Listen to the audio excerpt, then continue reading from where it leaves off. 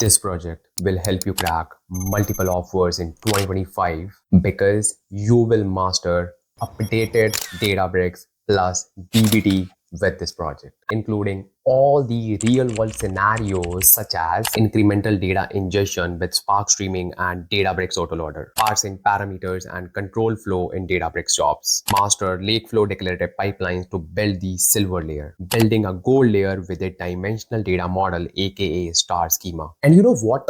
We gonna create slowly changing dimensions builder which will create and deploy slowly changing dimensions for us automatically. Along with this, we will create an automatic fact builder as well to map the dimensions. Then we gonna connect Databricks with DBT to create DBT models for our Databricks gold layer. This project is one of the most detailed and the best project that I have ever seen. This project is actually worth of thousands of bucks, but I just need your love. So just show your love in the comment section and let's get started with this industry level project. So what's up my data fam? Happy Sunday, and this Sunday will be one of the best Sundays for you. Trust me bro, trust me, because this project this project is like a kind of gift for you. Trust me, in order to complete this project I actually spent like so many hours, I cannot even count. And literally, let me just give you the architecture overview, and then obviously let me just explain you the flow. And first of all, I know you love the architecture because I love this architecture, so well done Ansh Lamba. So basically, let's start from the scratch. And if you are, let's say, familiar with some data engineering things, okay, so you should know like we have a very popular architecture called Medallion Architecture or Medallion Architecture. So we're gonna follow that. And as you can see, the medals, bronze, silver and gold, so that is why this is for that particular purpose. Okay, if you are new, don't worry, you will get to know like how Medallion Architecture works in the real world, or you can say in the industry, not in just the hobby projects, because this project is not a hobby project. This project is the real world industry level project, and that's why it is a special project, and that's why it is so much in depth. So let's say you have the source which has data coming in the form of files. Obviously, in the world of big data, we work more with files instead of SQL databases and all those structured databases. Yes, we do work with them as well, but with the course of time we are shifting our focus to the files. Okay, so that's why I have also picked files for our project. In this particular data, we'll be having files which can come, let's say, today, tomorrow, day after tomorrow. So there'll be like new file every single day. So our source will have so many files, right? So here we gonna leverage Databricks and Spark structured streaming to incrementally load this data, and we will just create a data lake on top of it using this Databricks feature called Autoloader, which is built on top of Spark structure streaming. So we will learn all the things that are required to populate the bronze layer. Make sense? Plus, what is so special in this bronze layer, and how we can say that this is also a real world bronze layer? In this particular bronze layer, we will not be building a static solution. We will be building a dynamic solution using parametering, parsing, and control flow in Databricks Jobs. So you will actually learn how we actually create deployable notebooks to create our bronze layer. Very good, very good. Then, as we go ahead, once our bronze layer is ready, then we gonna create our silver layer, and silver layer is like amazing. Why? Because we gonna use something called as newly launched update by Databricks. It is called Lakeflow Declarative Pipeline. Okay, Lakeflow Declarative Pipelines. Earlier it was called as DLT, Delta Live Tables, but now it is called as Lakeflow Declarative Pipelines. And obviously it is not just a rename. There are so many changes, so many API changes, and there are so many things that actually changed and newly introduced with this particular name. So do not think like, hey, this is just a DLT. No. Yes, the base is still the same. DLT, yes. But there are so many changes, so many upgrades that we need to understand. Okay. And it is just launched. So our silver layer will leverage PySpark. will leverage Lakeflow declarative pipelines, will leverage functions calling, will leverage all the things which are newly introduced, and amazing experience you will get while building this silver layer. Again, we gonna use dynamic approach instead of static approach. So we'll be building like deployable notebooks which can be easily deployed to production. Make sense? Very good. Then the main part of this project, or you can say every part is like main, but I would say the heart of this project is the gold layer. Let me just tell you why. This is the heart of this project. In this project, obviously, as you just heard in the introduction as well, we are building a star schema. And in my previous projects, we have built star schema. Yeah, star schema is not new, but in this project, do you know what we are actually building? We are building star schema builder. What's that? Yes, we are building star schema builder. So we gonna build such notebooks, such solution which will automatically build slowly changing dimensions, fact tables, everything. So we will be building star schema builder. Can you imagine? So this is what we do in the industry. Okay, because we do not create a separate dimension for every data warehouse. No, we create slowly changing dimension builder, or you can say fact table builder, so that we can easily reuse that particular notebook or solution for our all the data warehouses. This is the industry level knowledge that you need to gain. This is the heart of it. Then we're gonna obviously leverage DBT, in which we'll be creating DBT models. Do not worry, you will learn everything from scratch. So I know you are thinking, hey, Ansh, Lamba, you are using the word industry level project. What skills do we need? How much knowledge do we need? I would say this is built from scratch. From scratch. That is why you can see the depth and the insights and the knowledge that you're gonna get from this project. Once the gold layer is ready, we gonna just create a kind of warehouse in which we can just share the endpoints to the users, to the stakeholders, and that's it. This is your project. And I would say, according to me, this is one of the most detailed and I would say the most upgraded project with all the latest upgrades, with all the latest, you can say, industry level project. So this is the one that is made for you. I just want to mention this point for one more time. I am literally spending a lot of hours, lot of time, and you know that how much time it takes to create such valuable things and which are actually worth of thousands of bucks. You are already well aware of the market that is going on for data engineering, cloud data engineering. So just show your support on this channel. Just share this channel with your friends. Just comment down on this video right now so that I would know, okay, you are learning, you are gaining insights, and just help me building our data community. That's all I can say. Because I know the current market, what's going on in the market. So I'm really trying my best to help you all, but I want to see that love from your side as well. So just do your best, and that's all I can say. Okay. So now, are you excited to get started with this project? Are you excited? And don't worry, I will just put all the related notebooks, all the data files, everything in the GitHub repository, and you will find everything.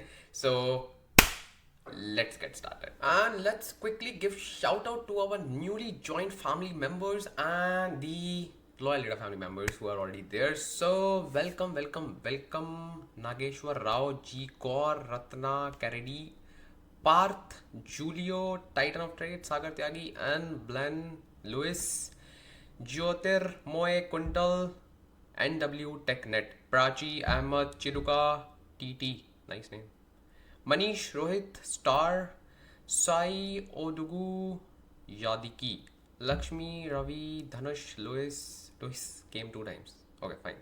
Sai, Learnco, Juliana, AB, Manish, Raghunath, Anuj, Priya, Najib, Sandeep, Vasu, Dev, Krishna, CV, Sandeep, Chandu, Mani Chand, Kelvin, Neha, Jeevan, Fred, Teach, Bhardwaj, Jamuna ji, Joni, Marcos, Dom, Anupriya, and welcome. Make this list so long that I would need to create a separate dedicated video of 3 hours to just call the names. So, welcome all. And if you also want to join this lovely data family community, just click on the subscribe button. And if you also want to join this lovely data family community, just click on this join button and you will become the part of this data family. So without delaying, let's get started with our amazing project. So let me just make you familiar with the data sets and files that we're gonna use. And trust me, this is one of the best structured files that I just created for my YouTube data engineering projects video. Why? Because obviously, like, if we want to just master data engineering projects and if we just want to actually gain real-time skills, we have to work with real-time data as well. These files are actually following all those, you can say, standards. Let me just make you familiar. First of all, you can just click on this button and then you can simply click on, you know what I mean, right? You can just increase this number. So let me show you the repositories first of all. And this is the repository. It's called Ansh Lamba YouTube. And within this, I have created folders. And this is the folder that is Databricks end-to-end project. Okay. So in this particular folder, you will see all these files, and trust me, let me first of all tell you like what is the data and what actually we're gonna do. And do not feel overwhelmed with so much of files. But yes, in the real world, you have to work with these kinds of files. So we are working with something called as flights data, as you already know, okay, as we discussed in the introduction of the or you can say architecture of the project. So it is related to flights data, in which we will just having data related to flight bookings, airports, customers, and all those things, right? So this is flights data, but this data is being used for data engineering project. That means this data will be full of, you can say, modeling, full of, you can say, joins, full of incremental load, full of dimensional data model. What? All of these things? Yes, exactly. So first of all, you need to focus on only this part, which is factbookings.csv, which is our master data that we're gonna use for this particular project. Make sense?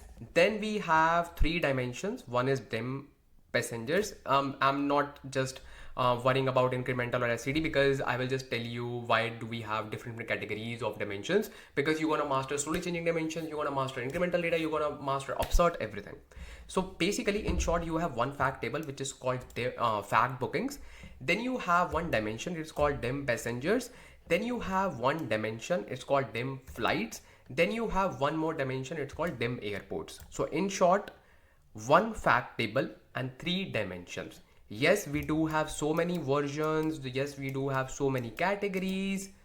That's what I'm talking about, because this is a real world project. Okay. So in short, we will be just revolving around 3 dimensions. Okay. 3 dimensions and one fact table. Make sense? Makes sense. And let me just show you how data looks like. If you click on factbookings.csv, you will see this data having booking ID, passenger ID, flight ID, airport ID, amount, and booking date. And that's what we want to see, because obviously if we are just working with flights data, we should just see all these things in the master data. Then if I just click on, let's say, dim airports, I should see airport details, airport ID, airport name, city, state, country, whatever do we have in this particular data set. Makes sense. Then we have dim flights, in which we have flight details, flight ID, airline, origin, destination, flight date. Makes sense. Then we have something called a dim passengers, in which we have passenger details, passenger ID, name, gender, nationality, and so on. I know we most of the time work with orders table, products table, customers table. You need something different. That's why I picked flight booking dataset, because this is unique. Plus you would feel much more familiar, because maybe you will be just booking your next flight very soon, right? Or you would have already booked one flight, or you booked a flight in the past, so it will be pretty much relevant to your own real world as well. Plus you will feel much more related to the dimensions and all. Make sense? Because you know all these things, you know all these contexts already, so it will be much more easier for you to understand the data, and it will be much more easier for you to master the technology plus the project. And first of all, do not worry about incremental, do not worry about SCD. We will be talking about all these things. Okay, your duty is just to download all the files. You can download individual files, click on it and you will see download, or you can download the whole folder as well. If you click on wait, if you just go back and if you just click on this particular folder, you can actually download it using a zip folder. See, download zip, and you can just extract this particular folder, and it's up to you, right? It's up to you. You are becoming a data engineer, right? So I expect these skills from you. Okay, again, I'm telling you, everything will be covered from scratch, and this is a real-time project, so difficulty level will go from 0 to 100, and trust me, you will become a pro after completing this project.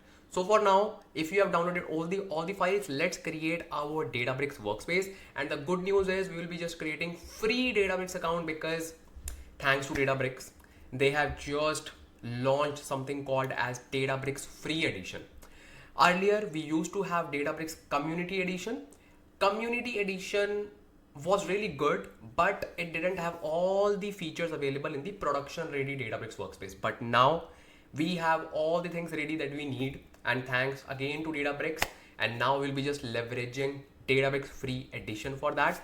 Plus, it will be a quick tip for you. If you have watched my previous videos in which I have used Community Edition, you can just refer this video just to replace that code, because you would not need to make many changes. But yeah, just the file path and all, and you can easily, you can say, fix those codes if you just need.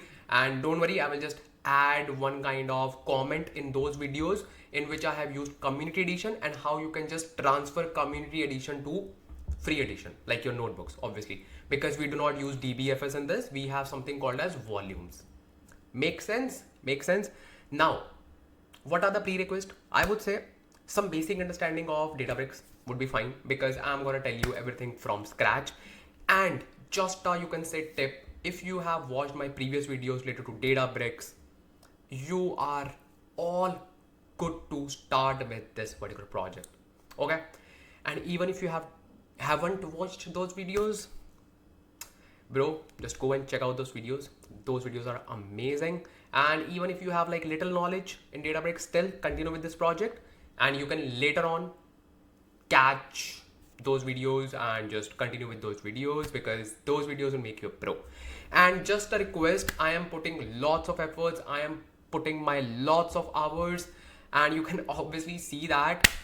I just want your support to grow this channel. I just want your support. Your one comment, your one like, your one like share means a lot to me, to this channel. And this channel is your own channel.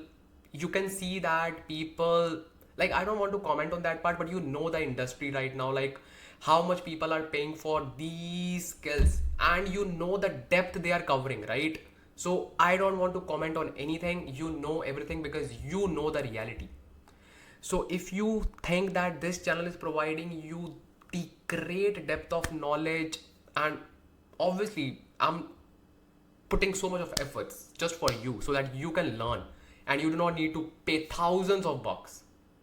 So just support this channel, comment, like, share, subscribe, please, please, please, just a request. And let's get started with our project, and let's create our Databricks free workspace. In order to create your free Databricks account, or you can say Databricks Free Edition, you just need to go on Google and just search Databricks Free Edition, not Community Edition, Free Edition. Just search it and just scroll down, and you will see something like this, Free Edition.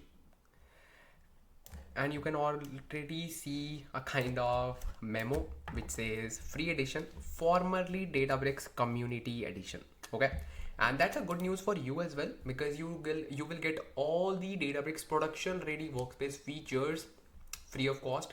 say thanks to Databricks. Okay, and if you are watching my previous videos, and if in those videos I was using community edition, which are replaced, now you can easily see how you can just read data if you are using free edition, and if in that video I am using community edition. Because in community edition we use DBFS, which is Databricks file system, but in this we do not use DBFS. So that will be a kind of double fix for you. Obviously you will get everything that you need to learn in this video plus fix to those videos. Okay, just click on this link and you will land on this page. Just click on try Databricks, and then you do not need to click on this. Do not, because this is an express setup. This is again another kind of Databricks workspace that we can create, but this is a kind of pay as you go, because once your free credits are over, you need to just pay for the services. But we need to create free edition, so you can simply click on this. Click here. Okay, just click on this. Open in new tab. Okay, click on this, and now it will ask you to either sign in through Google or put your email. That's the best thing. You do not even need to create Microsoft account. You do not need to put your credit card, nothing. Just select your Google account and that's it. I have already created this account, so I will simply go back, because obviously if you create your account, you need to log in, right?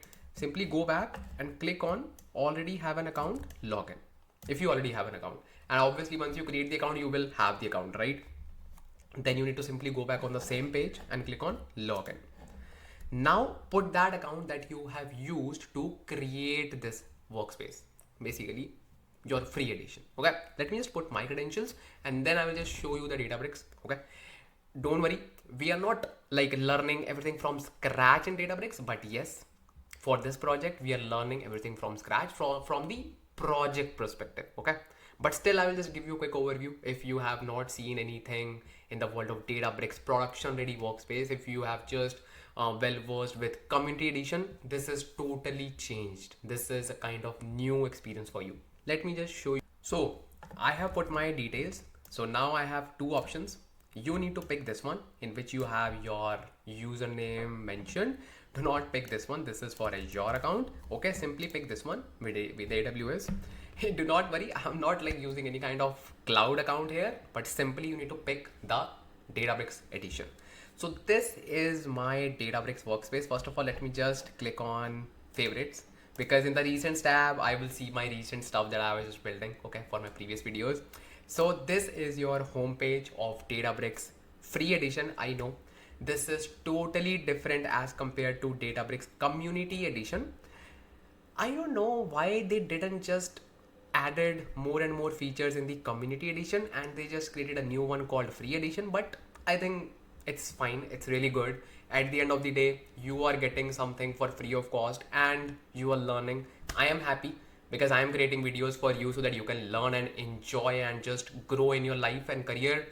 Your one thank you, your one message, your one comment actually makes me feel happy, and I actually feel like, okay, I am doing something good on this planet. Okay, so the thing is, now let me just give you a quick overview, because you would be like, hey, what is this? Hey, what is that? Hey, what is that? Because obviously when you see new things, you just react like this. You act like a baby, and that's the best thing. You should act like a baby. You should be curious, because life is full of curiosity, and that's it. Life is simple, right? You just need to be curious. You need to just say, hey, what is that? What is this? What is this? What is this? That's how you learn. That's how you learn. Do not behave like a mature man or woman. Behave like a baby. Okay, so this is your left pane where we have all the features added that we see in the real world, that is production ready Databricks workspace. In community edition, we get, I would say, just 10% of these features, but now we're gonna just work with all of these features, and I love that. Make sense? Very good. So first of all, we need to obviously see workspace, recents. These are like self-explanatory things. If you have like some knowledge in Databricks, you know what are these things. This SQL tab is really helpful, and we're gonna learn this tab and we're gonna master this tab in this particular project. So feel happy. Plus data engineering stuff, we're gonna master this as well in this particular project. So just feel happy. We're gonna build amazing data pipelines. We're gonna build amazing Delta live table pipelines. You already know, I have already shared the architecture with you. So we're gonna do a lot of stuff, and just feel happy. Just be with me. You will learn everything. Okay, but step by step, with step-by-step approach, because you do not need to master all the things at once. Okay, first of all, without wasting any time, I will just show you something which is the backbone right now of the Databricks. Okay, which is called catalog. If you are new to the world of Databricks, you should know that Unity catalog is the thing that we use nowadays. You cannot expect to work with Databricks without Unity catalog. Okay, simply click on this, and this is the area that you see, like all again I need to click on favorites.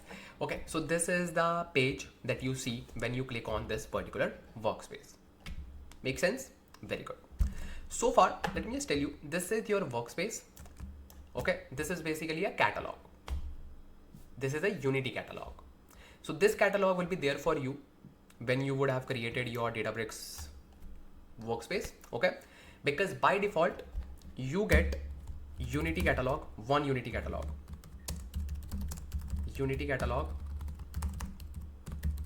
and one Unity metastore that is already attached to your Databricks workspace.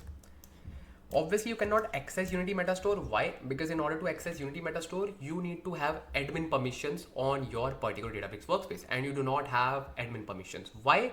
Because this is a free edition and you cannot have admin permissions, but behind the scenes, you already have Unity metastore. I will just show you where is it and what is the name of it. And you already have Unity catalog. I have just shown you Unity catalog. In order to see Unity metastore, let me show you. Click on settings and metastore. So this is the metastore that is created for me. It is called metastore AWS US East 2. So this is my Unity catalog's metastore, which is called Unity metastore. Okay. Then you have external data sharing disabled. This is external data access. This is in preview. We can also enable it if we want. Now it is enabled. What's the advantage of it? If you enable it, if you just go back to Catalog Explorer, you will see external data and you can actually connect to external data. That is the best thing of Databricks free edition. Earlier, we were not able to access data sitting in data lake, Azure data lake with free edition, but now we can do it. Now we can simply create external location like the same way we create using access connector, and that's it. That's it. That is the best thing. That means this is not actually a free edition. This behaves like a proper production ready paid Databricks workspace because all the features are there, but it is for free. Thank you so much Databricks, because now my lovely data fam can actually learn all the features without paying anything. That's why I'm double happy. Earlier I was just thinking, hey, should I just create this project using Azure? Then I thought like, hey, my data fam wants to use free Databricks edition because it will introduce them to the power of free Databricks. So I thought, let's create this whole project using free edition. Let's do this. It was a little challenging for me, but anything for you, my lovely data fam, anything for you. So now let's click on workspace and now let's start our work. Okay, if you just click on workspace folders, and here you will see all the folders. This folder is for my previous video, which is Apache Spark streaming. If you have not seen that video, amazing video. I have covered everything in the world of Apache Spark streaming. Must watch for you. Okay, so let's create a new folder and I will simply say Databricks end-to-end project, or I will say flights projects, because we will be creating a lot of projects in the future. So Databricks end-to-end flights project. Okay, click on create. Perfect. So this is the folder, and now in this particular folder I can create all the notebooks. Make sense? Okay, click on create and notebook. No, not now, bro. We know that we are pro data engineers. We are so excited to just do everything. Tuck. Hold on. Where is the data? Where is the data? Did you upload any data? No. So you need to upload the data first. So earlier we used to upload data in our Azure data lake storage.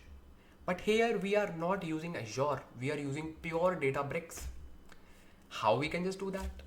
So basically, our free Databricks workspace is actually attached to AWS storage automatically. So whenever we upload anything, it will go to S3 buckets. Okay, but we do not need to manage anything. So I will just click on catalog. Okay, within catalog, I will click on my workspace. Within this, you see that we have schemas, default and information schema. In your case, you will not see stream because this is my personal schema I created for my previous video. Let's create a schema first of all. Obviously, we need to create schema after catalog. Let's create one, create schema. And this will be my schema name will be, let's say, raw schema. Let's say raw schema. Yeah, raw schema, because we need to just follow Medallion architecture. And before bronze, silver and gold, we need a landing zone which is called raw, in which we will upload our data. This will behave like our cloud storage, which is our source, right? Very good. So schema name will be raw, and we do not need to define any storage location because we just want to use manage location. That means whatever we will be uploading here will automatically be saved into the Databricks managed storage, and we do not need to create anything. If we want to just store our data, let's say in Azure data lake, you can do it using external location path. Makes sense? But we do not want to do that. Click on create, and our schema is ready, and we do not have anything here. So what we want to do now, click on this and just click on this create button. So first click on raw. Okay, then click on this create button, and we will create our volume. Oh, okay. So this is the area, or you can say this is the thing that we need to create. What is volume? Volume actually is the governance layer for files. That means within schema, we can create tables. Yes, we are familiar with that. We can create views. Yes, we are familiar with that. We can even create volumes that behaves like a table or view. And you can even query the volume similar to a table or view. The best thing is data is not actually stored in the structured format. They are just files. So you are governing those files. Wow. This is the best thing about volumes, and you will actually understand everything when we will be just uploading some data to the volumes. There are basically two ways to create volume. First of all, by clicking on this create button, or you can even create the volume from the notebook as well using code, and you just need to write, hey, I want to create a volume, manage volume, and you just need to define the path, and that's it. We create by code as well. I will just show you by code because it is very easy to just do it through here, UI, UX, but let's learn it from code as well. So just click on catalog. Okay, go to workspace, your workspace, create notebook.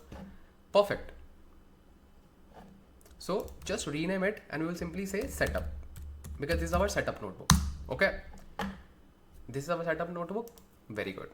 So first of all, we need to connect this notebook to a cluster. The best thing is we will be using serverless compute. So with Databricks free edition, we cannot create all-purpose compute. We have to use serverless compute. Okay, serverless compute is even better than all-purpose compute because it automatically scales up and down. Plus, it is always up and running. See, it is already green. In all-purpose compute, I would need to wait for at least I think 5 minutes. So that's the best thing. So what I will do now, I will simply create the volume. So how you can create the volume? I will simply say create volume, or I think manage volume, create volume, and then volume name. And for volume name, I will simply register that volume under this catalog, which is workspace dot raw dot then my volume name. I will simply say raw data. Okay, or let's say raw volume. Make sense?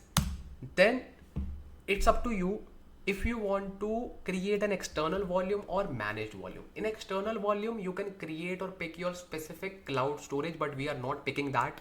We are simply asking, hey, create a managed volume in which data will be managed by the Databricks. That's the best thing. So we will not write external volume or managed volume. We just want to just create a managed volume. So we will not put any kind of location. That's it. Okay.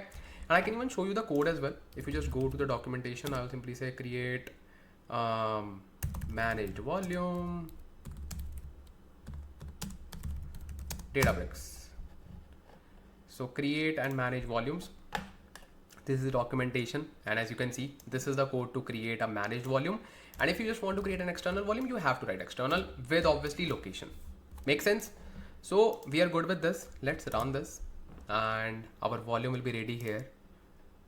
For now, it is not showing anything, but now it will show. So this will actually act as our storage. Simple. Replacement for DBFS. Okay. And within this, we can create any subdirectories. We can even create, let's say, more and more hierarchical folders, and just to store files. So it is done. Let me refresh it. And within raw, here is my volume. It is called raw volume. So within that, we have nothing. And as I just mentioned, that you can even create folders within this called create directory. So it's up to you how you want to create folders. Either you can simply click on create directory, it will create it for you, or you can simply say import, not import, it's I think dbutils.fs.mkdirs, which is just for like make directories. So I want to create directory at this location. So now what is the location here? You do not need to take stress. By the way, location looks like this. It's called volume, then catalog name, which is workspace, then schema name, which is raw, then volume name, and whatever you want to just store within this, you just put your folder name. But you do not need to remember this. You simply need to click on this and put double quotes, obviously, and just click on this arrow. Your location is already filled. I will create a folder called raw data within this, and I will simply run this. You will see one folder created here. Perfect. Let me just refresh. It is already refreshing. Let me just refresh the schema.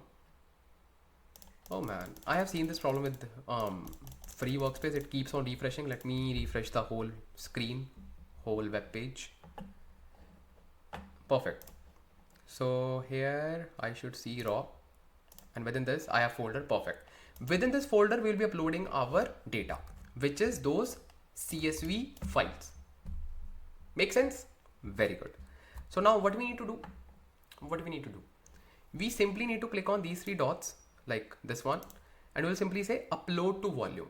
So now I will upload my CSV file, but before doing that, I will create 3 more subdirectories, or you can say subfolders. Why? One folder for each data. Obviously, one is flights, second is customers, third is dim flights. Then we have fourth one, I don't remember the name, but we have like 4 different types of files, right? So we need to create accordingly the folders. So what I will do, I will go to my GitHub and I will see what are the 4 different types of, you can say, folders do we have. Okay, so I will click on this one, and we have fact bookings. So I will create one for bookings. Okay, then we have flights. Okay, then we have passengers, and then we have airports. Okay, let's do it one by one. So I will simply create one folder for bookings. Let's run this. Perfect. Then I will run one for flights. Perfect. Then I will create one for customers. Perfect. Then I will create one for airports. Perfect. I should see 4 folders within raw data. Raw. Perfect. Now I will create, or you can say not create, upload the files within the respective folder. I will upload one file in airports, one booking, customers, flights. Make sense? Make sense? Let's upload the CSV files. And how you can just do that? Click on these 3 dots, upload to volume, and just browse your local machine, and that's it. Let me just upload individual file in those folders, and let me just do it right now. So I have uploaded all the 4 files, and as you can see in the workspace, raw volume, and within this I have dim airports, dim fact bookings, dim passengers, and dim flights. That's it.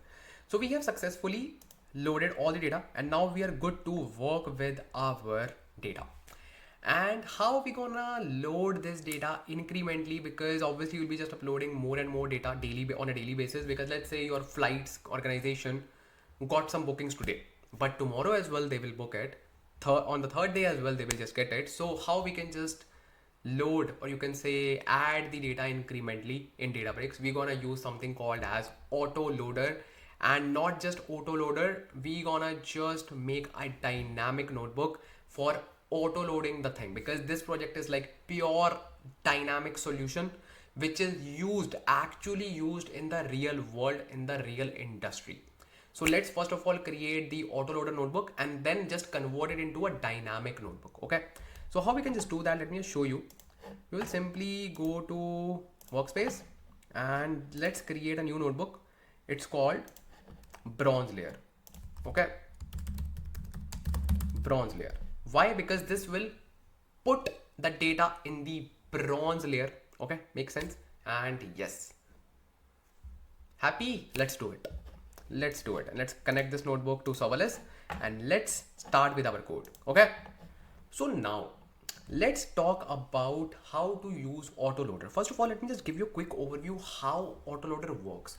So autoloader is built on top of Spark streaming. Okay, then let's say this is your source. Okay, and this is your destination. Make sense? Now let's say this is your file, CSV file. In your case, let's say this is your bookings table or bookings folder. We know that we have one file. Okay, so what it will do, we will simply say, hey autoloader, please incrementally read our data. Okay, so this step is very easy. When we just have one file, it will simply let's say have this engine, okay, autoloader stuff, and it will simply push this data here. This is simple. Let's say tomorrow we got another file. Okay, we got one more file. Now in the source we have two files, but in destination we just want to move this file because we want to use incremental data loading and we want to make sure we are using idempotent behavior. That means we just want to process data only once. If this file is processed, we do not want to process it again. Everything is managed by autoloader. Let me just show you why and how. So what it will do, it will simply first of all transfer this data, the pink one. Okay, and the moment it transfer your data in the destination, what it will do, it will create a kind of checkpoint. Okay, checkpoint which has something called rocksdb folder, which takes care of your idempotent behavior, and it should be in the, I think, what is the name of that folder? I forgot. I will just show you once it is created. It basically creates like a folder, and if I'm not wrong, it will be created under sources something. Yeah, I will just show you. So there will be a folder called rocksdb. Okay, and within that you will see that this will take care of all the files, which make sure, hey, this file is processed. Now if we have second file, it will only pick this file. Why? Because this file's information is already here and it knows that this file is already processed. So this makes sure your idempotent behavior. This is only one thing. It takes care of one more thing, which is your schema of the file. Okay, so it will create one more folder. It's called schema location. Okay, what it will do, it will first of all read the data, like just scan the file. Okay, and then it will write the schema of this. Let me just create, this is your schema location. Okay, it will scan this data and infer the data, infer the schema, and write the schema in the schema location. Okay, and once it does that, it will simply push this data to the destination. Okay, Let's say tomorrow in the blue file, it has a little change in the schema. Let's say one column is added. Let's say one column is removed. Let's say there's a change in data type, anything. Schema is changed. So what will happen? Let me just tell you what will happen. It will again do the same stuff. It will now write the schema of this particular file in the schema location. Okay. As the second file, not really. It will simply check all the columns, and if it sees any additional columns, it will add those columns at the end of that file. Simple. At the end of that file. Make sense? Make sense? Make sense? Very good. Once it does that, it will see a schema mismatch, obviously. So now, while writing this data, before even writing this data, it will fail here, which is the engine. Why? Because this is the point that you need to understand. Because if you do not understand this, you will not actually master Autoloader. You will, okay, work with Autoloader, that's it. So what it does, every time it puts the data in the schema location, okay, it caches it. It caches it here. Okay, it will cache it here. And it will not update the cache. Why? Because obviously it does not expect you to just change your schema in the source. So this schema cached was of pink color. Let's say of pink file. Okay. Then blue file came and it updated the schema location. That is fine, but this cache was not refreshed. Okay. So we have to refresh this query and it will behave normally. Why? Because schema loader takes care of your newly added columns using add new columns as your schema evolution mode. We have many modes. We have rescue mode. We have add new columns. By default, it is add new columns. That means whatever columns do we have, it will be simply adding into the rescued column. That's it. So it will not actually fail. It will not fail. It will simply add those columns. That's it. Make sense? Make sense? Okay. So that's how it works. That's why it fails if it has a new schema, because this schema which is cached was not refreshed. And it needs to refresh the schema every time. It will just see the schema location, because you will say, hey Ansh Lamba, if it writes the schema here, why it does not cache? Because it does not need to cache every time, like refresh the cache every time. Because we use cache so that we do not need to refresh it. These are basically the high level behind the scenes workings. Okay, these are really important. Make sense? Make sense? Make sense? Got it? Very good. So now when it will be trying to write the data, then yes, it will match it with this one. Then it will not say, hey, it is already cached, so it is fine. No. Because when it tries to write the data, it says, hey, my cached schema is different.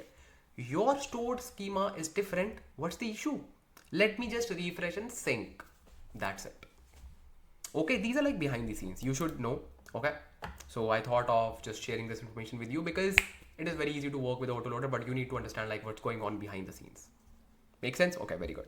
So now how we can just try to read it. Let's start the implementation.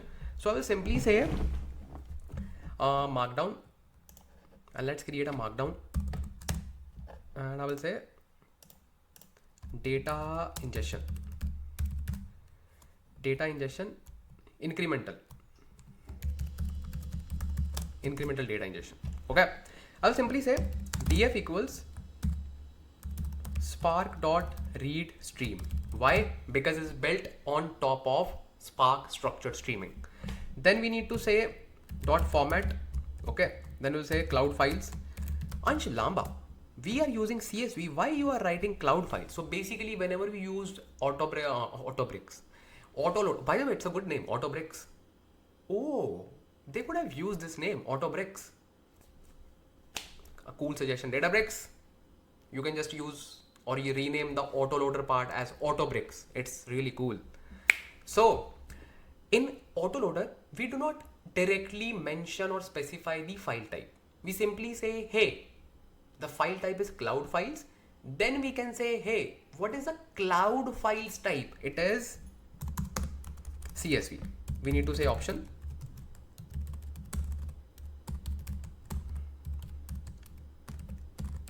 Cloud files dot format. Then you will say CSV. Make sense? Now we need to say dot option cloud files dot schema location. As I just mentioned that we need to specify the cloud file schema location as well. So now here is the thing. Just tell you one thing. If we go to workspace, if we go to raw, we have this volume which is called raw volume. Make sense? Now we want to create 3 more volumes. One is bronze, second one is silver, the third one is gold, because we want to store that data somewhere, right? So let's quickly create the volumes, and this time you can simply create it from here quickly. I will say create volume and then workspace dot raw dot bronze. Okay, let's run this. And once it is done, I will simply say silver.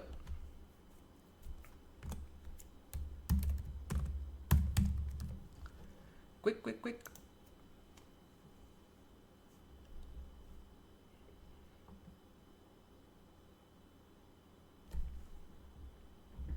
Quick. Yes, done. Let's create silver. And then create gold. Because obviously we want to save our data, right? And that's the advantage of free edition. We do not need to take care of cloud storage. We are already getting cloud storage in the form of volumes. That is even better because we can govern this using catalog and schema name. Wow. So, by the way, even with the cloud as well, we would be using volumes, but in that we need to take care of Azure storage account. Here we do not need to take care of that storage account because it is being taken care by Databricks free edition. That is the best thing. Plus, I have seen like some of you face problems while creating free Azure account. Now that problem is gone. You do not need to create one. Go to raw. Okay, this is the schema. What I was thinking, to create a separate schema, like just to create, let's say, how I can just say, raw is just for raw. Okay, and then I was just hoping to create a different schema instead of volume. So what do you think? Because we can still create that. We can just obviously first of all refresh it, and we will see so many volumes. So we can work like this. Within one schema we have bronze, silver, gold and raw. But what I think, we should create a dedicated schema. But I wanted to show you that you can create multiple volumes, so that's why I did. But what I will do now, I will create dedicated schemas for my different layers. That's what you should also do in the real world. So let's click on this catalog and let's create schema. Actually, you can create schema from notebook as well. That's not a big deal. And I will simply say setup. I will create schema from here. Create schema, and schema name will be workspace dot bronze. Let's run this, and then silver. Quick. Oh man.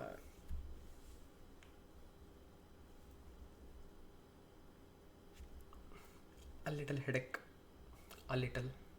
very little. But Ansh Lamba, you have to complete this session for your lovely data fam. Okay, sir. Noted. Let's run this one. Silver, then gold. Let's do this. Perfect. So it is done. Now we have dedicated schemas. Okay, and we can even check it here in the refresh this. Perfect. We have bronze, we have silver, we have gold, so many schemas. And don't worry, we will just clean these resources at the end. But yeah, for now you can just keep it, because let's say you want to build more and more projects, so it doesn't look good when you have so many schemas. So it's up to you. Okay, so now we have dedicated schemas. So what we need to do, we have bronze.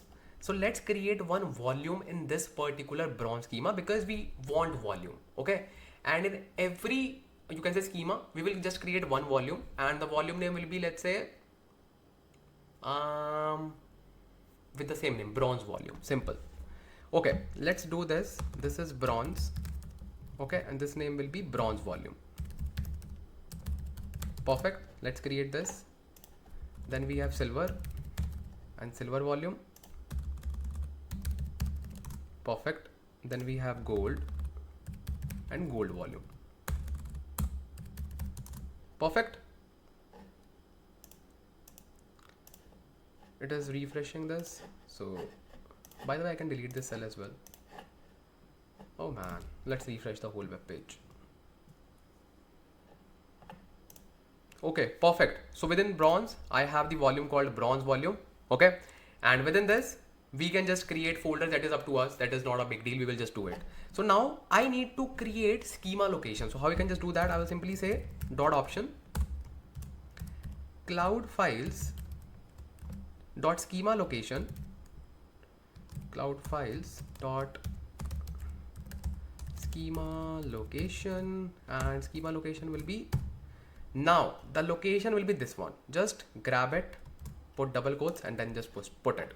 So this is the location till bronze volume, but we do not want to just save it like this, because in the bronze volume we need to create hierarchical folders for each folder: bookings, flights, and your passengers and airports. Currently we are just doing this for bookings, so let's create bookings. Let me just say bookings. Make sense? And within the booking we need to create checkpoint, so I will say checkpoint. Make sense? Checkpoint. Very good. So now why do we need to just save it in the checkpoint? Because you know that we need to maintain a checkpoint location for Spark streaming, and it's always recommended to put your schema location as well within the checkpoint location. Why? It's an interview question, because it is easy to maintain and easy to manage that in the production scenarios. Okay, just we're gonna cover so many interview questions like this, like quick questions, like along with this project. Okay, so just keep your notebook ready. And by the way, you need to keep your notebook ready for this project as well. Like you need to note down notes. Okay, write down notes, and obviously a different notebook or different section for interview questions. Okay, perfect. Once it is done, we need to say dot option, and I don't think so we have some evolution, but still we can just define. It's a good way, like cloud files dot schema evolution mode, and by default it is add new columns, and we should also use add new columns. What it does, it simply adds the column, but rescue data is, I would say, even better than add new columns. Why? Because it does not break your end table. So I will also put rescue. Okay, rescue, and then I think we are good to read our data. Dot max files per trigger is fine, because it is also important if you just want to limit how many files you want to read per trigger. We are good with the files. Okay, so we are not worrying about that thing. So I think we should just say dot load. So here's the thing, should we just say dot load? Yes. So here I will simply load the data. And what is the source? Source is not bronze, source is raw. So within the raw volume, within the raw data, within the bookings, so this is my data, and I am gonna push this data here. Perfect.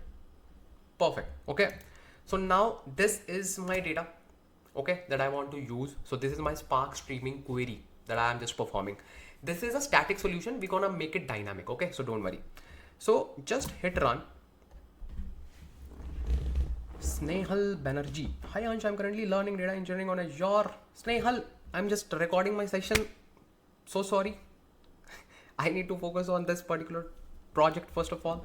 So that Telegram notification just popped up.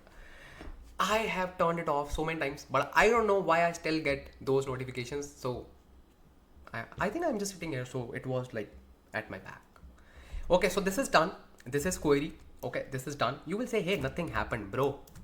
Don't you know the basics of PySpark? Lazy evaluation. We have not hit the action. Okay, so now we need to just write this data somewhere where in the bronze layer. So let's create df.writeStream. Okay, dot format. I love delta format, so I will write my data in delta format. You can just write it in any format, but pick delta. Delta is the future. Okay, then dot option, or basically dot mode. First of all, I want to write it in append mode. Okay, then I will say dot a kind of option, like where I need to just write this data. I will simply say dot path, and before path we need checkpoint location. Perfect, very good. And it has given me the checkpoint location, which is this one. See, and the checkpoint location is same, bookings and checkpoint. Perfect. You need to pick the same location. Do not change it.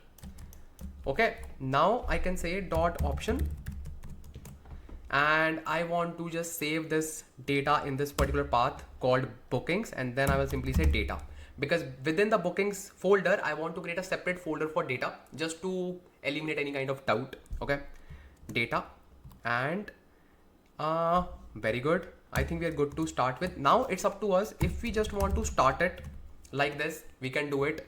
But if we just want to, let's say, create a table on top of it, we can even, let's say, dot to table, and it will create a table for us, and we can just define the table. But for bronze layer, I do not recommend creating tables. For silver layers, yes, but bronze, no, it's not worth it. Just say dot start and then just run it. So data stream, oh, so this is not mode, it is output mode, because in Spark streaming we do not use mode, and it is saying trigger. Oh, very good. So here we need to specify the trigger as well, and we will be using available once equals to true or once equals true. Why? Because it automatically terminates your cluster whenever it is completed, and we do not want to keep our clusters up and running. And it is saying stream initializing, so it is running, and you will see a beautiful graph, and yes, your data will be automatically loaded. So it is done. You can even click on this, and you will say, hey Ansh Lamba, we know that your data is successfully loaded. Okay, and we can even test it. We know that, but can we just see? Yeah, sure. If you just go to bronze schema, this is your bronze volume. Click on this, you will have a bookings folder, right? Click on this, you have checkpoint and data.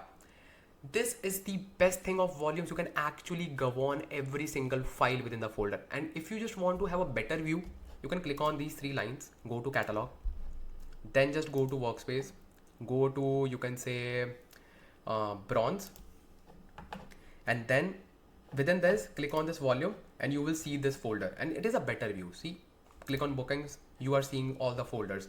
In the data tab, I have my delta files. Very good. In the bookings checkpoint location, I have two things. What are those two things? First of all, this is your schemas for schema location that we just mentioned. If you just click on this, this is your schema location, and obviously you cannot preview it, but you can just download and open it, and you will see your schema is written in this particular file. Okay, then if you just go back to checkpoint, you will see something called as sources. In this sources, you will see that rocksdb folder. This is the one which makes sure that your data is idempotent and incrementally processing, not processing the data again and again. Make sense? I can just verify this thing. Okay, because Ansh Lamba is here not just to create a video, just to pass on the real knowledge, real skills, and I mean it. And you already know if you have watched my previous videos. I know these knowledge. Some people say, hey, why do you just tell so many irrelevant stuff? So bro, these stuff are not irrelevant. You are irrelevant if you think so. These stuff are all important for my lovely data fam, and I have to tell this. I consume, like, I just put extra efforts just to tell you some extra stuff, and some people do not. How can I say that? You feel me, right? You feel me. If you feel me, just drop a lovely comment on this video. That makes me feel happy. That's all I want from you. Okay, so let me just create a duplicate tab for you, because it will help you to just, you can say, jump from one tab to another, because this is for our backend catalog. This is our notebook. Okay, I think they should add one feature to create tabs here instead of jumping it by clicking back. Just a recommendation, Databricks. Just take my interview and I will just tell you. So, because I love Databricks, I will help you to grow. I will help you to just reach out to so many people, and I will help you in many ways. Just reach out to me. Ansh Lamba is here. So this is done. So I can just show you how our query looks like. We can simply query the data using delta connector. We will simply say select asterisk from delta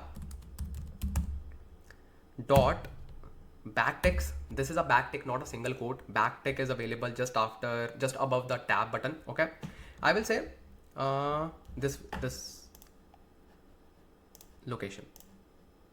Perfect. This one. Bookings and then data. Simply query this. You will see, I think 1000 records. I have 1000 records in this one. I think so.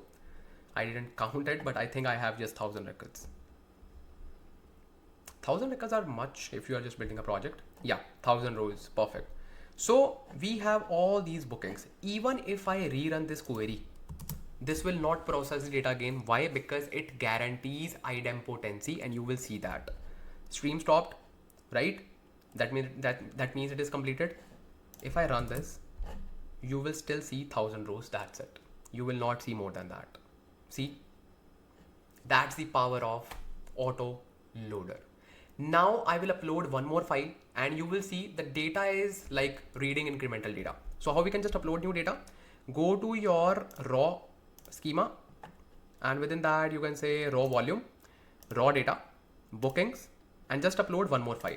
Let me just upload another file. Okay, and you already have those files, right? So which file you want to upload? Let me show you. You need to upload fact bookings increment.csv because it is incremental load. Simply upload this. Now we have new data. Wow. Let's see actually if our autoloader is working fine. I will simply run this cell for one more time, and I should see the new data as well. So it is running. Okay, it is completed. Okay, let's test it. And I think in my new file I have few hundred more records. Perfect. I can see 1300 rows and I have 300 records in the new file. That means it processed only the new file. That's it. That's amazing. That's amazing. I love you, Databricks. So our autoloader is working fine. So that was a quick, you can say, a kind of test for our autoloader. Make sense? Very good. Now what we need to do? We need to make this solution dynamic. So we know that we are incrementally loading the data for our bookings. We need to do it for 3 more files, 3 more folders basically. Let's say in the real world you have 100 more folders. Will you create 100 notebooks? The answer is no. So how we can just run all the 100 folders within one notebook? I will just show you. We gonna make a dynamic notebook, and then what we need to do? We will simply use Databricks pipelines, Databricks control flow to just complete this task. Let me show you how we need to just achieve this. First of all, I will remove all the data so that we can test it again. I will simply go to bronze volume, and I will drop this folder, delete directory. Perfect. Because once this directory is deleted, we can actually reload the stuff and there will be nothing inside it. I can simply refresh it. 13 directories deleted. Very good. 23 files. Very good. So within this workspace, within the bronze, we have everything listed and everything is deleted. Very good. So now, if you just look at this code, what are the things that are actually acting as a roadblock for us to make this solution dynamic? The first thing is this folder, bookings. Okay, because we need a new folder for every different folder. Okay, this is the first thing. Second thing is again bookings. Okay, because this is the source. The third thing is again checkpoint location. The fourth thing is this one. That means this bookings word is actually behaving like a static keyword. What if we just make this keyword dynamic? Okay, makes sense. So what I will do, I will simply create what? I will simply create a, you can say, parameter, okay, a kind of widget. I want to create that. So how you can also do that? Simply go to this and I will simply say dbutils dot widgets dot text, okay, and I will simply say source, okay, and the value will be default value can be anything. I will just keep it null because I do not want to keep anything, and I think we simply need to use comma. So I will simply run this and you will see a box appeared here. Wow. So I can simply put it anything. Let's say I want to put bookings here and it will become bookings. How to verify it? I can just show you. If I say source value equals dbutils dot widgets dot get and source, and if I say show me the source value, it will say bookings. Wow. If I say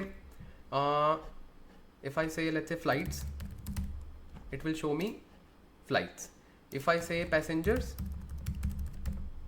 it will show me passengers. If I say I love you Ansh, it will show me this. See, it is so good. Wow. So now what we need to do, we need to simply use this particular variable in all the code. So I will use something called as f string, which is the basic thing of Python.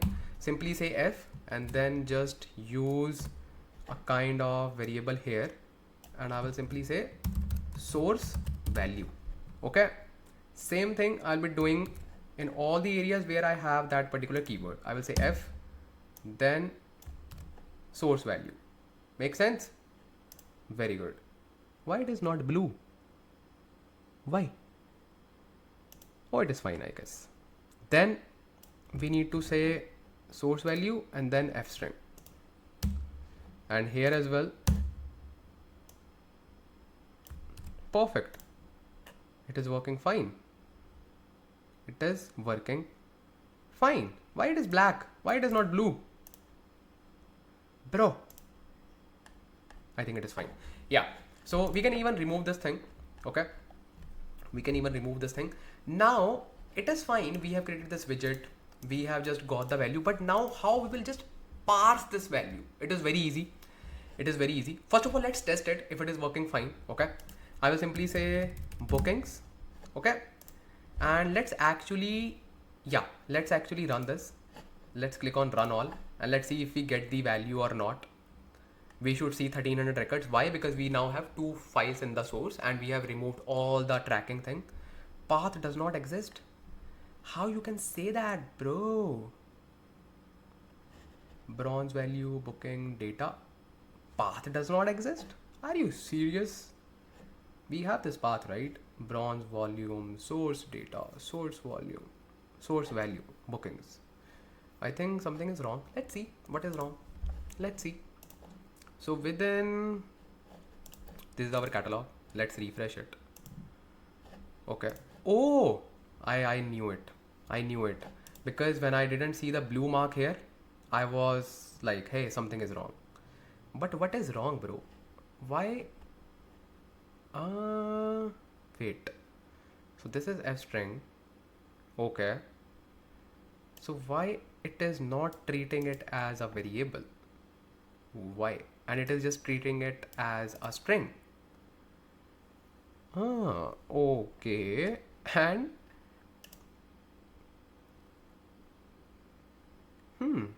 okay. So where is the problem? I think here. Oh, I see. I got it. I was like something is wrong. Just see where we have put the f and where we need to put f. We need to put f here because this is the string. This is the string. See, what are you doing, bro? What are you doing? Put f here. Okay. Let's remove everything in the bronze for one more time. And let's say delete directory. So it is deleting the directories. It will take, I think, a few seconds. Perfect. Let's say run all. Let's say run all, and this time it should work. because you were using source value somewhere else. me. Ansh Lamba. And perfect. I am seeing 39 rows. That means it is working fine and I'm really happy. Now let me just show you how you can just use this particular notebook and you can actually use control flow, which is just launched in Databricks. Not just launched, but yeah, it was recently added in previous upgrades.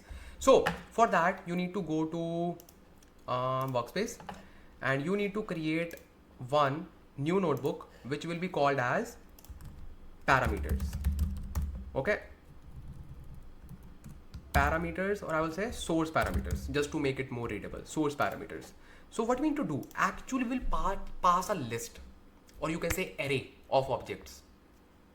Make sense? Array of objects. So what I do, like, you have like different ways. Let me just show you what are those ways. First of all, connect this to a serverless. Oh man.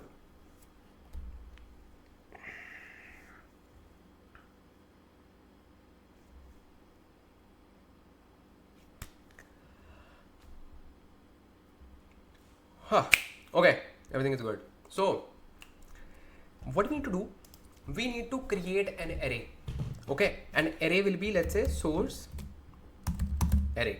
Okay, within this I will create a list of the objects. The easy way to do is I will simply say bookings, like all the folder names that we have. I have in the raw volume, I have raw data, and then I have airports, bookings, customers, and flights. I will say bookings, then airports.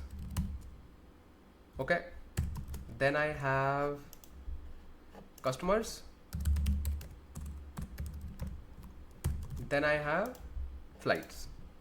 This is one way of doing it, but I do not like it because it is like, it can work in this particular scenario, but if we have like complex array, it doesn't work well. So what I do, like, I like to create a dictionary of array, like array of dictionaries. I will simply say source array, and I will create array like this. I will simply say source equals bookings. This is one element. Then second, source airport flights. Perfect. I do like this. I do not like this. So what will happen? Now, this is my source array, and we have a Databricks utility called dbutils dot notebook dot, I think, get values or pass value, task values, I think something like this. dbutils dot task value. I will just show you through the documentation. So we have something like this. I'm just trying to explain you the concept. So what will happen? So this particular array will actually be used as the input of the other notebook. So we will create a pipeline. This will be our first notebook number 1. This will generate this output, and the second notebook will use this particular array to use the input, and we will create a kind of control flow, which is a kind of loop on top of this notebook to use this particular dictionary one by one. One time is bookings, airports, customers, flights. Wow. So let's try to see how we can just use this dbutil. I think we have something called as dbutils jobs task values. Yeah, something like this. So this is the thing. dbutils.jobs.taskvalues.set. I can simply copy it and I can simply paste it here. So what it will do, it will simply create a key. I will simply say array output, or let's say output key. This is the name of key that I will use, and value will be this array. What we need to produce as the output of the notebook, this is the one, right? Perfect. So now we can attach this notebook as our source, and I can actually use this value as my input for the other notebook. Wow. Let's create this particular pipeline. Go to I would say, first of all, before creating that one, I will just simply try to remove the, you can say, data that we have, or it's fine because we have already processed it. So due to idempot and behavior, it will not process that data again. Makes sense. Okay.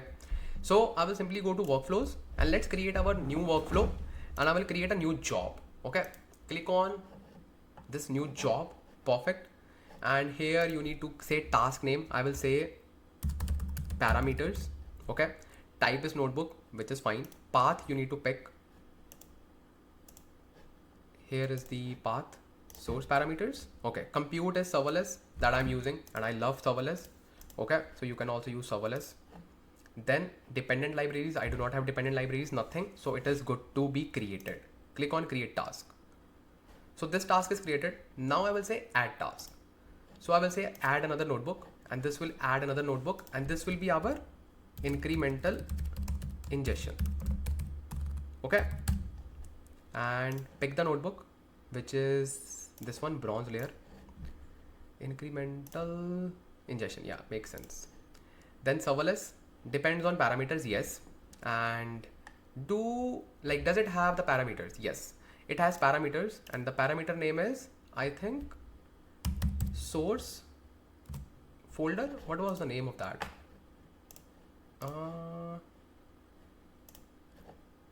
Let me just check the name. So the name of the source. Wow, just source. Okay, just source. So I will simply say source. And what is the value? Value is empty. Ansh, Lamba, you said we will be using this value. Yeah, but this is an array. You cannot pass the whole array to this particular value. We need to pass string, right? And we need to pass it one by one. Okay, so what's the solution? Just keep it empty for now. Okay, just say create task. So these are our tasks, right? Click on this fit to viewpoint just to see. So these are our tasks. Now I will click on it, and I will click on loop over this task. Okay, so this will create a for each activity if you are familiar with Azure. If not, it will simply create a loop. What will be the value of the loop? Because in order to run a loop, we need an array, right?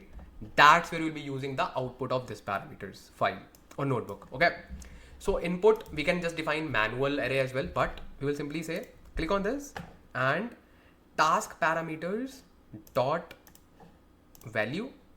And what is the value of it? It is called output key. If you remember, we just set it output key. Make sense? Okay, makes sense. Now depend on parameters, everything is fine. So this will actually get this loop the value of this. And what are the values? Dictionaries, multiple dictionaries. So now we can click on this inner notebook, this one, click on this and go to the key, and now this time click on this dynamic insert and just say input. So now what we need to do, in the loop we will be getting first dictionary, right? Then second, then third, then fourth.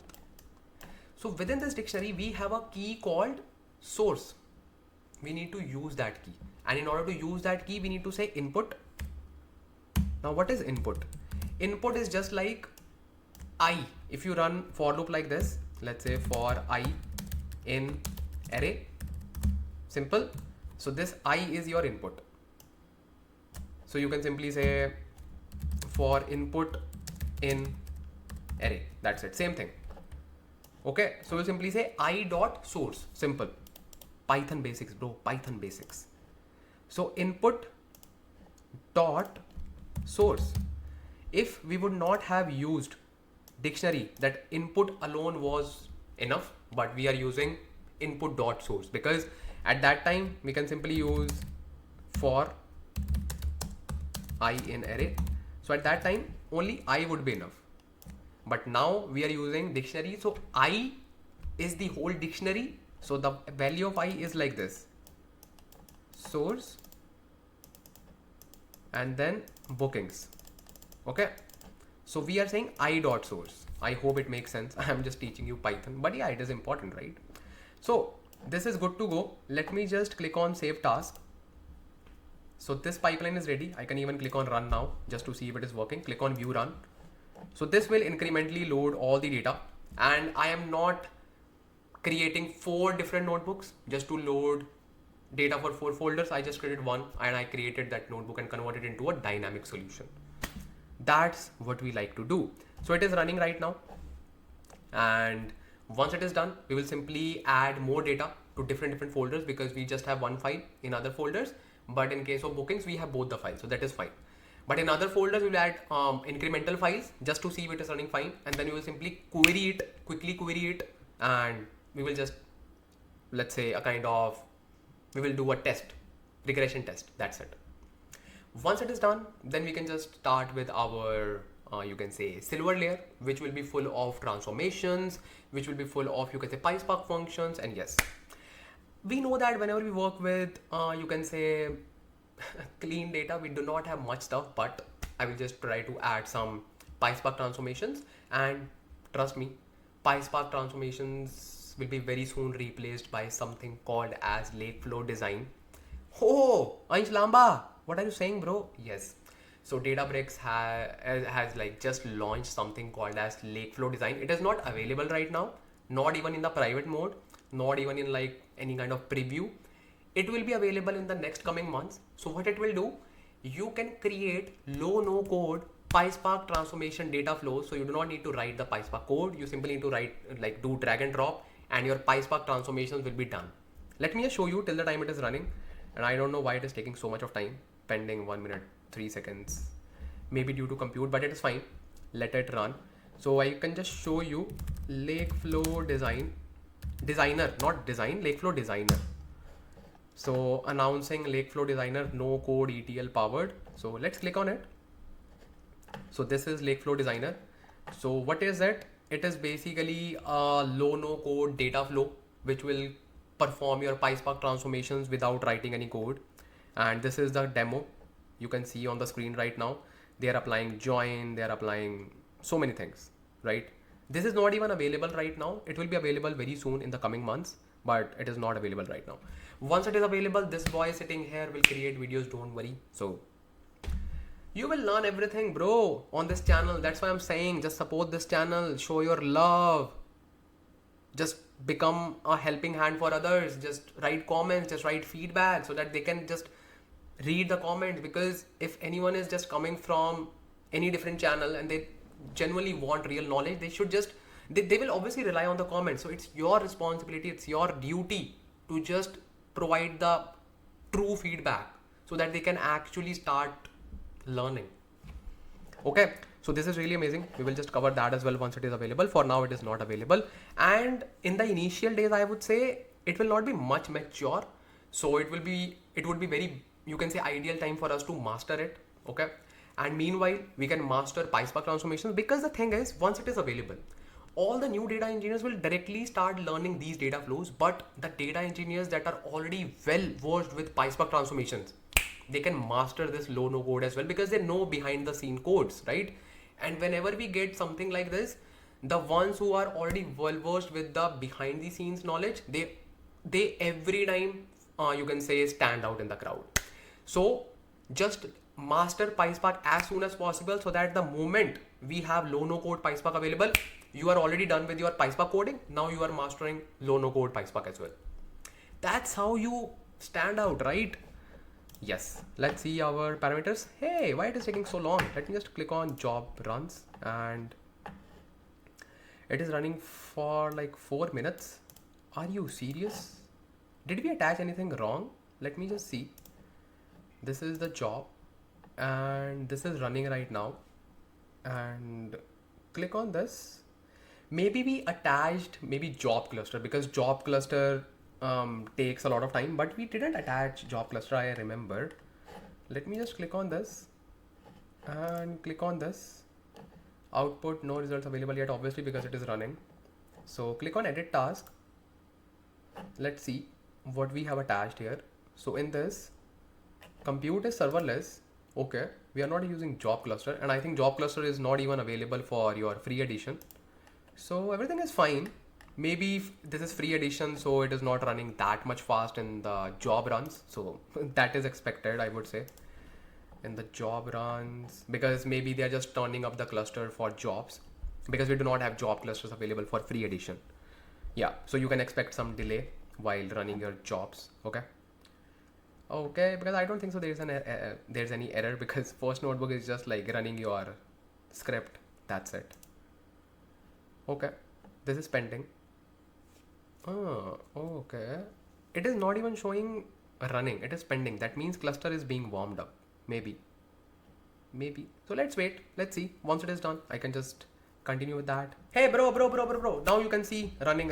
See, it took 5 minutes. Why? Because see, whenever we run jobs, okay, we create job clusters. But obviously in the free edition, we do not have job clusters. So serverless compute is just fulfilling that particular task as well. So yes, that's why it is taking long. They are just spinning up the clusters for you for free. So obviously they need to just use less resources. So first task is done, which is parameters task, okay? Because once it is ready, it will run fine because cluster is ready for you. But before that, they were just spinning up the clusters for you.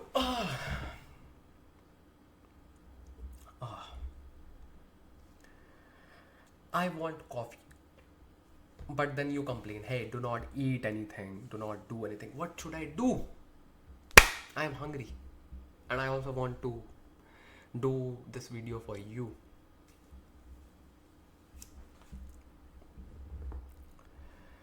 Bro, as you can see, too scheduled.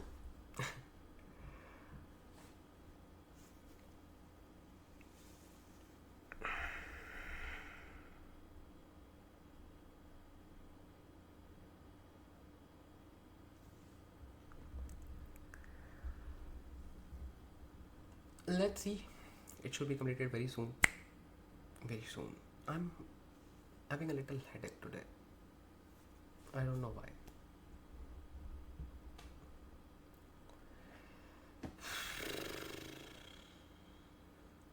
So, fourth one is also scheduled and I'm really happy. Okay. I'm really happy. So in the incremental iteration, you should see that it is running for all the 4 notebooks without my manual intervention. Okay. And I can even just, I think, run this notebook in parallel as well, not in just like in series. Okay. So it has succeeded. Wow. Let me just show you the results. So this is done. Okay. Let's go to our recent tab and just go to our, you can say, setup notebook, because we do not want to touch those notebooks because now they are part of a job. I will simply say select asterisk from delta dot whatever the location is. Let's say bronze volume. Oh wow, we have all the 4 folders. Wow. Let's say flights. Oh wow, man. See, everything is there. All the folders. Wow, man. This is so nice. I will simply say data. Let's query this data. And obviously we should see all the flights. And now what we will do, we will add more files into the catalog and we will just rerun our pipeline so that it can just bring that data as well. And then we will verify, hey, it is running fine. Hey, it is just processing incremental data. Okay, good. And now it is done.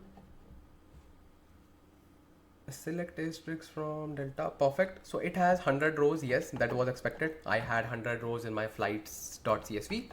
Now what we want to do, we will simply go to catalog and I will upload more files. Okay, incremental data into the raw volume in all the 4 folders. So first of all, we do not need to do it for bookings because bookings already have 2 files. Okay, then we will simply do it for airports. Let me just quickly do it. I have uploaded all the files. As you can see, we have increment here, we have in the airport, we have in the passengers as well. So we have all the CSV files uploaded, all these in all these, you can say, folders. Let me just run the flow again. Okay, let me just run it and we can also rename it. I will simply say bronze ingestion, just to give it a good name. Okay, now let's say run now. Let's rerun it and we will just verify it because it will just process the new files only. Make sense?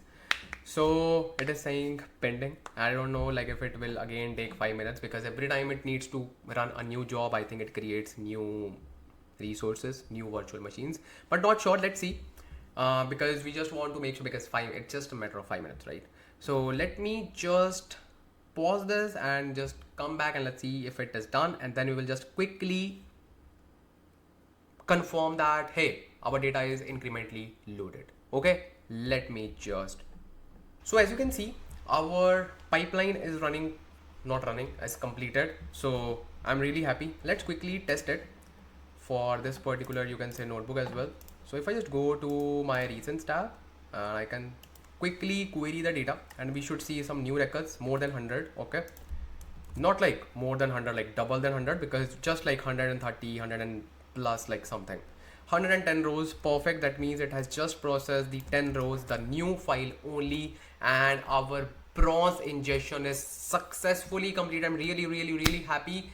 Now we can officially say that we have built a dynamic solution to pull any data, irrespective of, you can say, folders, irrespective of files, anything. We can now ingest as many files as we can through this particular notebook. And don't worry, I will just provide this notebook in my GitHub repository as well. You can just enjoy it and you can just build dynamic solutions like this. Okay, so just enjoy. So, but I want you to just build it from scratch, because that notebook is just for your reference whenever you feel stuck, but you should just build your notebook on your own. Okay, so we are really happy. We have built our this job bronze ingestion, and this actually, you can say, performs all the ingestion not manually, like dynamically, automatically. Okay, so let's try to create our silver layer in which we will be just processing our data. We do not have much PySpark transformations available for these data sets, and still I will just try to add some, you can say, most used PySpark functions so that you can actually learn PySpark as well. Okay, and obviously if you just want to master PySpark, you have a masterpiece already. You want to see that? Let me just show you. Let me just open a new tab. Just go to YouTube and just search Ansh Lamba PySpark. That is like the best video for PySpark, and you can simply continue with this video. In this video, we are using Databricks Community Edition. Now you can easily use free edition, because in this particular video we are using a data set, a CSV file, in which we are reading that CSV file using DBFS. You can do the same stuff. You can upload that CSV file into the volume and you can just read that using that particular code, and rest of the transformations is like pure PySpark. You do not need to upload more and more CSV files. Once your DF is ready, you can just do anything. Okay, so just watch this video. This is like the masterpiece for PySpark. If you are like trying to become a PySpark developer, all the functions are here. All the functions, all the transformations are here, and amazing content. So just a quick one for you, but still in this project as well, we're gonna just cover some amazing PySpark transformations, and let's try to master it. So now let's try to build our silver layer, which is like data transformation layer. And you know what? I have decided to use Delta Live tables, which are now called as Lakeflow Declarative pipelines instead of DLT. DLT was previous name, Delta Live tables. So why it is even more important nowadays? Because Delta Live tables have become the part of Apache Spark now, because Databricks has contributed to the Apache project, and this DLT is now not just the part of Databricks, is now the part of Apache Spark as well. So we gonna create Delta Live tables to perform some transformations, and as I have just mentioned that we do not have much transformations, but yeah, some basic transformations that we'll be just performing using DLT. Make sense? I can even show you if I can find Delta Live tables, Apache Spark.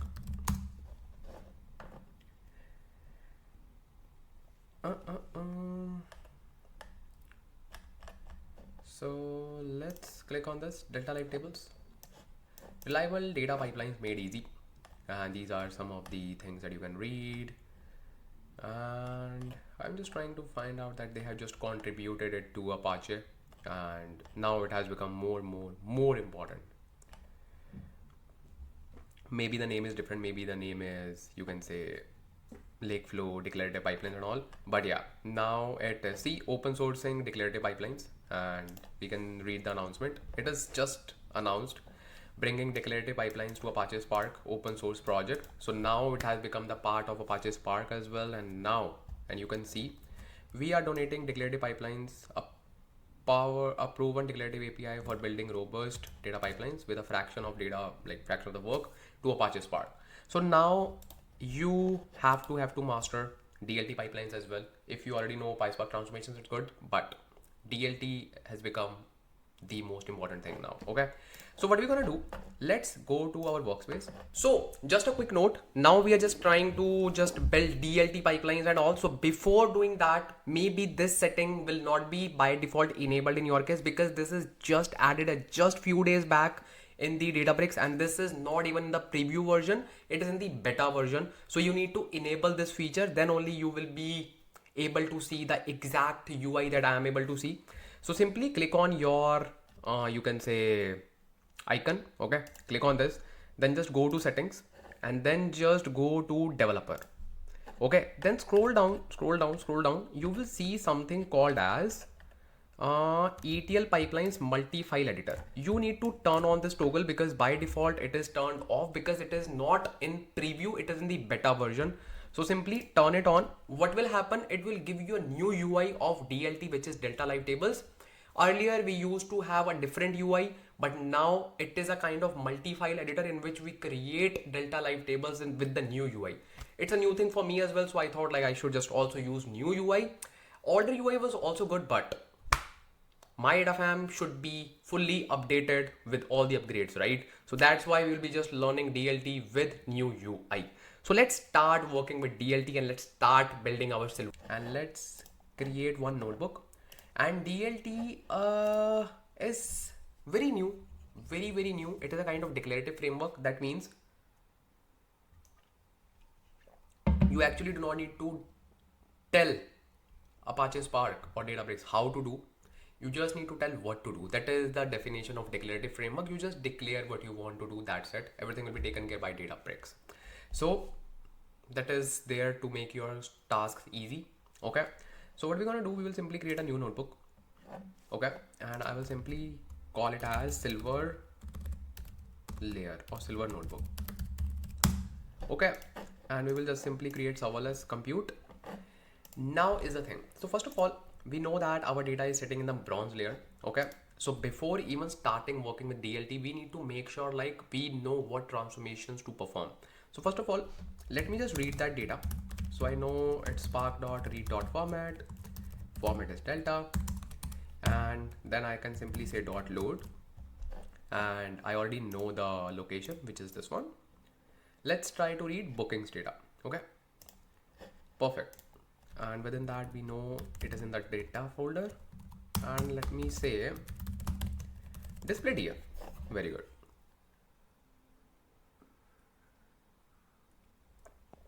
By the way, there's a very good documentation, so I can simply say Databricks Lakeflow declarative pipelines for the documentation. So if you just go to Azure Databricks documentation under data engineering, we have a folder called Lakeflow declarative pipelines. We have a very detailed, you can say,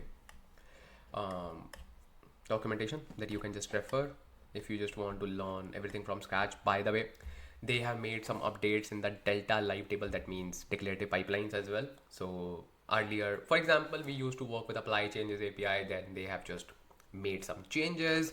So what I'm thinking, I already have uploaded one detailed video on Delta Live Tables. Basically, it's like renamed to declarative pipelines. Okay, Lakeflow declarative pipelines. I am planning to just cover this topic in detail in a separate video, in which I will just tell you like how you can just create pipelines, how you can just create declarative Lakeflow pipelines, and yeah, I will just do that. But for now, do not need to worry. We're gonna just cover DLT in the project, because the best way to learn is by doing it, and you will gain strong hands-on with DLT in this project, even if you do not do anything. Okay, so here are some things. So basically we have some major terms available in, you can say, DLT, or I am just calling it DLT because that was very popular name. Okay, so if I say DLT, just bear with me, because the new name is Lakeflow Declarative Pipelines. Lakeflow Declarative Pipeline, LDP. Okay, LDP. So this is the sources. We have append flow, we have auto CDC, and this was previously known as apply changes. Okay, then we have sync, we have streaming table, we have materialized view, and we have one more thing, which is streaming view. So you can see these are the flows. Then we have streaming tables, then we have mat views, then we have syncs, then we have pipelines, and all these things. So this is very high level overview. Then if you just go to tutorial, you will see that they have shown you how you can just build an end-to-end DLT pipeline. But what I would recommend, you should go to develop pipelines and you should start from here, like notebook development.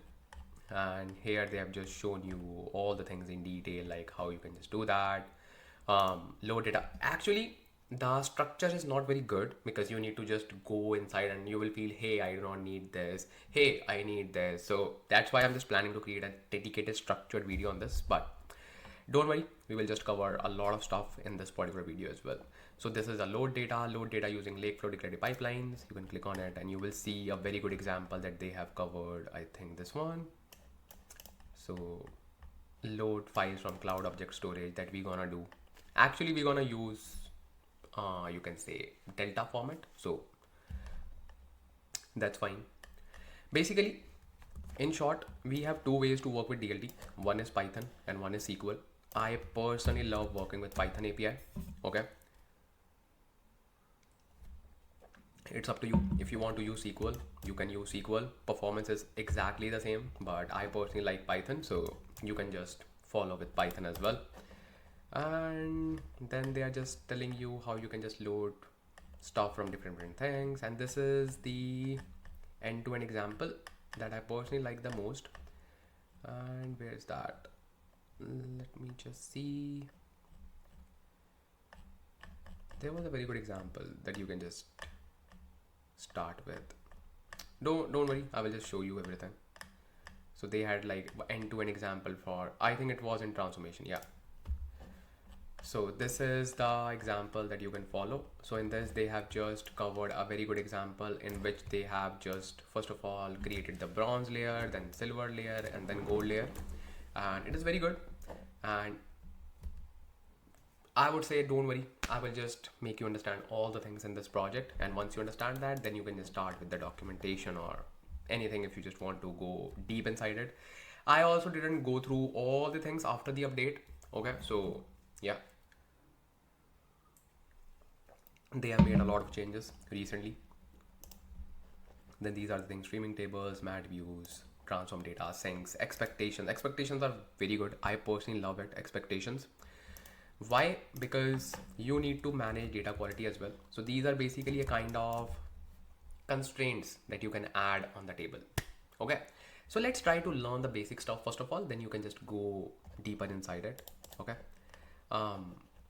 Initially you will find it very overwhelming, but once you cover this part of the video on this video, you will be good, trust me. Okay, so let's try to cover this. So first of all, this is my data. Okay, and we know that everything is good, and just to tell you we have one column, rescue data, and we every time get this column. Why? Because this is the column that Autoloader creates for us, but actually we do not need this column because we are not expecting any new column or new data in our, you can say, silver layer. So one transformation that will be there for all the tables is dropping this particular column. Makes sense? Then what we can do, second transformation will be, I will convert this amount into, you can say, float, or let's say into decimal, because this should be numeric, right? This should not be, you can say, string format. Why do we have this in string format? Because we loaded CSV files, and whenever we load CSV files, it treats all the columns as string columns. Okay, booking date is fine because we are not actually worried about booking date, but I want to add one more column, which is process date or process timestamp, or you can say update date.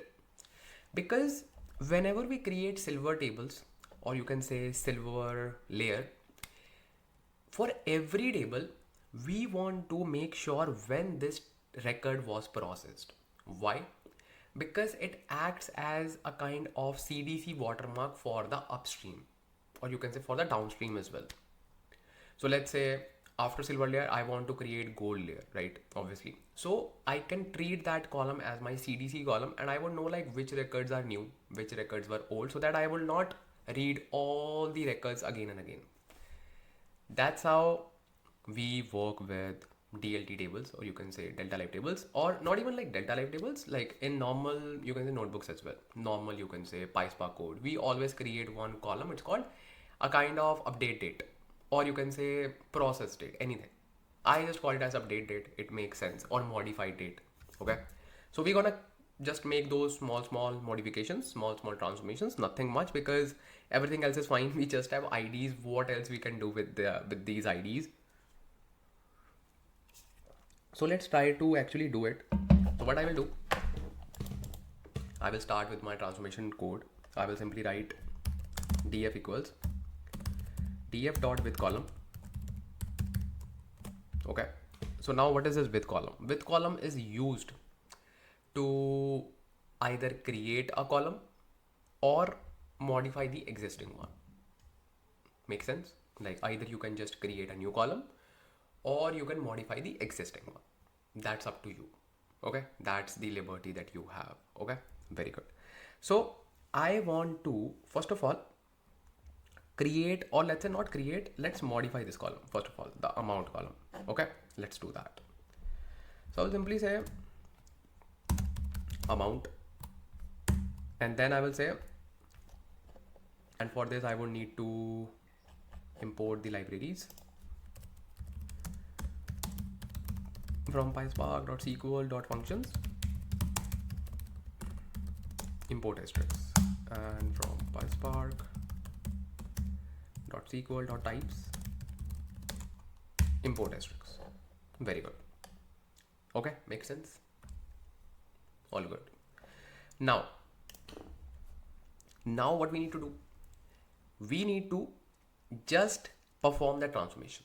I will say 2, and then I want to convert it into, let's say 2 maybe decimal. Do we have in decimal? I think we should have. Let's say column is amount. Okay, then I can simply say dot cast, because we have this method as well. We can either use 2 or dot cast. I personally like dot cast method. It is really nice. I can simply say dot cast.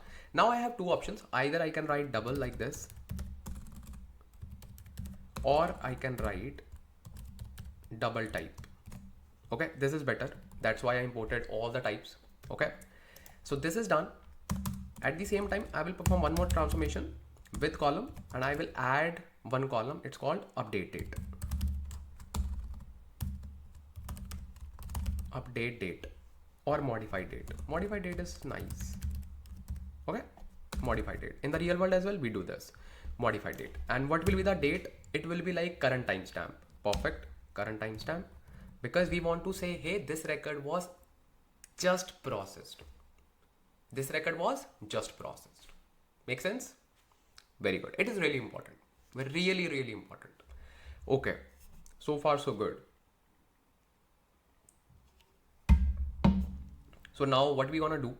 We can simply say dot drop, because we do not want this column, which is called rescued data. Make sense? Very good. Rescued data. And that's it. That's what we want to do. Let's look at this data if everything is fine, because the thing is, we cannot make the changes directly in the DLT pipeline. Why? Because you cannot actually look at the data. You can only look at the data once your pipeline is in the development mode. That messes up sometime. So what I personally like, I first of all read my data frame as it is, and I make those changes. Then I just transfer that code into DLT. Okay, good. Now let's look at the data. I think everything is fine. This column is changed into float. Okay, we do not have that particular dirty column, and we have modified date as well, which is the current timestamp. Okay, and that's what you want, right? That's what you want. And let's try to transform this date as well. I know like this is not much useful, but we can just transform it. I can just show you. I will say dot with column, and I will say booking date, and I will say to date mmddyy, or let's keep it as it is. That's, let's see, like if it needs a specific, you can say data type, we can just work on that as well. No, not a big deal.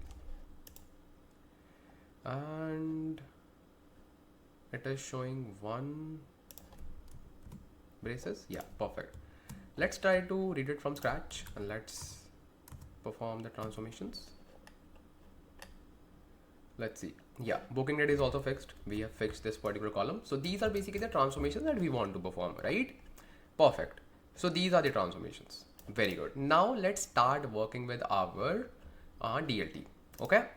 So let's start working with that one. So in order to work with DLT, you first of all need to import DLT. I will say import DLT. First of all, just a disclaimer. If you do not understand all of DLT part, just rewatch this part because DLT is a new thing. So whenever you just work with new things, it can be the case where you are actually not understanding 100% of things, not because you are not able to understand, it's just because it is new, right? It is new. You need more practice. Whenever you learn a new language, you need more practice. Whenever you are learning a new skill, it needs more practice. More practice. More practice. That means it is just new.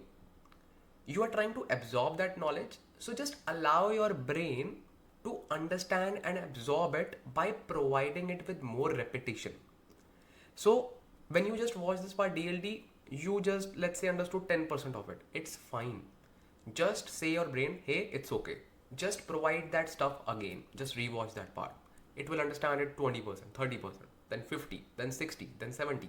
That's how it grows and evolves, right? Because it also needs some time to understand, hey, what's going on? Because I have not seen this thing before. So just respect your brain and just feed that particular information multiple times. Okay? Very good. Do not feel like you are not able to understand. No, it's not like that. Sorted. Just a tip from neuroscientist Ansh Lamba. Oh man, I'm just trying to help you. Okay, so that you will feel motivated and you will feel like okay, it's fine. It's fine. You do not need to compete with anyone. Just compete with yourself. That's the biggest competitor. Okay, so let's run this. Import DLT. No module name DLT. I told you because DLT is not supported on this cluster. You should either create a new pipeline or use an existing one. The thing is, you cannot actually run a DLT pipeline within the notebook. That doesn't mean like it is not supported with serverless compute. It is supported, but you cannot actually debug it because in order to debug it, you need to go to here in the pipeline section, and here you create a new pipeline, ETL pipeline, and when you just create it, enable ETL editor, it's fine. Okay, what is this? Okay, we can just even name it. I will say DLT. Let's use DLT bookings. Okay, perfect. And this is fine. What is this? This is something new. Start with sample code. Start with sample code. Oh, that's nice. They have just provided you some sample codes as well. Let me just click on it. So they are just helping you like how you can just create your DLT pipeline using code. So it is saying visualize pipeline, define pipeline logic, view test results. Oh, that's so amazing. I'm also looking at it for the first time. So these are DLT bookings. Okay, so this is the pipeline, sample exploration and all, define a pipeline logic. So DLT bookings, utilities and everything. And this is the area where we see the results. And this is the area for your graph. That's really nice. And this is new tab. Okay, let's see what do we have here. Pipeline assets. Okay, so I just clicked on it, sample exploration, and I can simply write this code. So this is the thing. So now this cluster, you can say this particular cluster is now efficient enough to see your code. If you just write anything here, if you just write anything, you can actually see the stuff in the graph. You can actually see the stuff here as well. So this is the kind of notebook that you can now create. Make sense? This is the notebook. So I can simply write my code here and it should work. Let's say I'm writing import DLT and I'm just running it. So it will simply run it and it is saying, hey, finding the instance. And this is the cluster behind it, environment version 2. And this is the Python, and I can simply write anything here now because this is a special compute for it. And obviously you should see like module is not supported on cluster. That's fine because you're not actually running it. When you say run pipeline, then only you can see that stuff. Okay, if you just click on this drop down, you can say run pipeline, or you can even say dry run. So now it is running it. This is your running area. It cannot show you the results within your notebook. No, you cannot see it. That's why it is really unique. That's why I'm not like rushing with this particular, you can say, topic. That's why I'm just explaining it in detail and with slow pace, so that you can understand if this is new to you. And this is just preparing a graph for me. Obviously we do not have any kind of code here, but once we have that code, we can actually see it. Okay, so let's just ignore it for now, because we do not need a kind of sample, because we can just build the pipelines on our own. But this is really a good thing where you can just actually see all the stuff. But that is fine. Thank you so much, Databricks. We have some other stuff. We can just build our own notebooks. I will simply go to recents. Okay, and I will go to workspace, and this is my folder. This is Silvernote. Perfect. So this is the notebook that I'm currently working on. Okay, so I just wanted to make sure, like, you cannot run that particular cluster. Okay, like you can obviously connect this cluster, but you cannot not actually see the results within this notebook. So that is why we first need to build our whole logic. Then we need to connect this notebook to the, you can say, DLT cluster. Then only we can just see it in the debug mode. So what I will do, I will simply write my code, the whole code, and then I will just show you how it is working. Okay, so let's write our code. So this is import DLT, and if you see this, it's fine. It's fine. Okay, now I will simply say @DLT.table. So this is basically a kind of decorator that we have within Delta Live tables. And what it does, it basically tells Databricks, hey, this guy is trying to create a table. And which table? Streaming table. Okay, so here you can do one thing. You can either like this, write like this, name equals to, let's say, staging bookings, because this is a kind of staging table.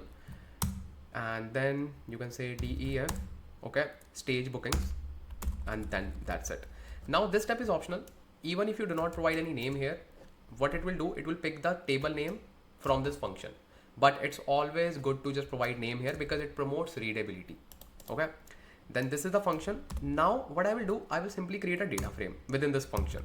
df equals the same thing here that I have just used here, but instead of reading it with the batch code, I will use read stream, because in order to create a streaming table, we need to use read stream method. Okay, and we can create three things in DLT. One is streaming table, second is mat views. Mat views are like your static tables. Okay, then you can create views. This can be streaming as well, like normal views and streaming as well, because view is just a view. View doesn't hold any kind of data, it just holds the query. So with view, yes, we have the leverage. We can either create normal view or we can create streaming view. I will just show you, don't worry. I can even say like this, streaming dlt.view instead of dlt.table. So what it will do, it will create a streaming view for me. But that is fine. That is fine. If I just want to create a streaming table, it is fine. Streaming view is also good, but I personally prefer creating streaming table. Okay, so this is my df, and I will simply say return df. Make sense? Very good. So this will simply return the df. What it will do? Nothing. It will simply load the table incrementally. And obviously we know that in the staging layers, we do not want to perform any kind of transformations, right? So once this is done, I will go to next code. Then I will say @dlt.view. This time I will create a view, and I will say name equals enriched, or you can say transform bookings. Make sense? Very good. So this time I will say trans booking, and here I will write my transformation logic, because now I want to perform transformations on top of my data frame. Make sense? Now the question is, where is the source? Because here I know the source is in the bronze layer, but here what is the source? Because this view is not ready. Like this table is not ready because we have not run this. So that is the power of Delta Live tables. We can actually refer this table without, even if it is not created. So I will write something like this, df equals spark dot read, and this is a streaming view, so I will simply say streaming read stream dot table. And what is the table? The table is this one, stage bookings. Okay, and you can see it is giving me some suggestions, so I can simply say stage bookings. Okay, stage bookings, and then I will write my transformation logic that I wrote it here, as you can see. So this is my df, then I will say df equals this thing. Make sense? And then I will say return df, because I just want to return the df. And you can even see this in the documentation as well. If you have any doubts regarding the syntax, and if you find it difficult, you can simply go to transform data and you can refer to this particular example. And as you can see, we are simply referring spark.readstream.table using streaming bronze, which is the name of this table. Okay, and whatever we want to do on top of this, we can just do that. Okay, make sense? Very good. So this is our streaming view, and now I want to write this data into a streaming table. Exactly. Okay, I will simply say dlt.view, dlt.table, because this will be a kind of streaming table, and name equals not bronze bookings. I will say you can say silver, because this is my final table, silver bookings. Okay, very good. I will simply write df silver bookings, and it is saying dlt.read. What is this dlt.read? So you can also use dlt.read, okay, because we are simply referring the table or view that we have created here in this particular DLT, which is Delta Live Tables pipeline. Or you can simply use your normal code like this, spark.read stream. Okay, so it's up to you how you want to read, or you can simply say dlt.read as well. Okay, so I like using this one, spark.read stream, okay, dot table trans bookings return df. That's it, because you are not making any kind of transformation here, right? So these are all the steps that I want to perform. Okay, just 3, and I can remove the rest of the code because we do not need it. Perfect. So this is the code that we want to run on our notebook. This one. So this is the first step, second step, third step. That's it. Make sense? Very good. So once we create this, I will just show you the expectations and all those things. I can even show you right now as well. It's not a big deal. So now what are expectations? As you were just seeing in the documentation as well, expectations are basically the rules that we apply on top of our table. So let's say this is the final table. Okay. But before writing this table, I want to make sure the quality of this table is fine. Let's say I want to say, hey, booking ID should not be null, because that is the primary key of this table. So in that particular scenario, I can add a rule. And how we can just add those rules? It's very simple. I will just write the code here. I will simply say rules. I just need to create a dictionary. That's it. I will say rules. You can pick any name. Okay. I will say rule 1. And again, you can just use any name for your key as well. I will say booking ID. Okay. Booking ID. What is the column name? I forgot, because I want to see the exact name. How we can just see the exact name? I can just go to maybe bronze layer. If we have that particular, yeah, booking ID. See, I can just use this. I will simply say booking ID is not null. Okay, this is my first rule. I want to apply another rule, that passenger ID should also not be null. My thing. Okay, I will create another rule. I will say rule 2, passenger ID is not null. Okay, just 2. Makes sense. So these are my rules. Okay, I can simply create this dictionary, and this dictionary is created. Now what I will do, I will create one more decorator. It's called @dlt.expect all. And then we just need to pass the dictionary with this rules. So what will happen? It will check if all those rules are fine. Then it will create this table. Otherwise, it can do 3 things. One is send us the warning. Second is fail the flow, like it will throw the error. Third thing is it will simply drop those records which are not following the rules. So now it's up to us if we just want to use warning, fail or drop records. Warning is by default mode that we get with this one, as you can see. But if we just want to use fail or drop records, we need to just write something like this. Expect all, or you can say drop. Simple. And I can just show you in the documentation as well. If you just go to, let's say, expectations, data quality, just scroll at the bottom and you will see these things. Expect all or drop, expect all or fail, and this is expect all just for the warning. Make sense? And you will see all the methods that we have within this. Where is that? See, warning is by default, then drop, then fail. Okay, makes sense? So you can actually try that, and it's really good. And this way you can just define multiple rules. If you just have like one rule, then you do not need a dictionary. You can simply pass key value pairs like this, and I can just show you if you just have one. And in that particular case, you do not even write expect all. You just write expect. So as you can see, dlt.expect, and just pass your rule like this. But I personally like to pass a dictionary. It is easy to maintain, easy to add more and more stuff. So I personally like that way. You can also follow that. Okay. So this is also done. This is also done. And I want to drop all the records which are not following the rules. Simple.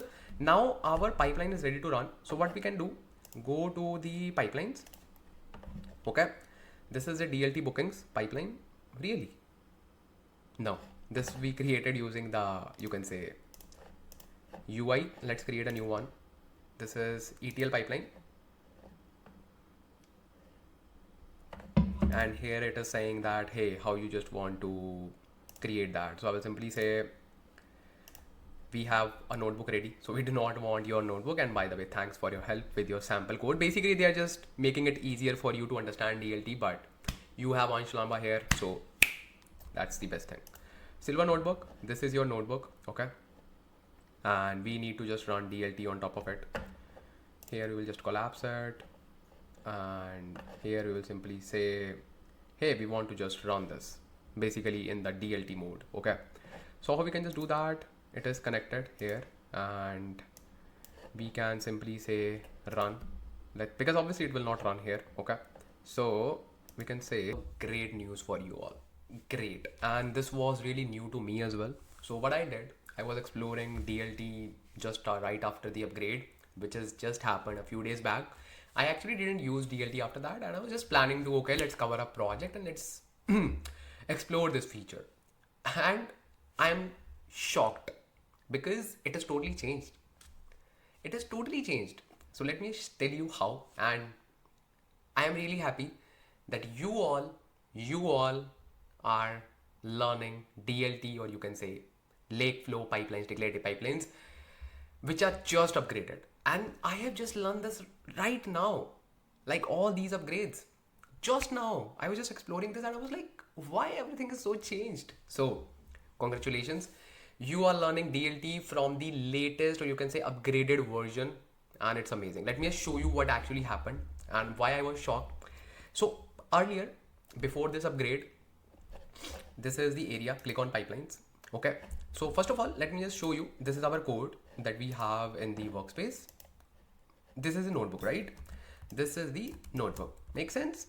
So if I just click on open in new tab, so this is my notebook that I just created. Okay. And this is the way that we used to work with before this upgrade. So we used to write our code in notebook, and what we used to do once our notebook is completed, we used to go here in the pipelines, and then we used to click on create, and then we used to click on ETL pipeline. Then we used to have a different UI in which we just need to attach the notebook path. That's it.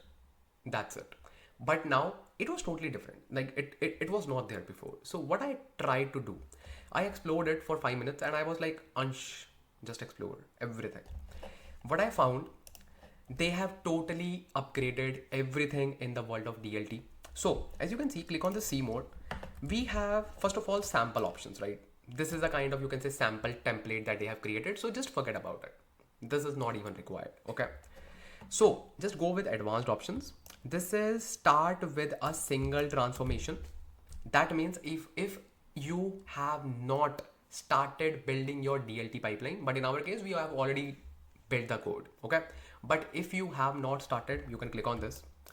If you already have the code that we have, then we can click on this one, okay? And this is the legacy system, Hive Metastore. We do not need to worry about that as well. I didn't even look at it before the upgrade as well. So Hive Metastore is like bye-bye. So let's try to click on this, okay? I clicked on this and I said, okay, they are asking me for my notebook path. I can just pick it, okay? Click on it. I will go to workspace, my project, and this is the folder. I need to click on select. Then this is the source code. Then I will pick my notebook. Makes sense. Then I saw this information. It is saying legacy configuration detected, and I hate legacy things. I said, like, I saw use files instead of notebooks for an optimal experience. I was like, wow. So what they have done, they have just asked us to use Python files, .py files instead of notebooks.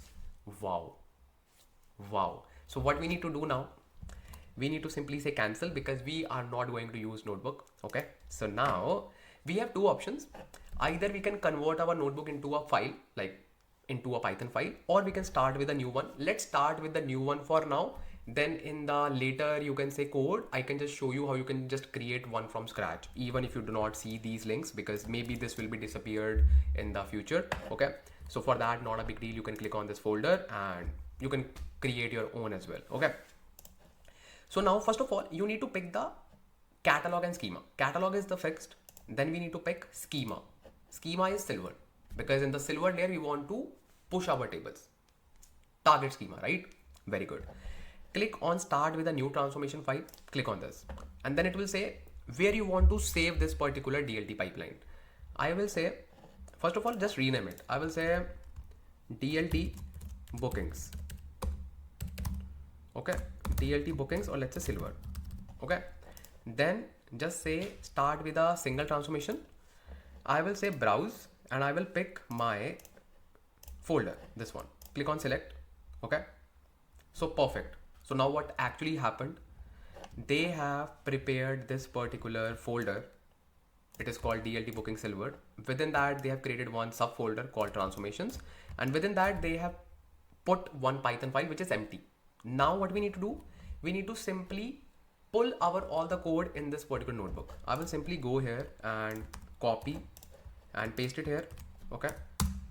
Then another cell.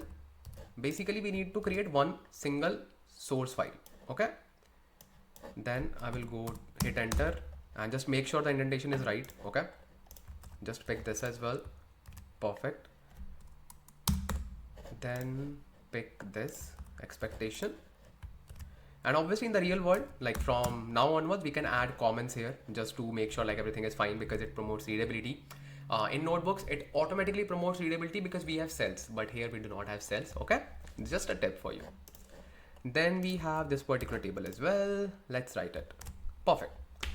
One thing that I personally liked, okay, is this one. We can actually run individual tables. That means if we have just this table, we can click on run table and it will simply run this particular table. If I just click this, you will see refresh table or full refresh table. So we are not refreshing any table, but I'm just showing you we have this advantage. Okay.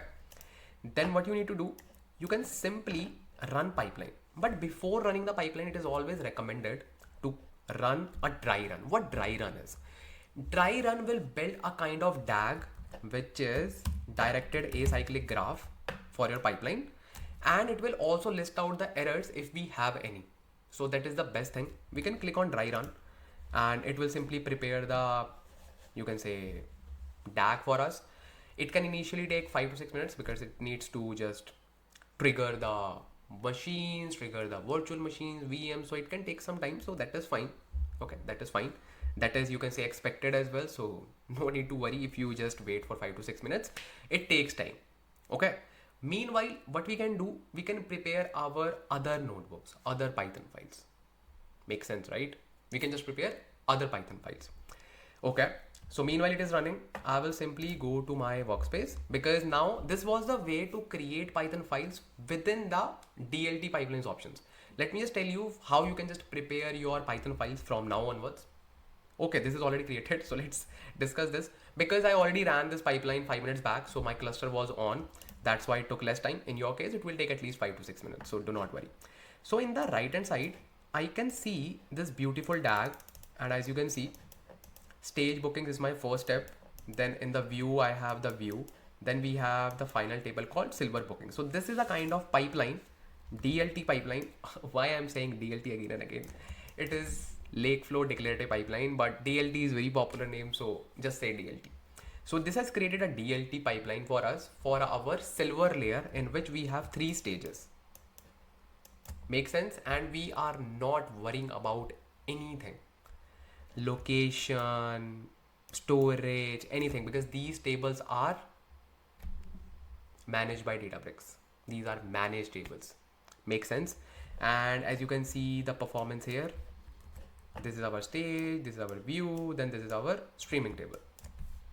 Make sense? So, sorry, streaming table and view. Make sense?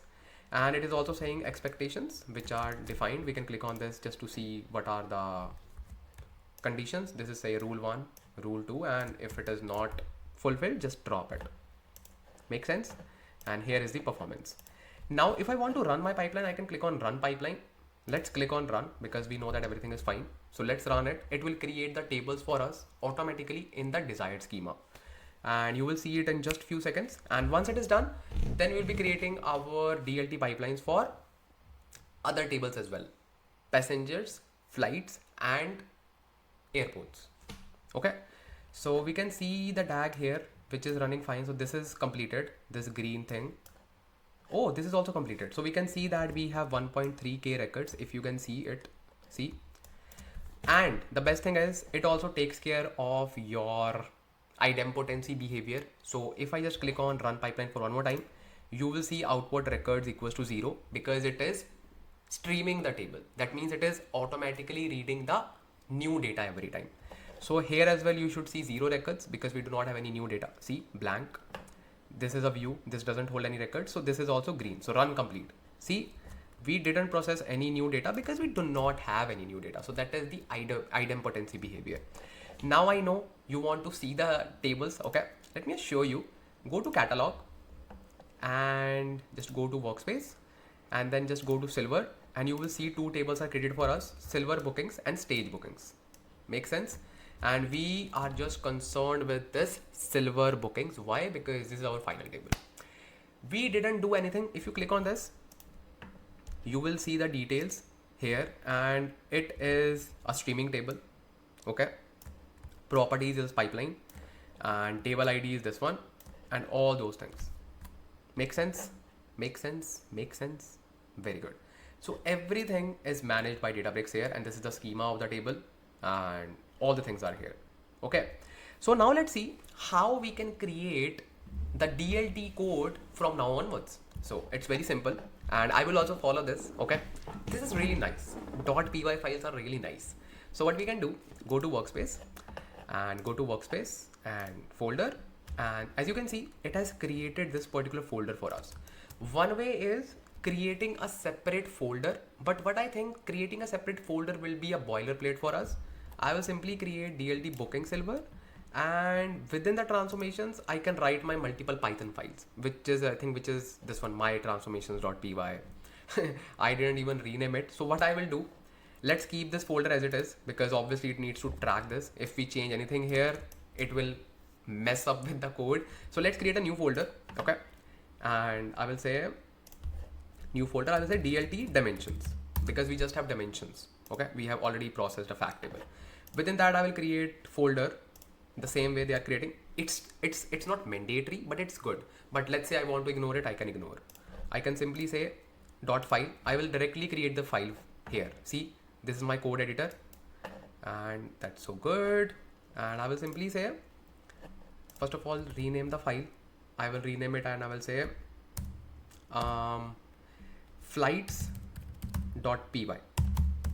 Okay, because this is the flights.py file. And let's write our DLT code here.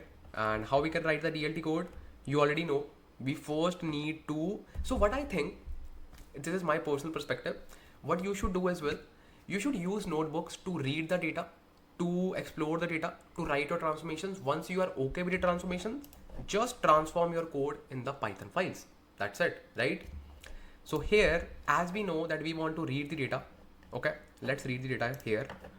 I will say df equals spark dot read dot format, and format is delta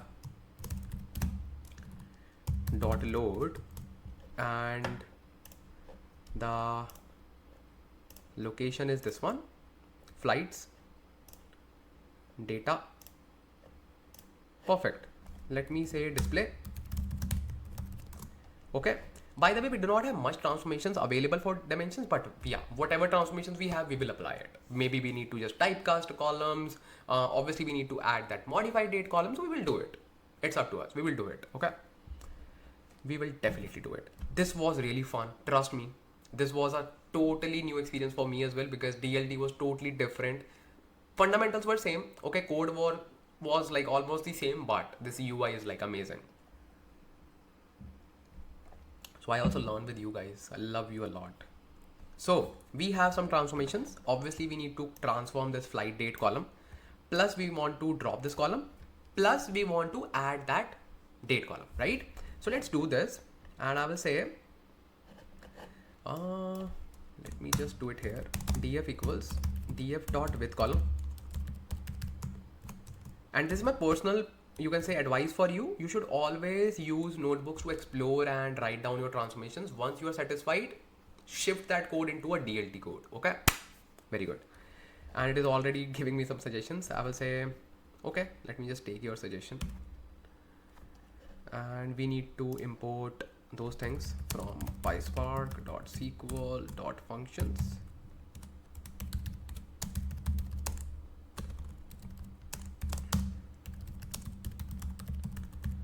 SQL.types, import asterisks. Okay, let's run this. And we need to drop the records. Yes, makes sense. But instead of writing it here, we can simply write it here. Dot drop. Okay. Then we need to say with column.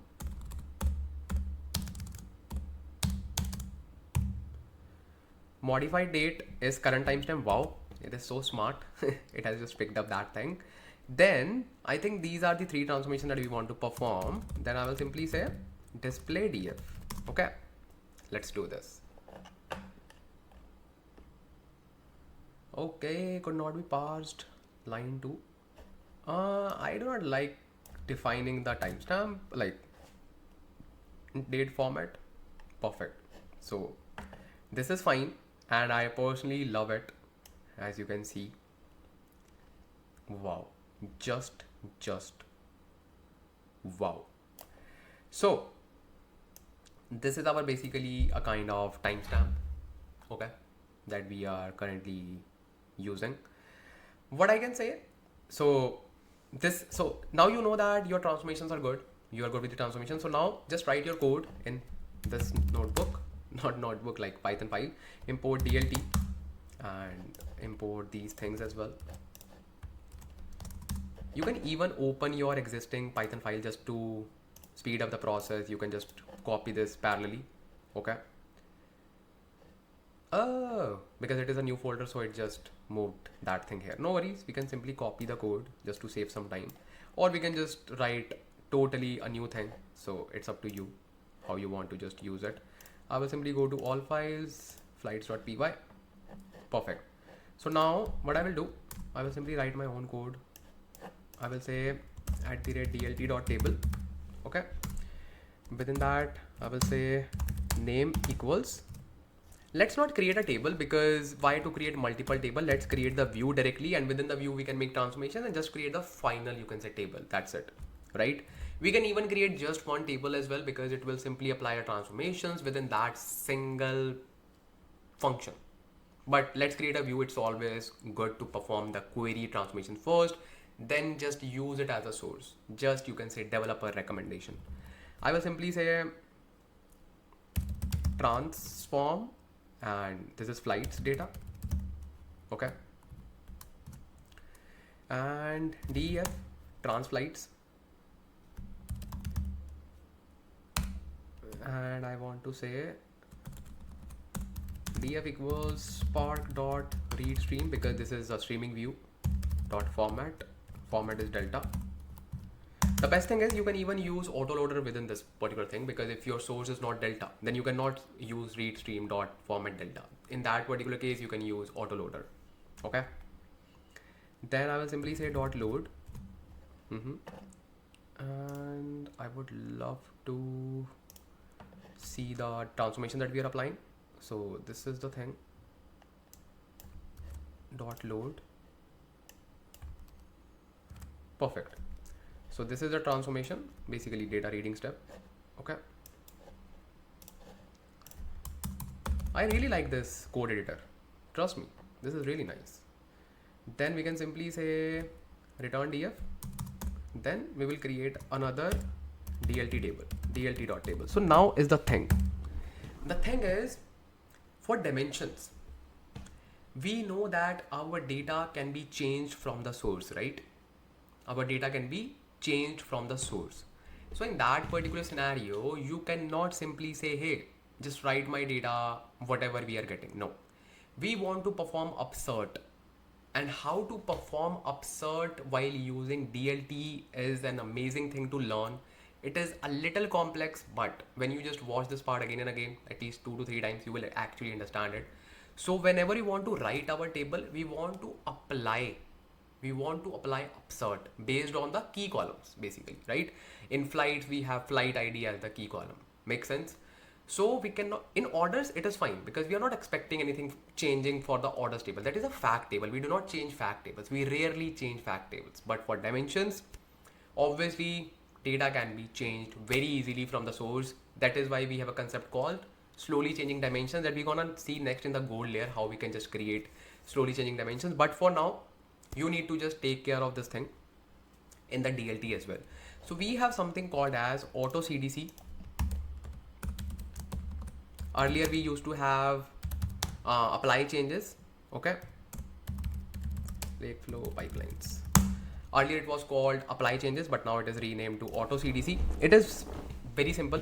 So what is the flow? First of all, we create one delta table. Okay. And we define everything, key column and all, and we just apply upsert using that. I will just show you. Okay. And you actually do not need to remember the code, because this is something that you can easily get it from the documentation, and you have to follow all those steps. So you do not need to worry about, hey, how I will just remember the code. No, you do not need to remember the code. You are not a robot where you just need to feed your brain with the code. You need to understand the concept. So this is auto CDC, which is a new API. Okay. And you can see previously called as apply changes. So I'm really trying my best to make you guys updated with all the trends. So just support this channel, bro. Just support this channel. So previously, merge into statement was commonly used for processing CDC on Azure Databricks. However, merge into can produce incorrect results because of out of sequence orders. Auto CDC API is supported in Lakeflow declarative pipelines. That is the best. Within this, we can create slowly changing dimension type 1, type 2. We are not talking about slowly changing dimension right now, but slowly changing dimension type 1 is also referred to as upsert. That is why you can feel confused. Hey, are we creating slowly changing dimension? Not really. We are applying upsert. Slowly changing dimension type 1 is also known as like upsert. So that is why. Do not feel confused. Okay. Now, how we can just implement it, just scroll down. And this, I'm just looking for the Python code. So here's the code. So first of all, we will simply create a view, okay, which will read the data. In our case, we are reading the data from the bronze layer. That is very common, and that is not even like part of this thing. This is the main code. This is the main code. First of all, we need to create a streaming table, which is called target. Okay. Which is called target. So this will be like a kind of empty table, empty streaming table. Okay. Then we need to use DLT.create auto CDC flow. Earlier it was called as DLT.apply changes. Then we'll simply say target equals target, source equals to user. So what is source? Source is your bronze data that is coming from the view. Obviously, whenever you want to perform upsert, one is your target. Okay. One is your target. One is your source, right? One is your source. So your source is your DF and your target is your empty delta live table. basically a streaming table. Okay, so this is your target, which is called as target. Okay, then target is this, source equals to users, and then we need to define keys, basically what are the upsert key. Then sequence by column, this is not relevant directly for our use case. Basically in the real world we want to just make sure we are applying upsert based on the, you can say, latest date, because when we just try to read the data, we simply get the data maybe from backdated refreshes as well. So here we can just take care of that as well, not us, Databricks is taking care of that thing. Why?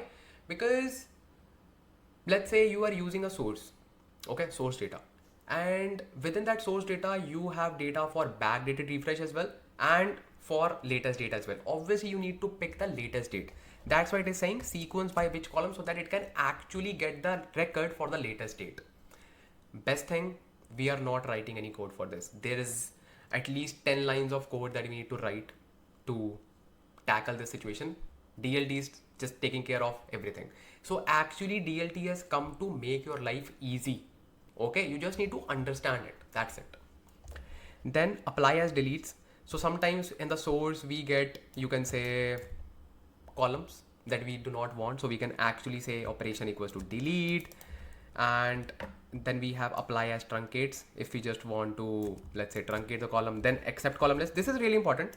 Sometimes let's say you are just reading the data and you are having some columns that actually not required for the final destination table. For example, rescue data, right? We do not need that. So we can simply remove it if we do not want that. And then we simply need to write stored as SCD type 1. That's it. This is the code that we need to write, and that's it. That's it. It will simply create the streaming table for us called target. And obviously target is not a good name. We will just give it a good name, which is, let's say, silver flight, something like this. Make sense? This is the entire flow. That's it. And do not worry about these things. Sequence by, apply as deletes, apply as truncates. These are basically for those who need to just delete the record as well. Let's say they are just taking care of change tracking. If they have something called as this equals to D, so they want to delete it. So that is for that particular purpose. Okay, so do not need to worry about this thing. Make sense? Very good. So let's try to copy this code and let's paste it here. I'm just trying my best to just explain you everything from scratch, because I know it can be a little bit tricky, but do not worry. Your boy is here. So let's try to write this code. We will create a streaming table which is called silver flights. Okay, silver flights. So our target will become silver flights. Okay, source equals to users, not actually our source is trans flights. Okay, this is our trans flight source. Makes sense. Now the key is flight ID, I guess. If I'm not wrong, I can simply see. Yeah, flight ID. Perfect. Sequence by these things we can remove. We do not need this. So except column list we can remove. We want to keep all the columns because we have already transformed the data here. Then stored as SCD type 1. Yes, SCD type 1 is for absurd. Okay, that is the code that we need to just write. That's it. And I can even perform dry run. Okay, I will simply say dry run. It will create a graph for me for this particular, you can say, Python file. And we have just created from scratch. And I would say we are actually getting dry run automatically here. And I think it is even completed. Not really. Serverless, let's attach it. Okay, let's click on dry run for one more time. So it is saying preparing the graph. We can even just run it from here, or we can just go back to run complete. Oh, that's completed. Wow. I think it is just referring the previous notebook. I think so. So what we can do, yeah, I think this is referring the previous run again and again. So what we can do, I can simply say add assets. So I will simply add my new folder, and how I can just write add that using this one. Okay, so pipeline assets, makes sense. Transformation, new pipeline source code, Python. Okay, so this is saying if you just want to create a new one. So what I will do, I will simply go to pipelines because my file is ready. And as you can see in my workspace, I have this folder ready. It's called DLT DIMS. Okay, this is the folder that I want to run, and this is the file. I will go to DLT pipelines. Let's create a new one, and I will call it as DLT flights. Schema will be silver. Okay, then we already have one, so we can either say add existing assets, or maybe we can pick it from here. I think so. So let's pick it from here. If it runs fine, so this is the area that I just explored earlier as well, or I would say you can pick this as well, like add existing assets. If you have existing assets, I will simply say workspace, Databricks, DLT DIMS, and then click and then select that file, and that's it. Click add. So this will actually add that particular thing in your DLT code editor. Okay, and this is the DLT pipeline name that we can just rename it. Oops. And I will simply say, how to rename it, bro? How to rename? Extend your pipeline, task performance, and everything. Click on this, and this is the code. Perfect. Before running it, I just want to rename it. How to rename it? Bro, what do you want? By the way, I can just rename it from the DLT pipelines as well, but I'm just looking how we can just do it from here. Okay, let's perform the dry run first of all. That is the main thing. Oops, failed to create a cluster because you have exceeded the resource limits. You have reached CPU cores creation exhausted. Failed to create a cluster because you have exhausted allowed per account. Please contact support and request quota increase. Request could cause usage of 143%. What? Maybe our cluster is already running. So the thing is, if we just go to pipelines, so this particular cluster I think is already taking place, and we need to just pause it. I think it is already paused. So let me just see. It is in the development mode. Okay, makes sense. And if we just say I have found out what's the issue, and after doing a lot of research, trust me, I'm not kidding. So actually I just mugged up my mind. I'm already like having a headache, but it's fine. So the thing is, you are using a free edition, right? Yeah. What do you expect? How many resources you can use? Obviously enough to learn something, to learn the technology. That's why. So you cannot create multiple DLT pipelines because it will exceed the quota limit, because every pipeline blocks some resources. Yes, they get freed up whenever we pause the pipeline, but it takes some time to free the resources, and it can just block you in your learning. Okay, and that's I do not want. So what I have just found out, simply delete all the DLT pipelines that you have created so far. What we need to do, we will simply create only one DLT pipeline, and within that we will store our all the code. That means, in short, we will create just one Python file in which we will simply write all the data flows, all the 4 flows. That's it. Make sense? Because we cannot create multiple pipelines, and that's fine. That's fair enough, because they are just giving you so much of resources for free. So they do not want to just misuse that. Just use it for learning purpose, right? So finally, let's try to close all the unnecessary tabs and let's go to our workspace. So what I have done, I have just created this new folder. Let me just delete all the unnecessary folders, move to trash and move to trash. So I have created this new folder called DLT. Within that, I have created this new Python file, DLT pipeline py. What I have done in this, I have merged code for both the DLT pipelines. As you can see, bookings data, this is the code till here, till here. Then we have flights data, as you can see, right? And we can even add hashtag like this just to promote readability. Okay, so this is the flights data, and I have made one change, that we have to use sequence by column, and you can just pick any column. It is required. I thought like it is an optional column, but you can just pick any column. It doesn't matter. So you have to provide it. So I just picked flight ID. So similarly, you just need to write data for 2 more, you can say data flows, and then it will be only one DLT pipeline for all the silver layer tables. That's, I think, expected, and let's do it, because obviously you cannot create multiple DLT pipelines in parallel because you would have like reached the quota limit. It is not a permanent issue. Why? Because your resources should be freed up automatically, but it takes time and you will be feeling blocked. That's I do not want. We will simply create only one Python file. That's it. Make sense? Very good. So now let's try to add more files. Okay, and how we can just add that, we will simply go to Silver Notebook. And I personally like this thing. We were just talking about they should just add this feature of using tabs, and I think they have actually added it. We can actually scroll between the tabs using this particular button using workspace. Okay, makes sense. And I think it is only available for pipelines. Let me just see. I love to just play with the things. If I just pick this one, Silver Notebook, oh, we have this here as well. Okay, okay, that's good to know. And it is only available if we are using workspace and then this folder. Okay, good to know. Okay, so this is our pipeline and two tables are fine. Let's add the third one. Okay, and I will simply create the DLT flow for the third one, and this will be our passengers data. Make sense?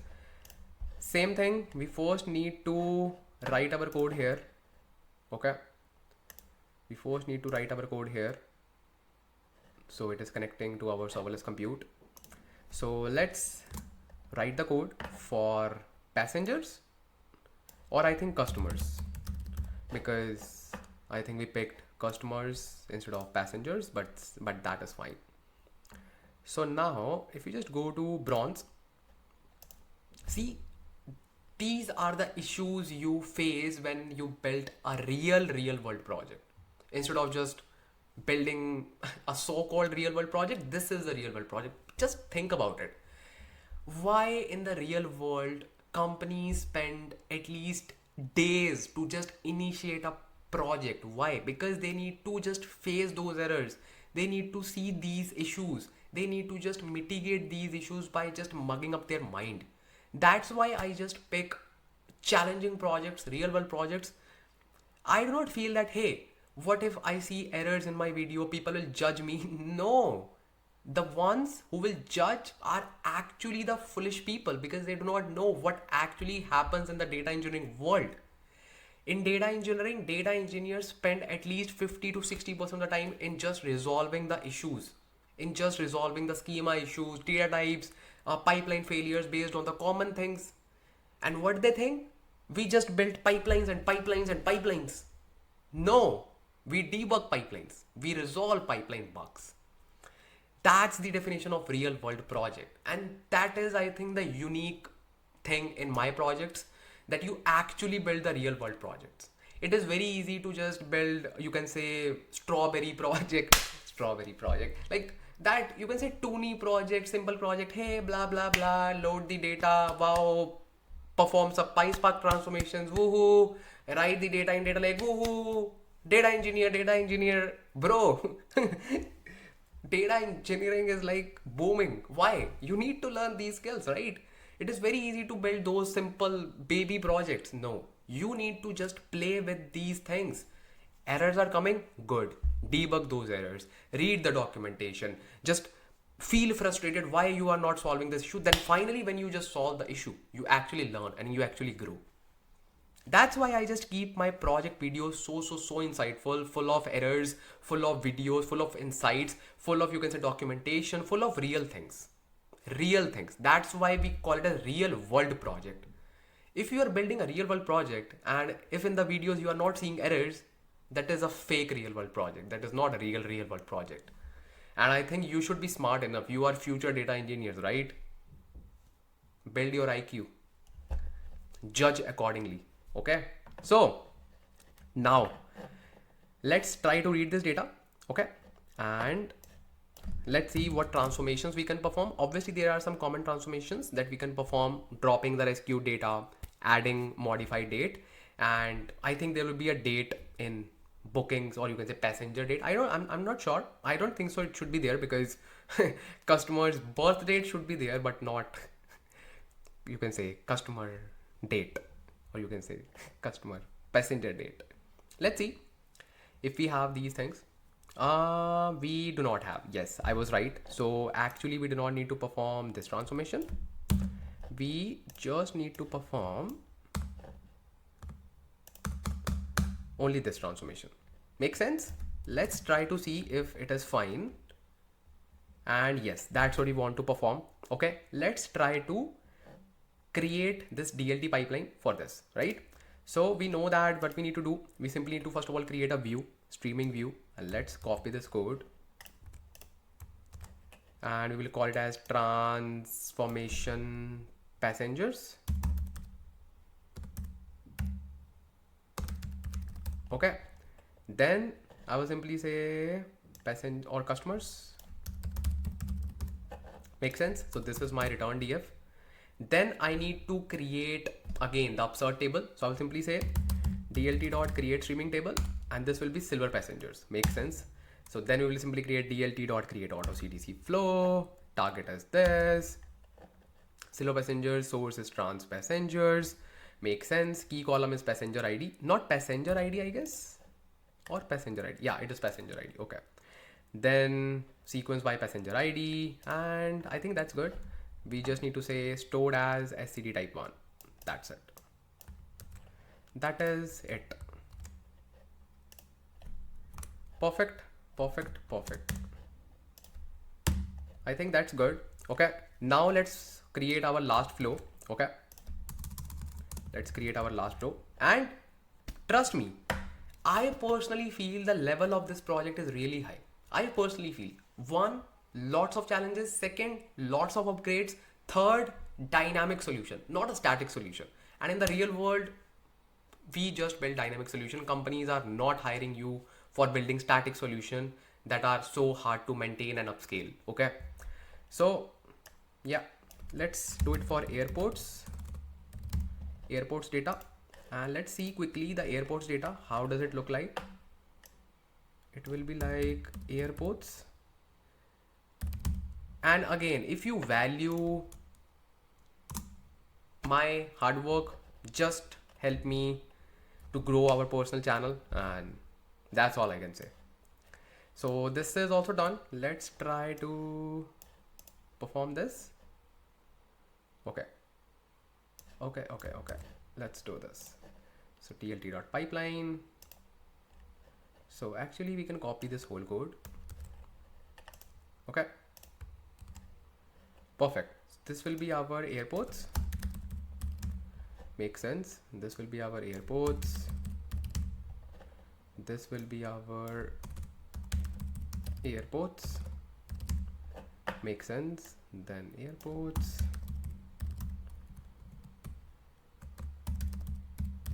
Airports. And what is the ID? It's airport ID. Okay, makes sense. Airport ID and sequence by on airport ID. Makes sense. So our code is ready. Now we are good to just run a dry run basically. So this is saved. Now I will go to DLT pipeline. Okay, and let's go to pipelines. So now currently we do not have any pipelines. If you have, just delete it because it will not work. It will exceed the quota limit.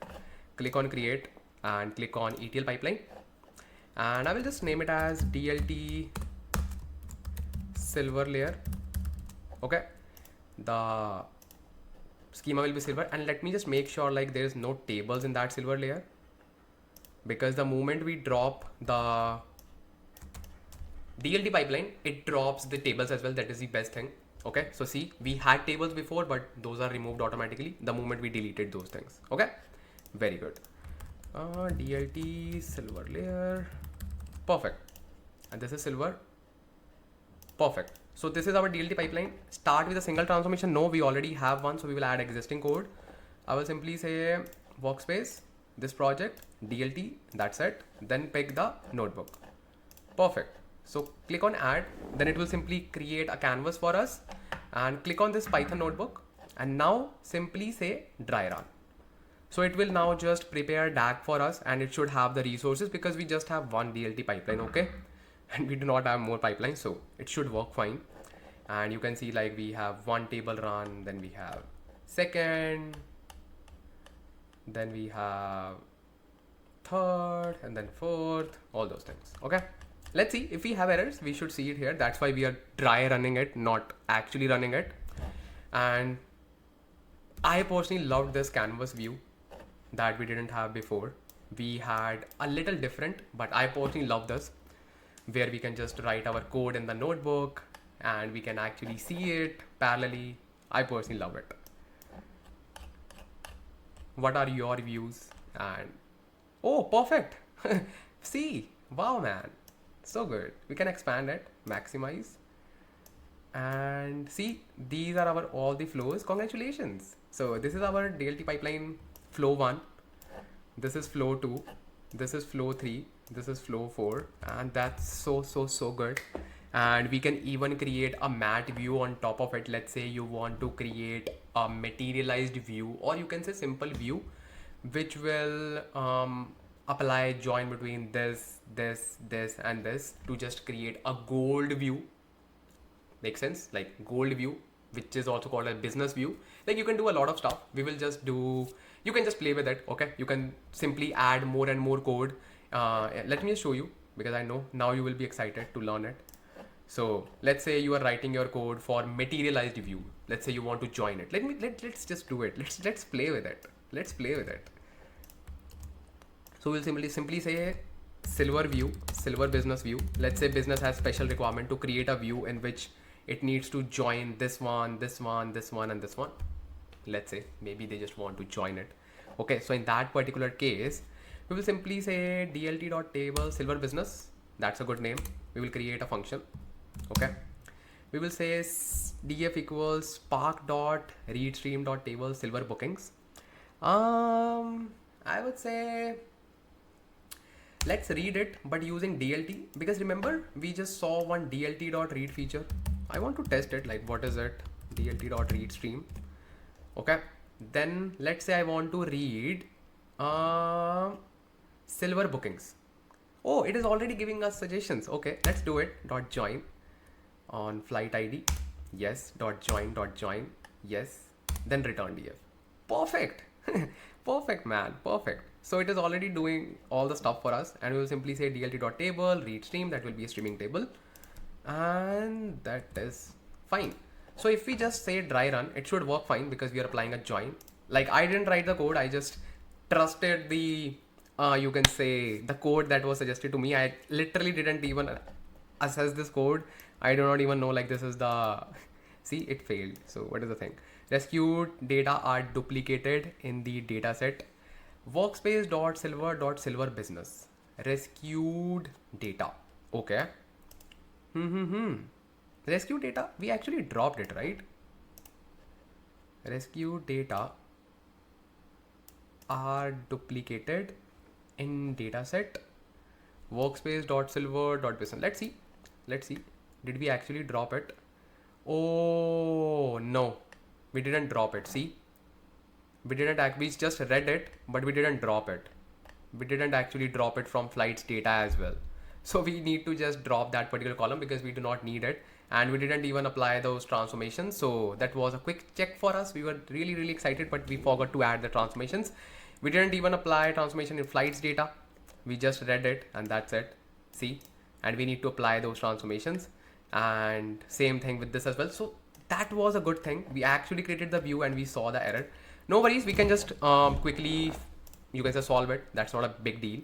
We will simply go to Silver Notebook, and here let's grab the code for this one.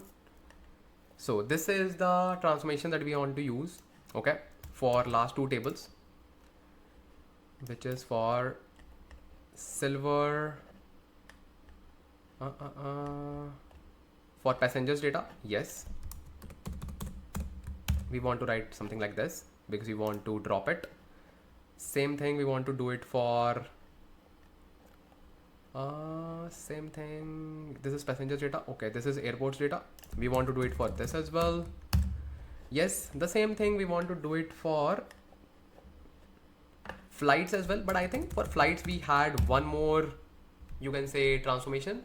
I think we also converted flight date into date, if I'm not wrong.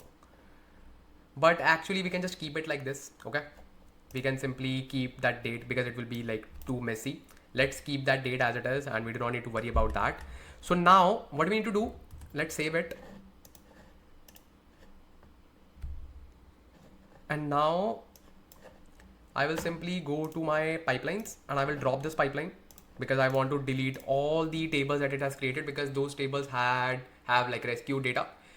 I can even, let's say, recreate those tables just to run refresh on it, because once I just run this table and if I just want to make any changes, it will simply you can say rerun those tables and it will drop those columns. But I do not want to mess, I do not want to see more errors. We are very much full with the errors. Now we want to just see some successes as well. So we have deleted it. It will take, I think, just a few seconds. Let me just refresh it, because it deletes all the resources, so it takes time to delete it. Delete pipeline. So it is done. Let's create a new pipeline. Okay, so let me say silver DLT pipeline. Okay, this will be silver. Okay, add existing code. Code is this one, DLT, select, add. So perfect. If we see any errors, we can just troubleshoot it. Let's run the dry run. And in this dry run, we also have that particular view that is joining all the things. And let's see how it works. This was a quick one for us. Quick one. I think so. So what I was saying, even if we, let's say, add this transformation here like this, it should recreate that table with this particular transformation. Really, yeah, that's the power of DLT. We do not need to drop the table, because in this particular scenario we didn't have much tables, but in production scenario we cannot delete those tables, right? So we can simply say df.drop and that's it. It works fine. Column name modified data duplicated. Yes, this is fine.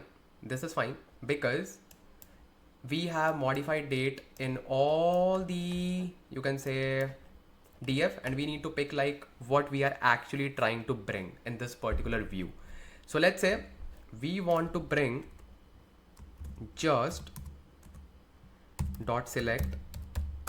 Okay, we need to just bring columns such as which are only available in your, let's say, silver bookings, this one, because you need to define like what columns do you want, right? Because with every join we just drop some columns so that it does not create any kind of ambiguity. Because in modified date, see what it is saying, it is saying modified date is in this as well, this as well, this as well. What date I need to pick, because every data is different, right? Makes sense. So it is saying every date is different, which date I need to pick. So you can simply say dot drop that particular column, or you can just select it selectively. It's up to you. I will simply say, I think dot drop will not also work, let's say. I personally think, because it will say which date to drop. I think so. Let's dry run it. Otherwise we can select the selective columns from this particular join, because we just want to play with it. We can even apply join with just 2 data frames and that's it. Okay, that worked. It dropped that particular column. That's fine. So you can see this is our pipeline right now. So what it is doing, wow, this looks cool, man. You can just post it on your social media platforms. So this is the pipeline that we are running. So this is our flow for bookings.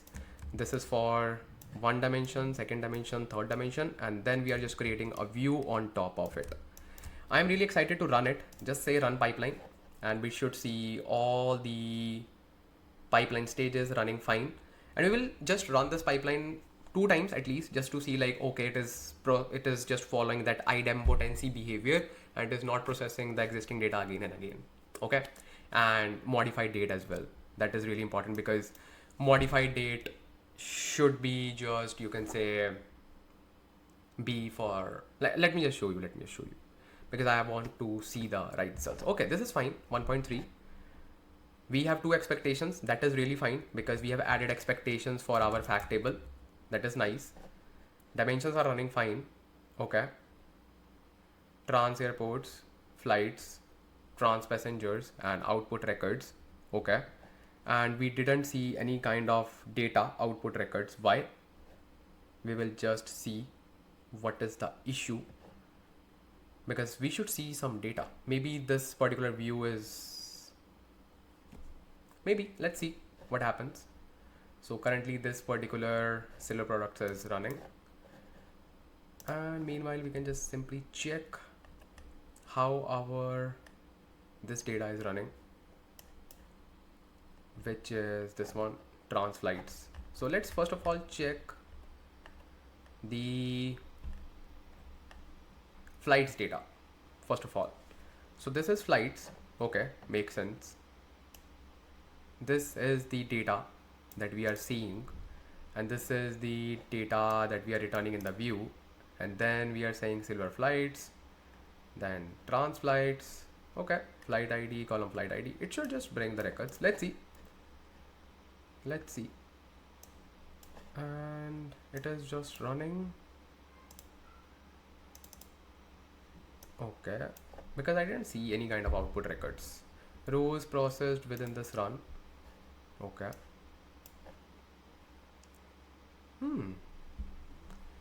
By the way, I can see this particular data. Okay. I just clicked on it and I can see 55 rows. I clicked on this, I can see this particular table, modified data, and this as well. Okay. So this is working fine. Let's see. So this is Silver passengers, Silver business. So this is Silver business. This is currently running. So this is Silver airports. Okay. This is a row number. Okay. That is fine.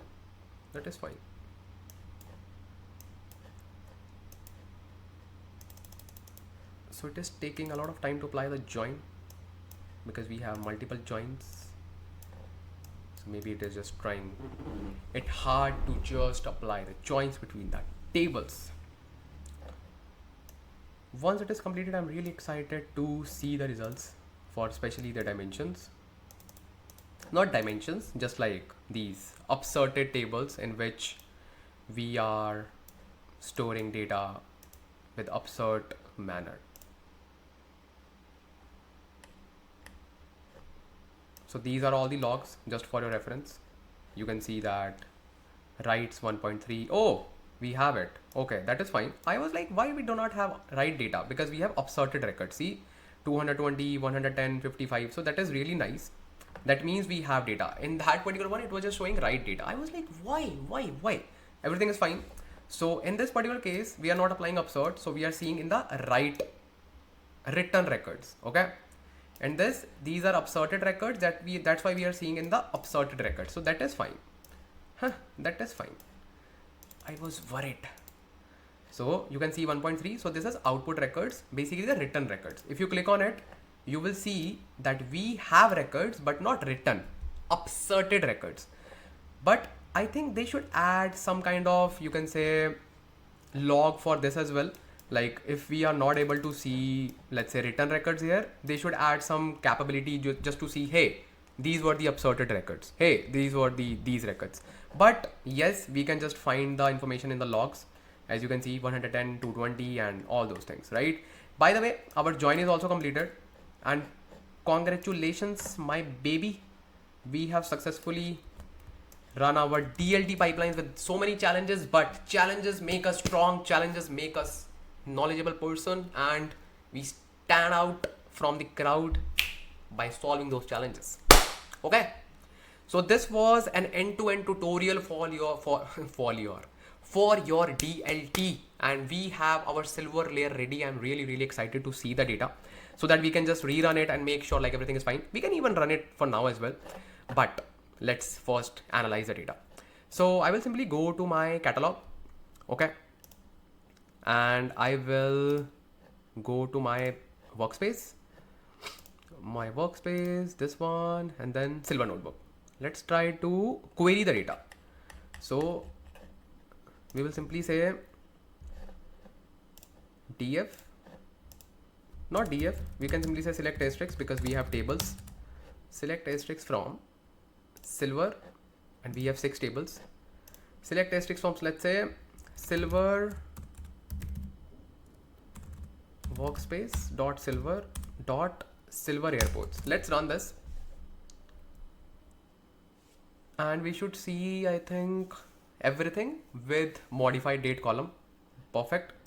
55 records, and we can see the timestamp as well. It is 2207, right? So what I want to test, if I just rerun this table, it should not update this modified date. Why?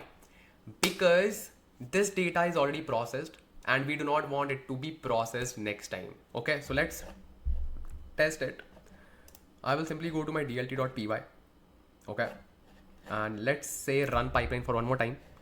So it will prepare a new graph for me, and obviously it will take just a few minutes. And this is your DLT pipeline.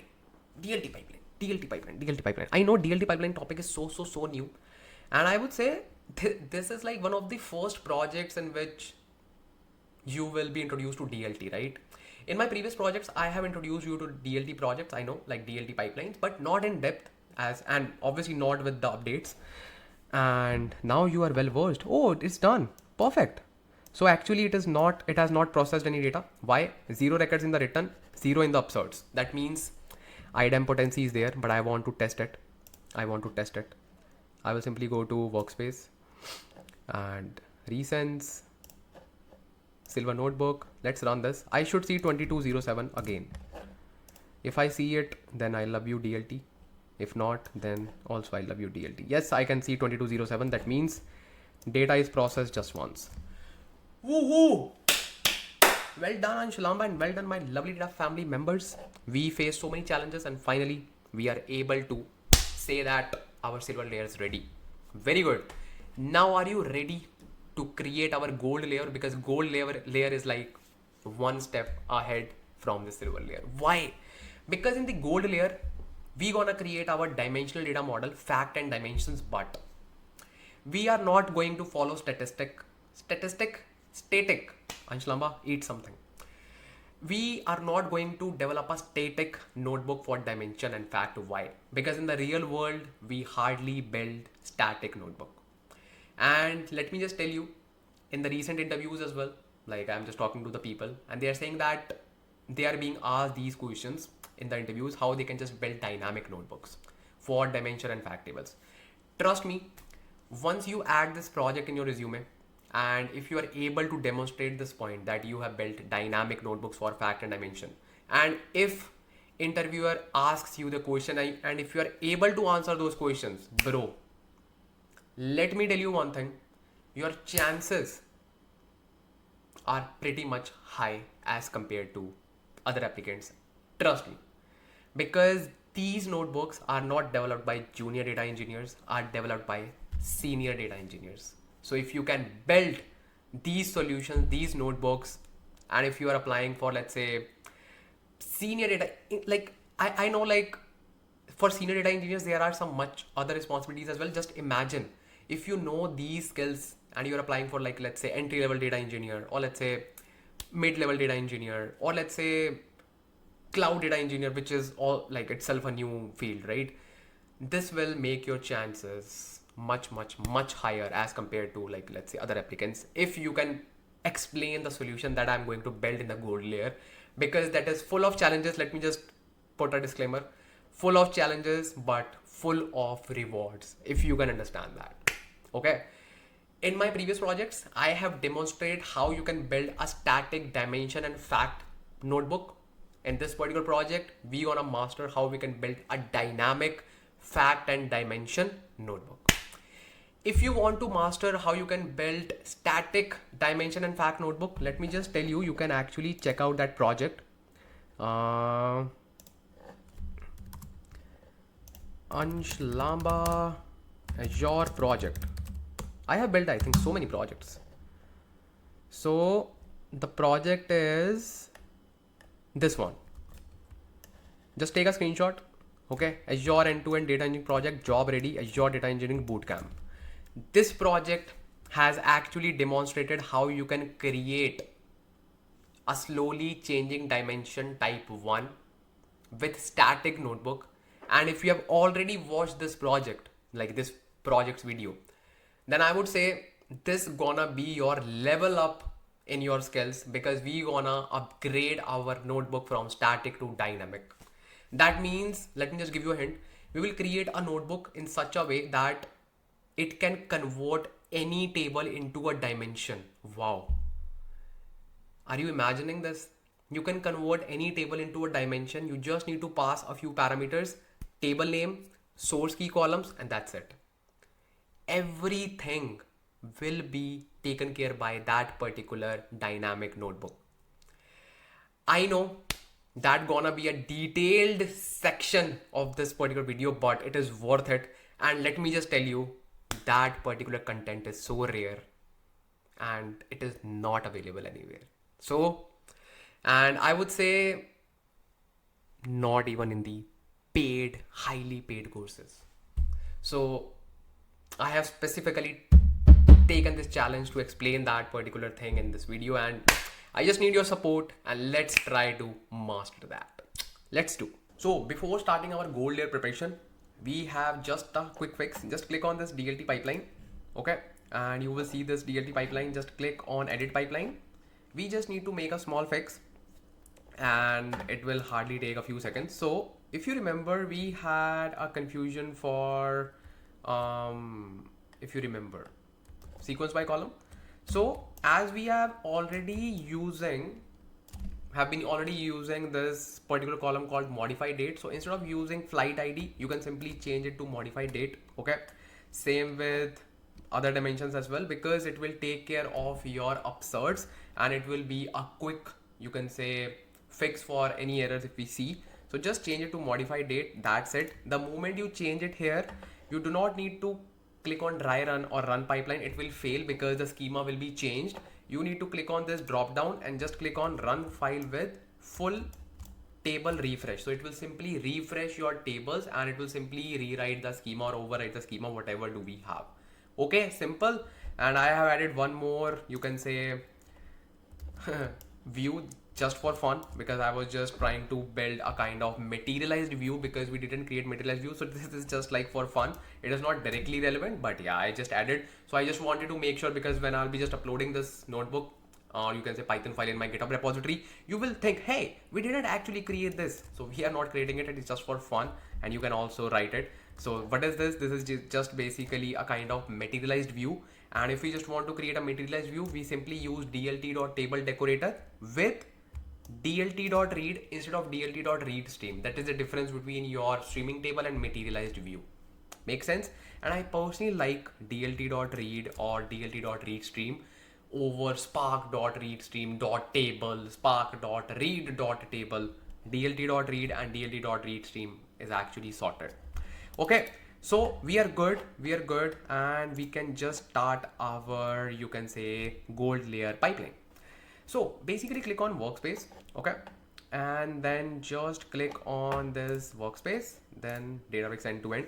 Let's create our gold layer, and we can actually get rid of the silver layer notebook because we are not using it. We are using DLT for that.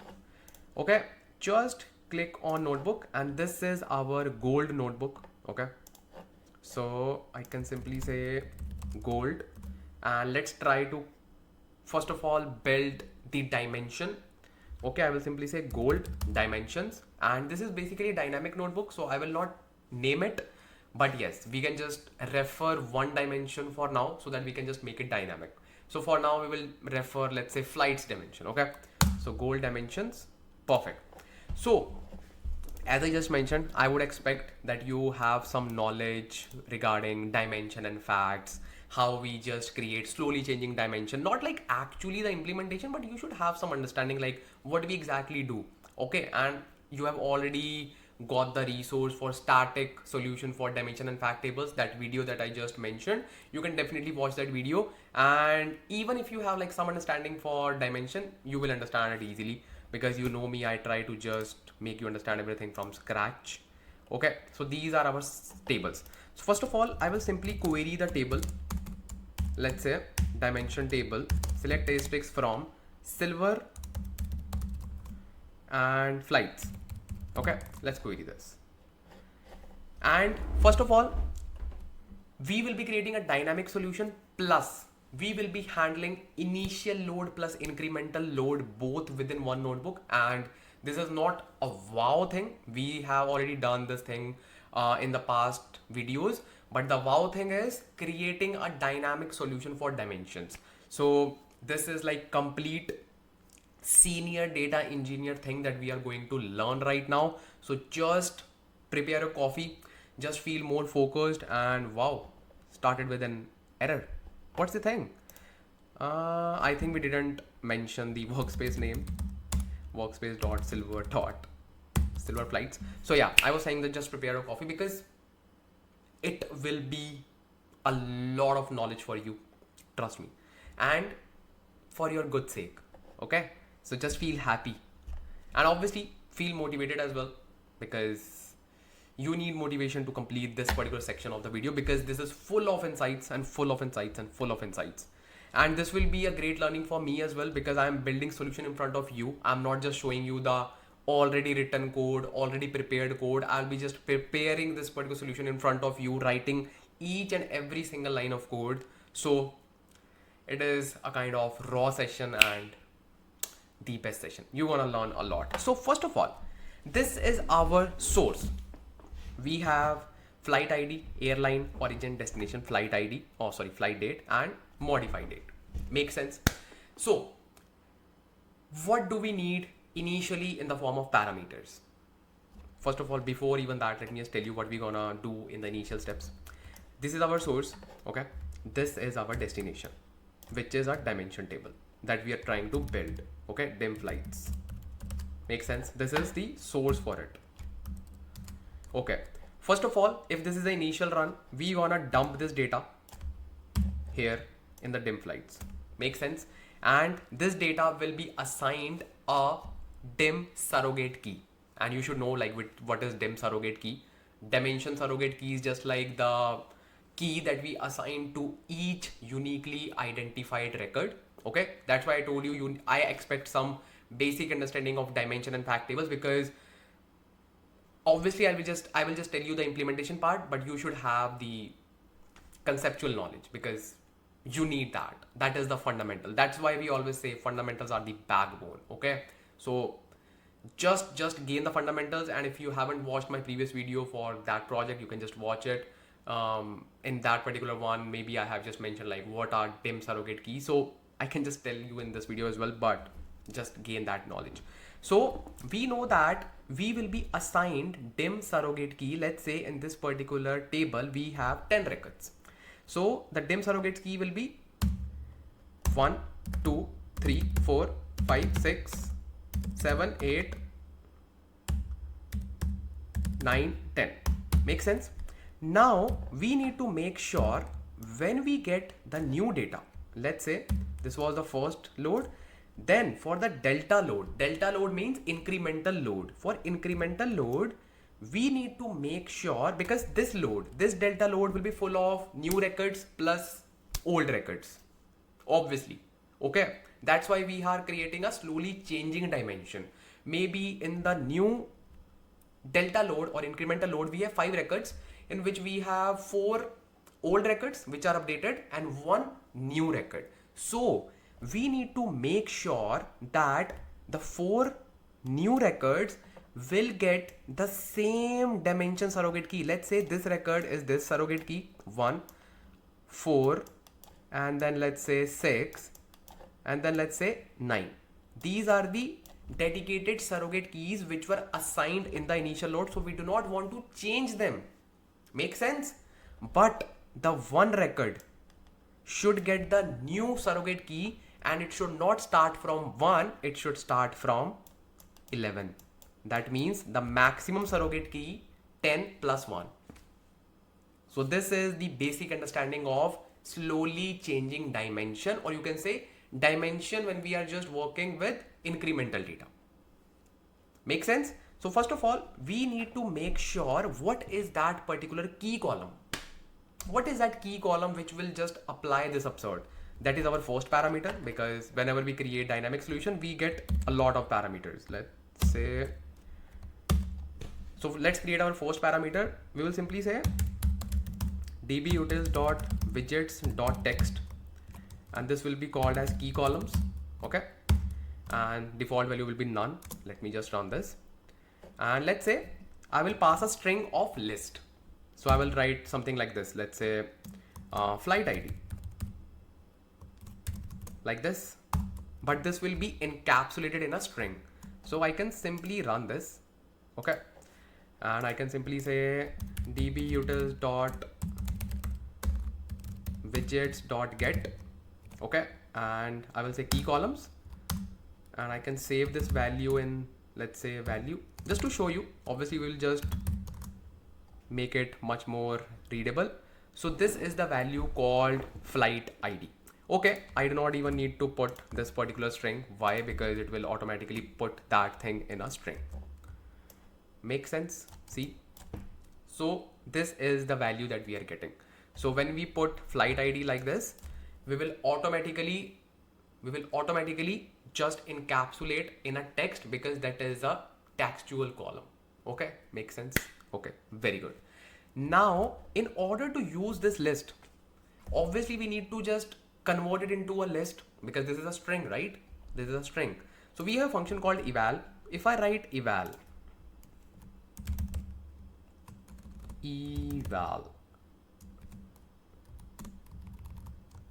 okay, if I run this, I will get the normal list. So that's how we work with parameters. If we have parameters in the form of list, we use eval, which is a kind of evaluate function which evaluates a string into a list. Okay, some basic stuff, yes, but these are important.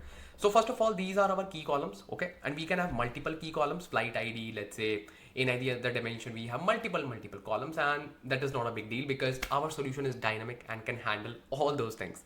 Okay, senior data engineer things, right? Okay, so this is the first thing that we are creating. So let's make it a little, you can say, formatted. I will say not code, basically the text. I will say parameters. Okay, parameters, and let's actually get all these parameters like this. First of all, I need dbutils widgets.get, which is key columns. That is fine. And then let's say for now I just want this, and we will just keep on adding more and more stuff. Let's add the other one, dbutils, and let me just add a comment as well, just for you, so that you can understand. This is key columns. Okay, then this is the CDC column. So what is CDC column? So obviously we gonna process our data incrementally, right? We gonna just process our data on an incremental basis. We do not want to process the whole source table again and again. So this is like a kind of add-on in our particular solution, because in the previous projects we were just processing the whole dimensions again and again. So we gonna just load our data incrementally. We will simply say, hey, what is the CDC column? What will decide that we want data after this particular date? So CDC column in this particular scenario is modified date. Make sense? So we will simply say modified date. Okay, so dbutils.widgets.text, CDC column is this, and let's run this. We will get second box here, and we can fill anything. That's up to us. What's the third thing? Okay, this is very important. This is backdated refresh. So if we want to backfill our dimension, okay, so in that particular scenario, this will be a particular special request from the business. We will simply say dbutils.backdate refresh is this one. So if we get any particular date within this particular, you can say, parameter or variable, we will be running our query based on that particular date. Does that make any sense? So wait, see, this is a CDC column. Okay, we will use CDC column as it is. Okay, as it is. Make sense? As it is.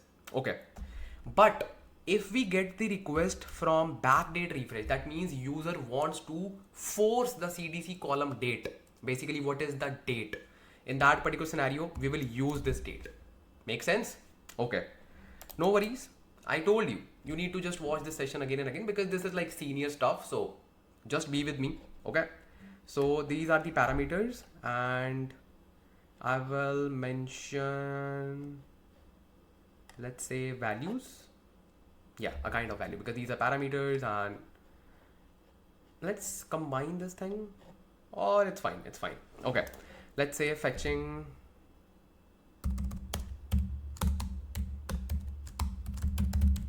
parameters, and we're gonna do a lot of, you can say, list comprehension and all, a lot of stuff. So just be with me, you will enjoy. Fetching parameters makes sense, and I would say fetching parameters and creating variables, because we will be creating variables based on the parameters. Creating variables, we will be creating dynamic join conditions and so many things. So first of all, this is our key columns, so I will simply say key columns list. Okay, and I will simply say eval here. Perfect. I will simply convert this into the list, and I will simply can check key columns list if I get the right response. Okay, perfect. So this is fine. I can just add a comment. Key columns list. Okay, perfect. Then I will simply say CDC column. CDC column, we already know what is that CDC column. So CDC column will be dbutils.get and blah blah blah. And in this, we do not have a list, we just have the column, and CDC column is just like one column. Okay, we can have multiple columns, but usually in the real world we just use one column, so that is fine. Then we have backdate refresh. Okay, backdated refresh is this one, backdated refresh, which is this one. Okay, so in this one we will get the date, we will get a date. So what we can do, we can simply fetch the length of that date. We will just see. So for now we are just working with these three variables. Okay, we got one error. Very good. Backdated refresh, maybe we didn't run this. Yes, now it is fine. Perfect. Let me just remove this as well. Okay, perfect. So let's try to implement the code. These are the parameters, these are the variables. Let's say okay, perfect. Let's say source query, data ingestion, basically data ingestion, incremental data ingestion, I would say incremental data ingestion. Okay, now is the game started. So what we need to do, we need to simply say df equals, or even before df, let me just show you. We need to say select asterisk from, now comes the more thing. So we will simply ask more details from the user. We will simply say, hey, what is the source folder, or let's say source object. I will say dbutils.source object. That's it. And along with the source object, we need source schema as well. Okay, from the user, because we're gonna create everything dynamic. Source schema is this one. Make sense? Perfect. Let's perform those things. Source object, very good. And give me some suggestions, bro. Source schema, perfect. That's what I like about Databricks. What's the thing? String, source schema, syntax error, invalid syntax. What? Source schema, invalid syntax. Where?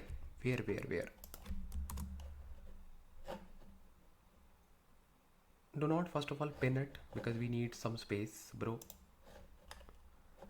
So this ran fine, right? dbutils.widgets.get. Okay, and source schema equals dbutils.widgets.get source schema. This is fine. String, file string. I think something is wrong here. Not here. Oh, makes sense. So this is source object. Oh no, source object, source schema. This is fine. Click on diagnose error because I didn't see anything. Likely due to the use of eval on the key columns list. So what? We can use eval.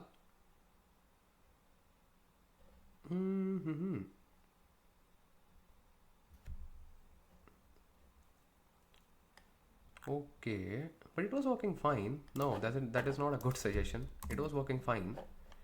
Let me comment it out, the new thing that we just added, because it was working fine. No? Okay.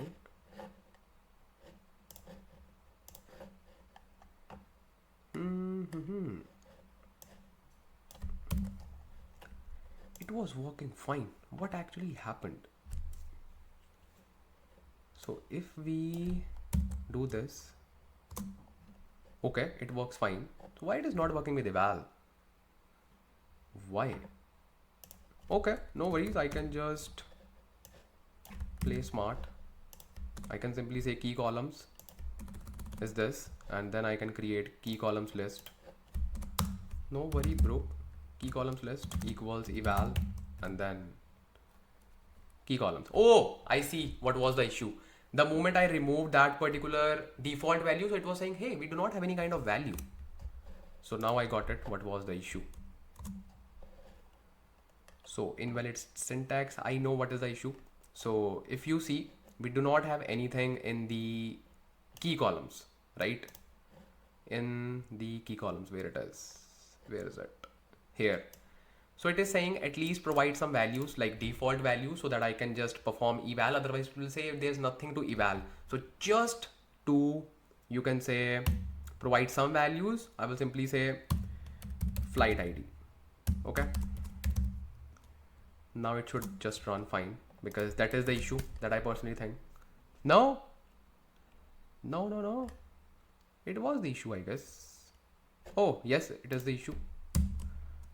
So yeah, this was the issue. I was very much confident. So the thing is, we have to just pass on the default value, and when we just pass the default value, it was working fine, as you can see. And I was just testing some things. If I just write here key columns list, it should work fine. See, so what I decided, just to get rid of these widgets, because I can just build my solution without these widgets. Actually, widgets are really helpful when you just want to build this solution for, let's say, using pipelines, but we are not going to use the pipeline. So Ansh, Lamba, how you will be just running your notebook for all the dimensions? We are not going to use loop in this particular case. So my use case is using multi-threading, because I want you to understand what is multi-threading and how we can just use this powerful feature. So if we are using multi-threading, we do not actually need to use the Databricks loop. We will be using our own multi-threading. And what is multi-threading, how to use it, everything will be discussed. So I have decided to get rid of these parameters. I actually do not need these. That's the best thing. And let's confirm, and perfect. Now what we need to do, we can simply create our values like this. So let's say key columns list, or let's say just key columns. Okay, I can simply say key columns, and key columns is like, let's say anything. It is flight ID, makes sense, and key columns list will be this one, makes sense. CDC column, for now we have modified date. Okay, modified date. If you want to use more CDC column, you can create a list, but I think one column is fine. Backdated refresh, for now we do not have anything. Okay, but if we have, if we will be having in future, we'll be simply add a date. Okay, source object will be, in this case, you can say flights, silver flights. Silver flights, makes sense. This is the default parameters that we are using, because it will be dynamic, it will be pure dynamic, because these things will be overwritten when we will just use multi-threading, and all these things will actually be encapsulated within a function where we'll be just assigning these values. Okay, then source schema is this one, let's say silver, and it will be much easier for you to understand the design as well. Otherwise you will be thinking, hey, what is going on? So we can now run this just to make sure everything is fine. See, it is working fine. Okay, perfect. So let's start with our solution. Select asterisk from. So we want to make sure that we will read all the data from this schema and from this object. Make sense? So how we can just do that? We can simply use select asterisk from, and we will be using spark.sql. Why? Because we need to use variables, parameters, right? Dynamic solution. So we'll simply say f-string, because we need f-string. We will say select asterisk from, here comes the source object, source schema dot source object. Now we need to also say where CDC column greater than, not backdated refresh, but greater than something called as last load date. So let's create our last load date. And how we can just create the last load date, I will just show you. Let's create another markdown, because see, we want to read all the data, right? We want to read all the data, but in order to read all the data, we want to make sure that we are reading the data after a specific date. Make sense? So now we will simply create, let's increase the heading, incremental data ingestion. And this will become, by the way, this whole notebook, this whole, you can say, comments will be removed because we'll be using multi-threading. So actually I will create two versions of this notebook. One is like this one, so that you can just refer. Second is for multi-threading that you can just use within the function. Within the function, these headings are not possible because that will be just one cell, one big cell, that's it. Okay, and this notebook you can just refer it for notes. Okay, so we will simply say if condition, and before that let's create a markdown.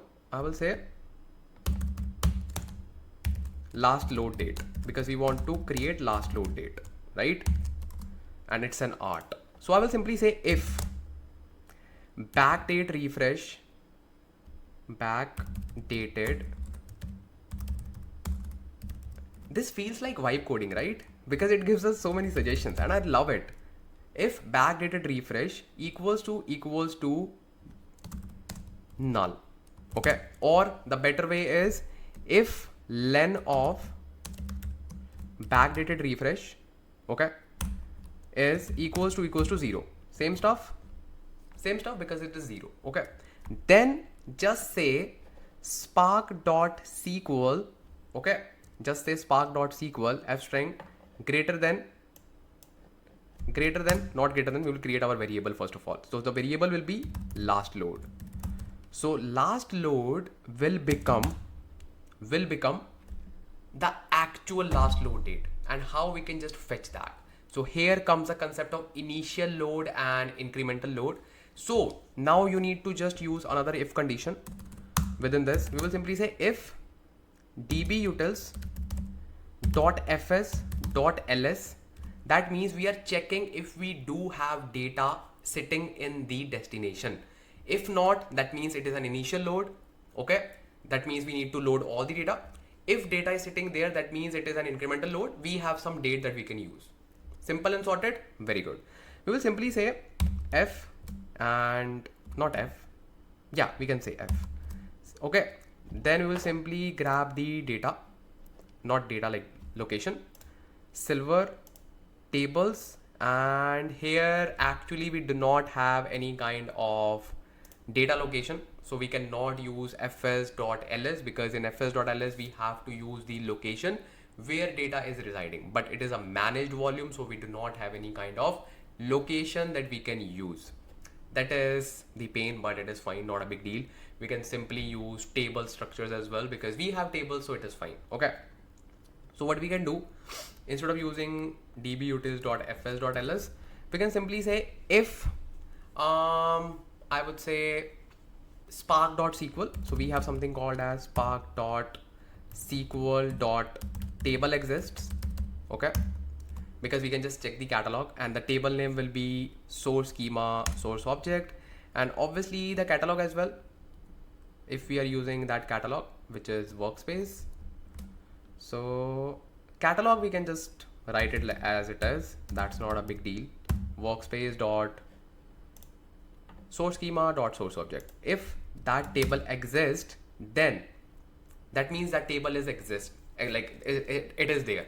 That table is there, right? That means table is there. Like here we should not see source schema and source object. That should be a target schema and target object.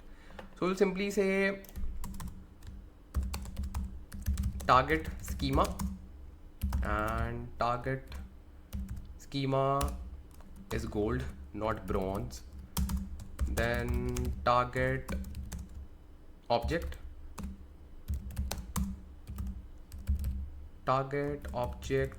equals to flights. That is fine. Okay, so that means if we do have data in this particular catalog, that means target object schema and then target object. That means if table is there, then what we need to do, we need to simply say, hey, you have the data sitting in the destination, we want your last load date. Make sense? So here we will simply say last load will become spark.sql. Okay, perfect. This is the thing that we need to catch. See, last load will become maximum of CDC column that we have. It is, you can say, modified date. Okay, from workspace dot target schema, target object, and then what we are doing it here. What is this dot collect? So basically dot collect method is the method in which we simply convert that data into a list. Okay, and within that list we are simply grabbing 0th element and 0th, you can say, object. Okay, that is your maximum value. Okay, makes sense. And why we are seeing an error here? So select asterisk from this. I think it is fine. So I can simply run this. Function object has no attribute called table exist. Yeah, I think there's something else. It is called spark.catalog.table exist, if I'm not wrong. Spark.sql. Yeah, spark.catalog. Yeah, not SQL. Spark.catalog. Because I used this function a long time back because I love using DBFS and using your data lake location. But yeah, this is also good. Spark.catalog.table exists. So you can simply use this one and it is working fine, I guess. Or select maximum CDC from workspace dot target schema. Why it is red? Dot target object dot this. Just to confirm it is working fine, let me simply say source schema because we already have that particular thing. Because I want to make sure like this red is like temporary stuff, and we can simply say if backdate refresh is greater than 1, and we can simply say not. Okay, let's see what do we get. Just to show you what's the, you can say, outcome of this, you can simply say last load and you will see the value. See, datetime dot datetime. Obviously it is in that particular format, but it works. You can just use this particular value if you want to just perform anything, because that is a kind of, you can say, value that you can perform to filter or prune your data. Make sense? Okay, so I just wanted to show you that's how it works, and this was the false error. See, it is still there, but our data is working fine. So let's remove this not function. That was just a quick check. Perfect. And we can simply say target schema and target object. So that is fine. And I'm really happy that we have last load date. But if table doesn't exist, what should be the case? Just tell me. The case should be last load is simple like this. Last load should be like this, 1900, and very far date, you can say, just go back in the history so that you can just fetch all the data. Are you just getting the point? You just need to get the last load date so that you can just perform your greater than filter. So if this is the table that is not there, that means you need to bring all the data, which is a kind of initial load, right? So in the initial load, you want to get all the data after this date, that is all the data. Okay, so that is all for if we have that particular length of backdated refresh equals to 0. But by any chance, if user wants to apply backdated refresh, we will simply say else last load will become backdated refresh. That's it. This is the code that we are going to run. Perfect. So we have last load date. Okay, and we can even see it, what's the last load date. And currently we have last load date like this. Why? Because we do not have table here. So we will simply say select asterisk from source schema, source object where CDC column greater than last load. Make sense? Last load. Make sense? Let me just show you what will be the outcome of this. Let me just say display. Oops, display. You will see all the data. Now, syntax error at or near 00. Okay, makes sense. We didn't use this thing and it is required, I guess. I think so. Because whenever we just perform date, we need to put them in single quotes or double quotes. So see, we got 110 rows, like all the rows. Perfect. Wow. We are able to load all the data dynamically and based on the CDC column. Let's say we have this table written in the destination that what will be the last load date, the maximum of this one. That's how you perform incremental loading dynamically. Okay, so what this part is done, we have successfully created I can just put this code here just to test the last load. It is really useful to debug the things. Perfect. So this is done and I can add comments for you guys quickly. That means no backdated refresh. Okay, then we have this thing, if table exists in the destination. I may not upload this particular notebook because this is full of, you can say, dedication and you can say lots of whatever you can say, like that positive word. If I would just upload this notebook, I am so sure you will not write the code, you will just do the copy paste thing. I want you to just learn, and if you want to learn, you have to write each and every single code on your own. I am writing this whole code for you, so I expect from my data frame, from my loyal data frame, they will write the code on their own. I will just upload all the other notebooks, but this, no. Okay, just write the code on your own. This is really important. Because once you write the code, only then you can understand. Okay, because this channel is for learners. This channel is for those who want to achieve something, right? So perfect. Last load date, and if table exists in the destination. So yeah, so just a tip, if you want to just change this code, if you are using paid Databricks workspace, if you have access to that data lake, you can easily change this code to, let's say, dbutils dot I would say fs.ls, and you can just check the data lake location. If the data is there, you can just simply change it.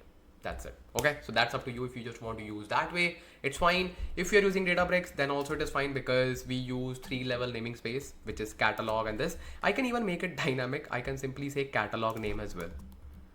That will be more dynamic. So this is like pure Databricks solution. So catalog is workspace. Okay, perfect.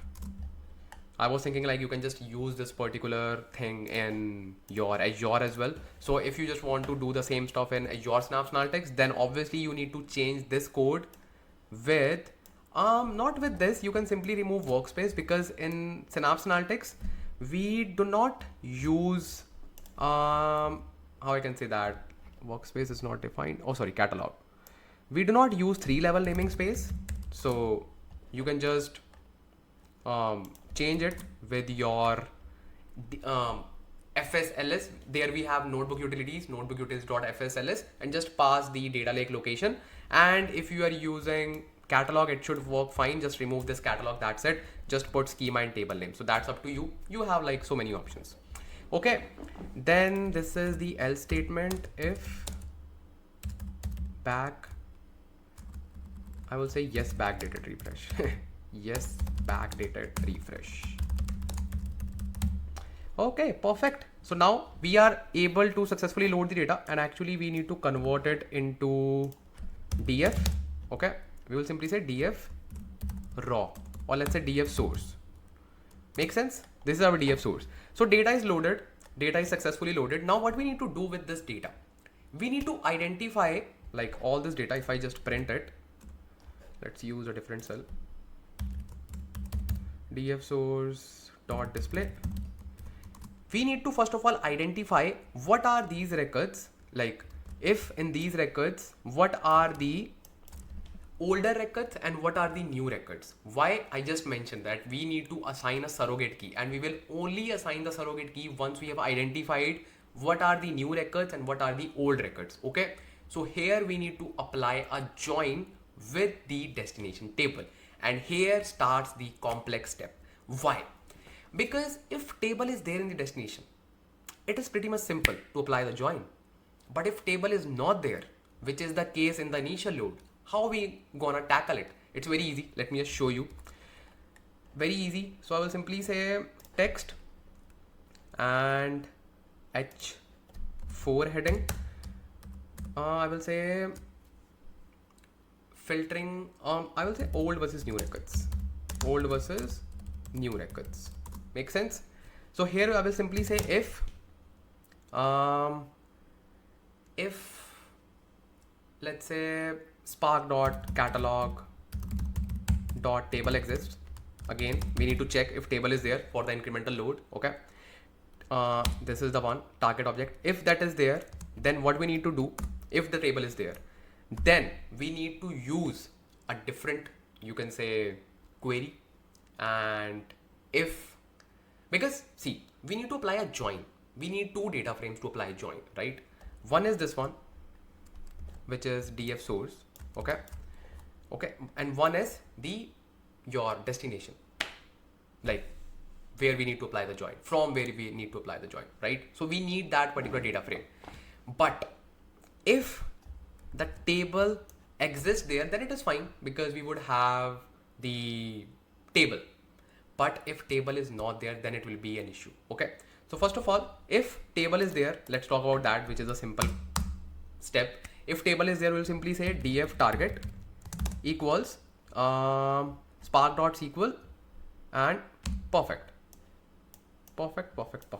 So it is saying if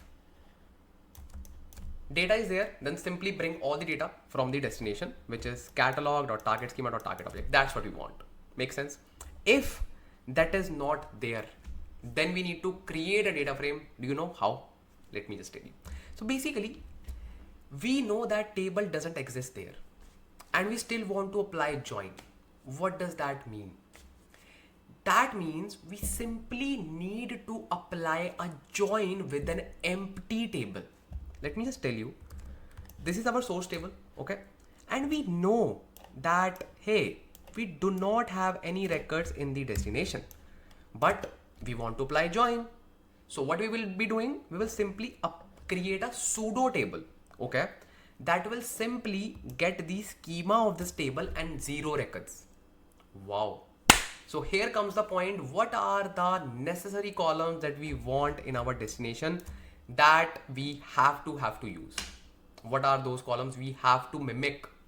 We have to mimic that. Why? Because it is really important to apply the join, because join will be applied on the join condition, like joining column, plus we need to grab some columns to identify, hey, what are those things? Because let's say you have data. Let's say you have some data here. So if data is there, you need to grab, first of all, DSS update date and DSS create date. What are these two columns? So whenever we just create dimensions, we simply create DSS create date, DSS updated, or you can say create date or updated. Do not use DSS, that is just for, like, you can say prefix that we use.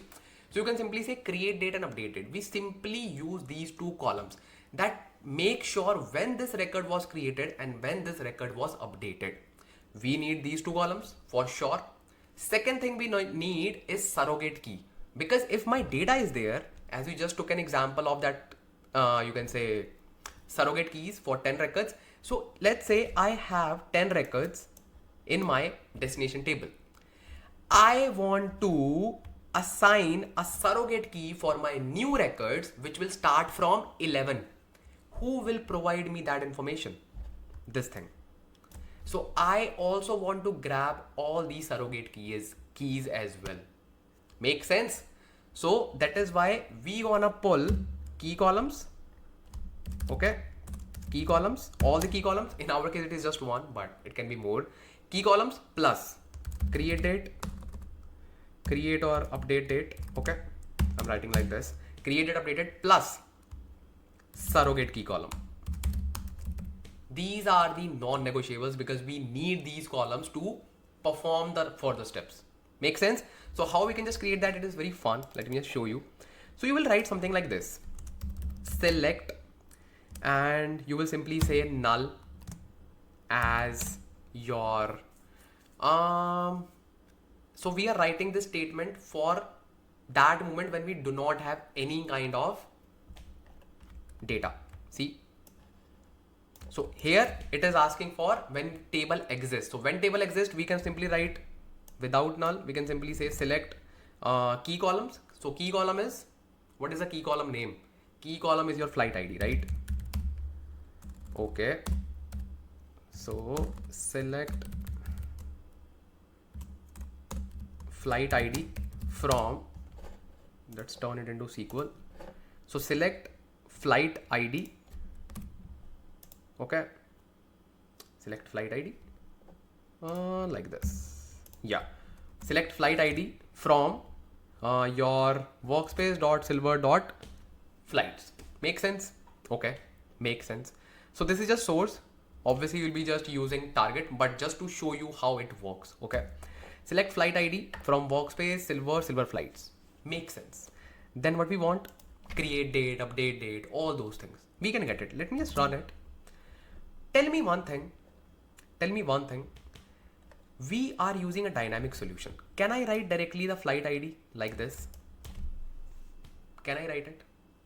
The answer is no. No, I cannot write it like this. So what is the way to write dynamically? Let's say we have multiple key columns, flight ID, and let's say flight name as well. Let's say we do not know. In our case, we do not have.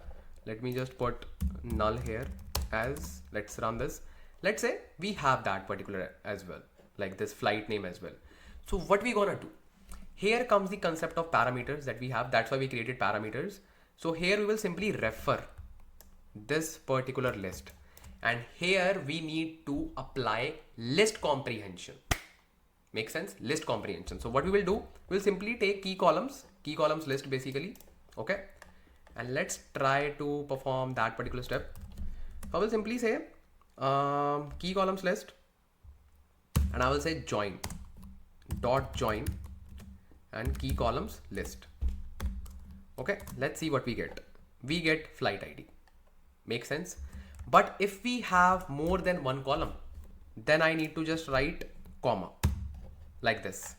So let's test it. Let's say if I have more columns like this, flight ID and flight name. Let's do this. Okay. So this is the dynamic solution. See, that's how we get it. Wow. So this is the thing that we need to use it here in order to grab this statement dynamically. Make sense? Make sense? Make sense? Okay, good. So we'll simply say spark.sql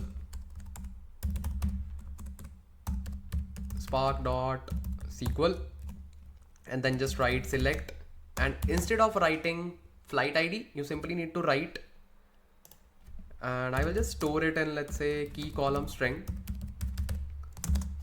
Okay, just to make sure, key column string. You can simply write key column string. Make sense? And then we will add more and more column. Now what? First of all, let's save it because it is really important. I will just save it here. Okay, this is key column string. Then we need to say update date and create date. That will be same, so we will not be writing it because we know that that is the same thing. Then surrogate key. We will simply create one parameter for surrogate key as well.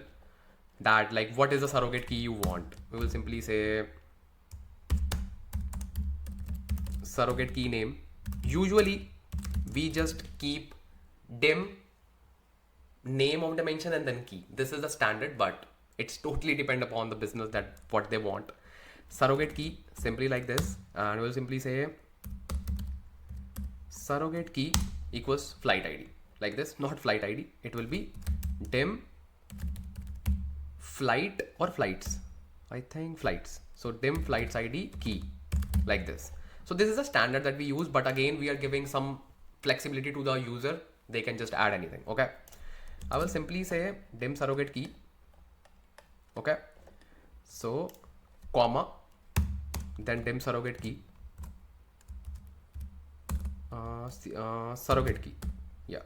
Surrogate key. Perfect. Then we need to write DSS update. You can say create date or update it. So this is fine because we know that this will be the same in all the dimensions, because this is just the column that we just create for our tracking. Create date and update date from, and this will be now catalog.target schema and target object. Very good. So this is the thing that we need to pull. Make sense?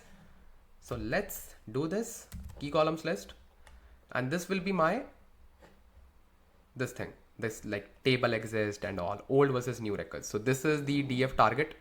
Makes sense? So this is my target. Okay. And in this target, we do not need to use this one because this is just bringing all the records, and we do not want to bring all the records. We simply need to bring this thing, which is spark.sql, then all this data, which is like coming from here. Now, good thing is we will just define key column string here like this. Key columns string. Perfect. Make sense? So this is when we have table. But what if we do not have the table? Then also it will be same, but with little change. As we know that we will not be having any key column. We will not be having any key column. Bro, we do not have any table. So we have to create a pseudo table. So in order to create a pseudo table, it will be something different. So this will be just the part of key column string. Okay. Make sense? Then we need to create a pseudo column. How we will be creating pseudo column? So I want to create a column in which I just need columns. I want key column. Okay. If I just say key column string, I see something like this, flight ID and flight name and all. But this is not actually that what I want. What? Why don't you want this? Because I cannot run this. I want something like this, because if my table is not there, I cannot run this statement, select this statement like this. Let's say this one. I cannot run the statement. Obviously we do not have target object, but let's change this code with, you can say, source, just to make sure like you are seeing the results. Okay. Source schema and source object. Make sense? Okay. So if you just run this, obviously it will fail. Perhaps you forgot a comma. Oops. F string. And obviously it will fail. Why? Because we do not have surrogate key. So for now, let's remove this surrogate key. Let's just talk about the key column, because that is the main thing. And we added double quotes. Now we removed all the quotes. Perfect. A video function with flight name cannot be resolved. Oh yeah, because we just added flight name just to test it, but we do not actually have flight name. So that is fine. That is fine. Okay. So this will give me the results. Bro, what do you want? Flight name cannot be resolved. Okay. Because we didn't run that part, which is this one. Okay. This should run fine now. Okay, perfect. So this is the data frame that is running fine without any issue. Okay, makes sense. But if my table is not there, I don't even have this key column. So then I have to write something like this. Select null as key column name, and key column is flight ID. So I have to now prepare something like this. And along with this, I have to use your surrogate key column and create date column. Okay, rest of the things are fine because we just have one surrogate key column, CDC column like this. Like we have, let's say, as surrogate key column. What is the name of it? Surrogate key. Okay, and surrogate key is dim surrogate key. Like you can say dim. Okay, dim flights key.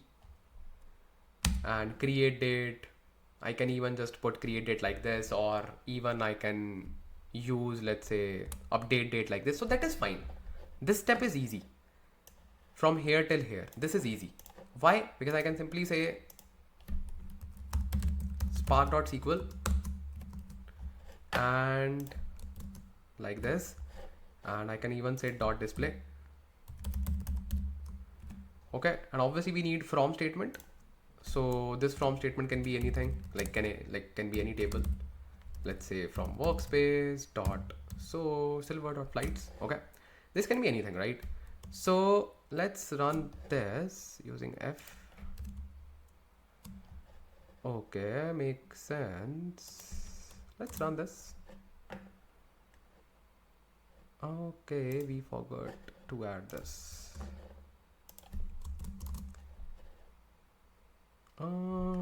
What's wrong? It is saying verify the spelling.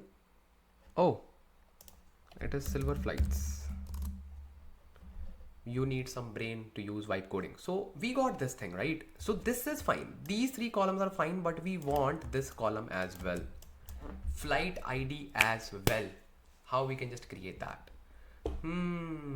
That is important. That is important. We need that. And even if you do not want to see these records, you can simply write this as well. Like from this table where 1 equals 0. So you will just see the schema. That's what you want. See, just this schema. But how to create this particular column, flight ID, because we can have multiple columns. So we need to create another list comprehension in which we will simply create a list like this. Let me just show you. It will be a quick play for you. So what we can do, we know that we have key columns list. Okay, let's see what do we have within this list. We have only flight ID. Let's add one more stuff for now, just to make you understand. Let's say only flight, or let's say flight name. We will just remove it, don't worry. Flight ID, flight name. Perfect. Okay, perfect. So we have this list. Now what we will do, we will simply say, what was the name? Key column string, key columns string, and let's name it as init, and this will be incremental. Okay, incremental. Makes sense. That's a good name. Incremental, or let's say like this. Key column string incremental when we have that particular thing. And if we do not have, then obviously we know that it will be initial. So initial will be like this: for I in key columns list. Okay, so this will be my list. I want to comprehend it using f string. What I will do, I will simply create this thing. And what I actually want to do, I want to say null like this. Like this as I is what? String name. Oh, okay. I is what? String name. But when I will be just, let me show you what will happen if I say I. Okay, let's see what we get. Let's see what we get. Let's print key columns string init. Key columns string init.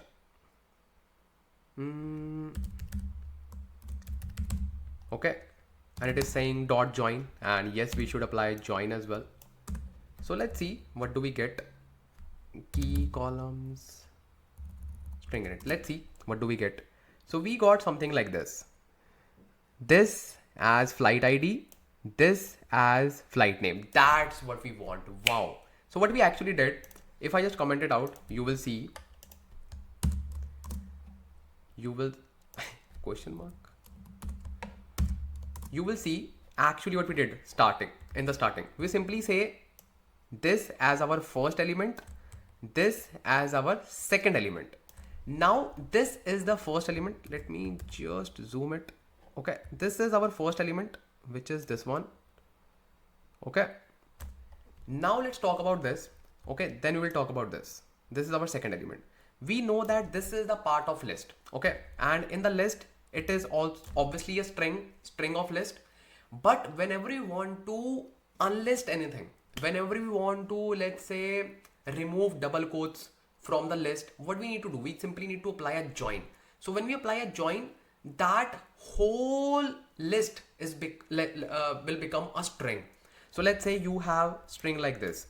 When you have AA, okay, then you have BB, then you have CC. If you want to just unlist this, so what you will say, you will simply say, hey, I want to apply join between these items AA, BB, CC. But when I will be just applying a join, that means that will not be acting as a different element within the list. That will become only one element. So it will behave like this: AA, BB, CC. That will become my join statement. But I want to just separate it using comma. I will simply say comma space dot join. That means join these elements, but add a comma between them, add a comma between them and add a space as well. That's what we are doing it here. We are simply saying, hey, add a comma and then add a space, then join. And do not worry about these double quotes because these will be automatically removed. Why? Because now these are not independent elements. These are like the part of string now. Okay. So very good. And we can even perform this thing. Yeah, that is fine. So we can simply now say that our data is fine. We just need to use this key columns init string. Okay, let me just say Control X and let me just paste it here. Perfect. So I will be creating my list like this, like string. Okay, and I will say key columns string. See, so much of effort and so much of, you can say, hard work is required to build the solution in the real world. You can actually see the difference between a real world project and just a baby project. Can you see that? I haven't eaten anything since the morning. I'm just trying to tell you everything from scratch. Key column string for initial, or for incremental and for initial. Make sense? Very good. Very, very, very good. So that is fine. Now we can simply say, hey, just perform df.target, and here you need to use something called as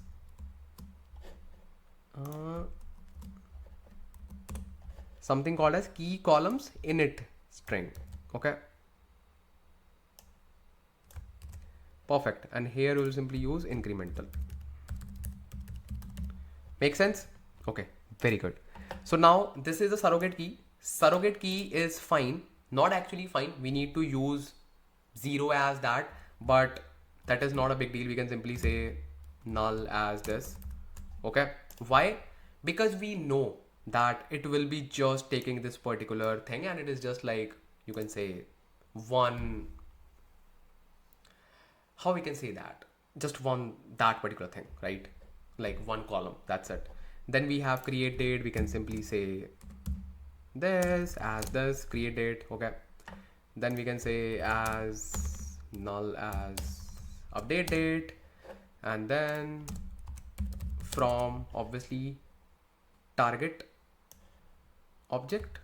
Okay, from target object, like catalog dot schema dot target object. Okay, now here's the thing. Should we use target object, or you can say not from, we have already used from. Should we use, you can say target object, or you can say target schema here? Should we use it? What do you think? Should we use it? I don't think so, because this will not work even if we do not have any kind of target table object, because you need an object to query it, right? So you can simply say this where 1 equals to 0 and it should work fine. It should work fine, not sure like if it will work fine. Okay, if not we'll just find something else, because see, if my data is there then it is fine. If my data is not there, it's fine, we have created this columns, but we want an object to query it, right? We want an object to query it on something. So instead of writing from here, I will first try it without anything. Let's say where 1 equals to 0. Let's see if it works. Okay, and let's see. Detected a line. So unterminated string. Okay, that is something else. Okay, perhaps you forgot a comma. Which comma, bro? Oh, here as well. Okay, let's add f, this thing. Okay, and create date, update date. So that is fine because that data is not there. Okay, that ran fine. Okay, let's see df target. What do we have? Dot display. Makes sense, makes sense, makes sense. Okay, perfect. Oh wow, we got it. So actually we do not need to use any kind of, you can say, table here, because we actually do not have any table. So why do we need to use target? Because it is not there, right? We simply need to use only schema, and we can see the schema here. Flight ID, flight name, dim flights key. Wow man, this is so nice. Now we are good to apply the join with our df source, and that's it. And what will be the joining condition and all? We will be just creating join condition and all, everything, because we need to apply join dynamically, because every join will be different. Obviously it will be based on key column, but we need to just create that particular join condition. Okay, and I'll be just preferring SQL for that. It is easy to debug and easy to manage as well. So let's do it, and I hope you are learning a lot so far. Okay, and trust me, you are almost 50% done, because these are the things. Once you apply joins, yes, we will be just covering so much other stuff as well. And yes, yes. So I hope you are learning a lot. Okay, so let's continue. So let's continue with our code. And there was just a quick fix. Remember, we just added a pseudo column called flight name. So I just refreshed it and it is fine. So now this is our target, you can say df target dot display. Okay, so this is our df target with which we need to just apply the join, so that we can identify which are the new records and which are the old records. So what we're gonna do, we're gonna simply apply a join. And how we're gonna apply join? We will simply say df. First of all, we will convert our source and target df into source and target. Make sense? Okay, because we need to just convert our normal key column into a join condition as well, and we will see how we can just do that. We'll simply convert it into a temporary view, df dot create or replace, df dot create or replace temp view. It will be called source. Okay, then same thing, df dot create or replace temp view target. Make sense? So these are our two views with which we want to apply the join, right? So what we want to do now, we want all the columns from the source. If you remember, this is our source. So we want all the columns: flight ID, airline, origin, destination, flight date, modified date. But with this, we want some more columns as well from the target table, so that we can identify which are the new records and which are the old records. So basically we need surrogate key column, because we would need that. We would need create date column, and we would need update date column. Make sense? Because obviously these columns, we need to use it, right? So we'll simply say, obviously dynamic query. So it will be like spark.sql. Okay. Then we can say, let me just add 3 quotes. So we'll simply say select source.asterisk, because we want everything. Then we want, oops. Then we want target dot key column. Target dot, not key column, basically target dot dim key column. Okay. So I have the variable. I need to check what is the name of that particular variable. It is called surrogate key, right? Surrogate key. So we want this column, obviously. So we will simply say target dot dim surrogate key column, or you can say surrogate key. Make sense? Very good. Along with that, we need target dot create date and target dot update date from source left join target. Make sense? And now is the thing. Now we need to apply join on a condition, and condition should be dynamic based on the key column. So here we need to just create another list comprehension so that we can dynamically create the join condition. So we know that our key columns looks like this. Key columns look like this. So where's the key columns? So this is the key columns. Okay, and key columns list is the main thing that we have in the form of list. So let's use this key columns list, and we'll simply say, first of all, show us what do we have in key columns list. Okay, we have flight ID, but how we want to transform it? We need to say list, obviously, for I in key columns list. Okay, now what we need to return in this list comprehension, we will say f string. Obviously, within that we will say source dot I. Make sense? Source dot I means source dot flight ID, because I is the iterated value, right? And we need to say equals to target dot I. Make sense? Then not only this, because this will simply add this particular statement in this particular list. So let's say we have multiple key columns, right? In that particular scenario, we need to add and as well. Make sense? And as well, right? But we will not add it here because it will simply publish this thing. Let me show you how, like, what it will give us. So this will be our value, right? So if we have multiple values that we already know, let me just override the list here instead of changing it in the top, because it creates confusion. So let's say we have flight ID like this, flight ID and flight name. Okay, so what it will return in this case, it will return something like this: source dot flight ID equals this, source dot flight name equals to target name. That's what you want. But if I say and, right, and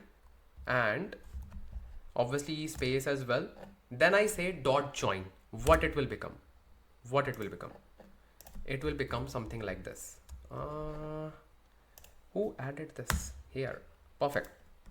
So if I say this, it will become this condition, and that's what I want. Source dot ID. So basically what I did, let me just remove it if you didn't understand. So let me just paste it in the above cell. So before that we had something like this. Now we want to combine these independent elements. Okay, these are independent elements, and you want to convert this into one element only. So what we did, we simply removed this comma and these single quotes because we want to create one single string. So we added, hey, just combine these elements and just add and between them, and obviously with space so that they can be easily differentiated. So this is our join condition. So I will simply name it as join condition. Okay, makes sense? Very good. So now obviously we just tested it so we can remove it because otherwise it will create a conflict. Perfect. And I will simply add it's fine, we can simply add a comment here, or we can add a watermark. I like adding watermarks because I will simply say join condition. Okay, this is our join condition and this is the heading. Okay, makes sense. Join condition. So this is my join condition. Okay, perfect. And that's what I want to use. So I will simply say, hey, this is my join condition. So once we have the join condition ready, I will simply say bro on join condition. That's it. Make sense? Very good. So this will simply apply the join on the join condition, and we can just call it as df join. Okay, makes sense. And here's the thing, this is df source and this is df target. Makes sense. Okay, This is source, this is target, select source, from source. Okay, makes sense. From source, from target, yeah, makes sense. So this is the query that we are just trying to read. Okay, so we will get source dot asterisk all the columns, then surrogate key, then create date, and then update date and everything. Then we will just classify based on this join condition. Let me just run it and let me just show you the results. What we get. Obviously error. Wow, what's the error? Okay. Oh, we didn't add f string. We didn't add f. Okay, perfect. Let me just display the data. df join dot display. So this should give us all the things. Perfect. That's what I want. That's what I was expecting. Why? Because this is our initial load, and in the case of initial load, all the existing dim keys are null because there is no dimension key in the table, right? That's what we want. So now if we have null in the dimension keys, that means those records are new. If we have some values in the dimension keys, that means those records are existing records. That means they need to be updated. That's how you just make a difference between new records and existing records. Simple logic. Very good. So let's create old versus new records. We will simply say df old equals df join dot filter. See, this is so smart. This is so smart. This is so smart, but we will not apply a filter like this. I do not want to use these boxes. I hate it. I like to use something like this. Let's say column, and then column will be our surrogate key, right? So basically surrogate key column. Surrogate key column is this one. So obviously we need to just make this dynamic as well. So yes, we are just working with dynamic solutions. So we cannot simply say, hey, dim flights key equals to null. We need to say surrogate key. So here we can simply say f string and it will be surrogate key dot is not null. That makes sense. That makes sense. Okay. So if bro, do not give us too much suggestions. Wait, hold on. Let me just read my code that I have just written. So df old means if we have surrogate key is not null. That means if we have some values in that column, and new will be if we have nulls. Make sense? Very good. Let me just add some comments. So df old records. Very good. And this is new records.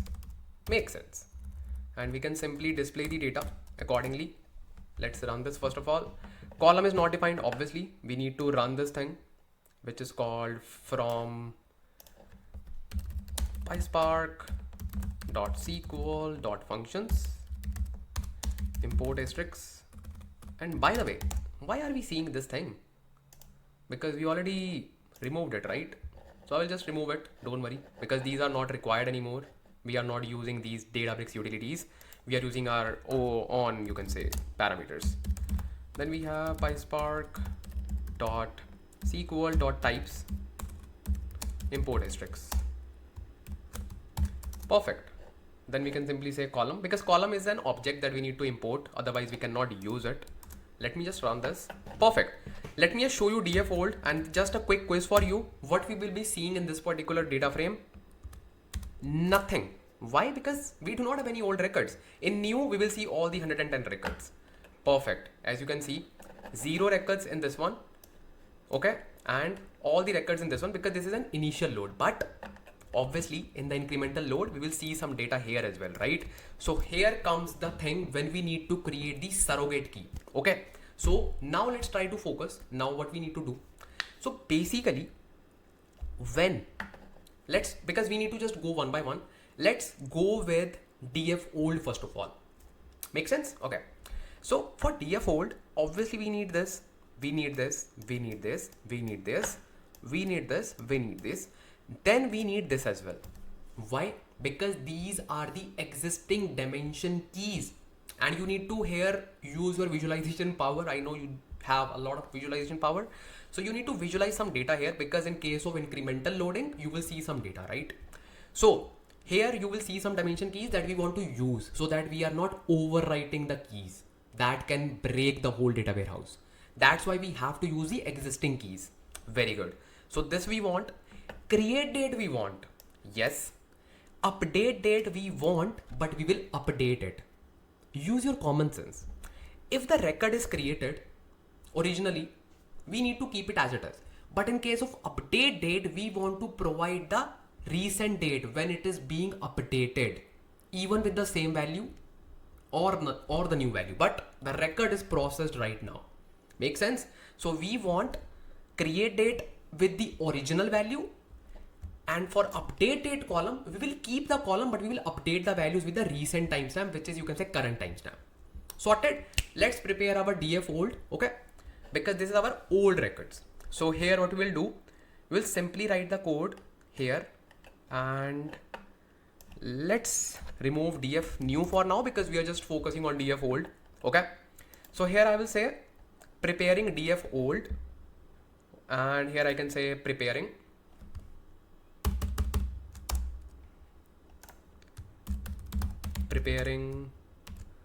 df old, okay?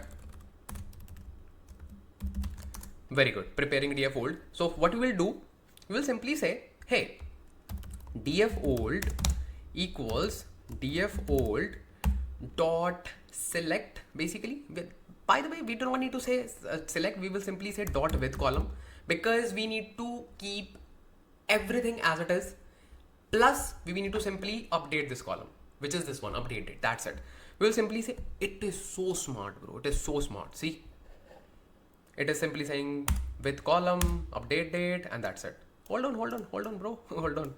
Too much vibe coding. So here, what is lit? Actually, I think we do not need lit. The reason is lit is used for constant, but here we are not actually using a kind of constant, because it will simply pass the value, which is current timestamp. So I think, do we need it or we don't need it?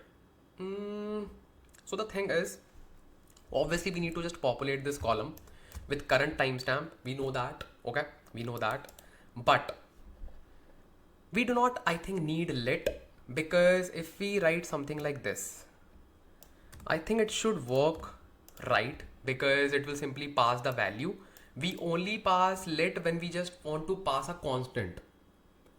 Let's try to run this. Let's see if we see any errors, because I'm not sure. I think it should work. If not, we can see. Not a big deal. Okay, we will see. We can correct it. I will simply say df old enriched. Why? Because it is an enriched version of df old, and that's it. This is our df old, and that's all we want to do for old records, because we do not want to do much stuff. Okay, because we have everything that we have create date, and we just updated the update date. That's it. Df new is the, you can say, complex part. Let's prepare df new, because you need to prepare a surrogate key. Okay, so that is also not complex, because I'm here with you. You will simply say preparing df new. Okay, let's prepare it. So now, in case of df new, what do we want? Let me show you first of all how df new look like. So here is the df new data frame. Perfect. And in our case, we have some data. That's the best thing. So here, first of all, we want to provide the dim surrogate key. If this is an initial load, it is very easy. We want to start our counting from 1. Very simple. But if this is an incremental load, can we start our counting from 1? The answer is no. We want to start our counting after the maximum value written in our destination. So we want to handle that logic, and again dynamically. Plus, if this is a new record, what will be the value of create date and update date? This is very easy question. Just tell me this in the comment section. The answer is current timestamp, because this is a new record. This was not created before. So we have to provide the value, right? Very good. So let's handle the dimensional logic, because it is the most complex part. As compared to other parts, it is not actually complex. Okay. So what we gonna do? We will simply write our if statement that we wrote before. We will simply say if spark dot catalog dot table exists. Vibe coding. See, magic. So spark.catalog.table exists, okay? And if this table exists, that means we want to grab the surrogate key, but we will first write the other logic, which is else. That means table doesn't exist, because that is the easy one, okay? So in that particular case, we will simply say, first of all, just write pass for the syntax. Then you will say else if the table doesn't exist. Then it is very easy, because we will simply say df new equals df new dot with column, okay? Then here we will simply say, here we want to define the column name. So column name will be, you already know that it will be surrogate key. Yes. So now what will be the surrogate key value? What will be the surrogate key value? That is the question, bro. Hold on. So what will be the surrogate key column value? So the thing is, you need to use a function here called monotonically increasing ID. So we have a function in Spark in which we can just increase the ID by 1. It starts from 0, so we have to say +1 manually. Okay, so we have two ways to handle it. One, we can simply say monotonically increasing ID +1, okay? But that will not be the ideal scenario, because our code will be so different between else and if, and it will be hard to maintain. We need to create a variable which will give us last, or you can say maximum surrogate key value. That makes sense. And we can say if we do not have the data, the value will be 1, so that it can simply say surrogate key. Because see, at the end of the day, we simply need to use increasing ID. Okay, so if you are familiar with Microsoft SQL Server Management Studio, SSMS, so basically we use something called as identity column, which increase by 1. So here it increases from 0. That's not a big deal. We can simply add 1, but at the end of the day, we simply need to use 1, 2, 3, 4 like this. In case of incremental load, we still need to say 1, 2, 3, 4, but in these values, we simply need to add the maximum number. Let's say we have maximum surrogate key equals to 10. So these numbers will become 1 plus 10, 11, 2 plus 10, 12, 3 plus 10, 13. So at the end of the day, we are using monotonically increasing ID, but we are adding the maximum surrogate key column. Make sense? I hope so. So what are we gonna do? We will simply say, first of all, if table is not there, then max surrogate key equals to 1. Okay, this is 1 because we need to add, you can say 1 or you can say 0, because it's up to you. If you just want to say 1, so what will happen? It will simply say monotonically increasing ID, and it starts from 0, so it will simply say 0 plus 1, 1, 1 plus 1, 2. So it actually behaving like that thing.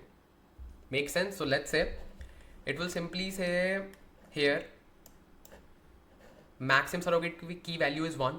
Okay, so it will simply say this plus 1, then 2, then 3, then 4, then 5, like this. Make sense? Or you can simply say 0, because that is the maximum value here, just to keep the logic as it is. We'll simply say 0, 1, 2, not 0, plus 1, because it starts from 0. We want to get it started from 1. What is the advantage of it? See, let's say we are using the logic here and we want to just say maximum surrogate key equals 10, let's say. So what you will write? 10 plus 1 plus your monotonically increasing ID. Then 10 plus 1 plus maximum your monotonically increasing ID. So you are simply adding plus 1 because it starts from 0. That's it. That makes your code more readable, because otherwise you need to mug up your mind. Hey, why I'm using 1? So you can just be confused after some time. Just to remove your confusion, we're gonna use that. Okay. So maximum surrogate key equals to 0, and here we'll simply write df new equals df new dot with column. Okay. Then column name will be surrogate key. Vibe coding. Wow, it listens. So now Here we need to stop. Now we need to discuss what will be the value of this. Bro, hold on. What will be the value of this? So this is the column. Makes sense? So here what we will do, we will simply say lit of 1, or you can say max surrogate key, lit of 1 plus maximum surrogate key. Makes sense? Max surrogate key. I think we need to add lit because lit is just for the literal value. We'll simply say lit of this. Okay, lit of maximum surrogate key, that means 0 plus 1 plus monotonically increasing ID. Monotonically increasing ID.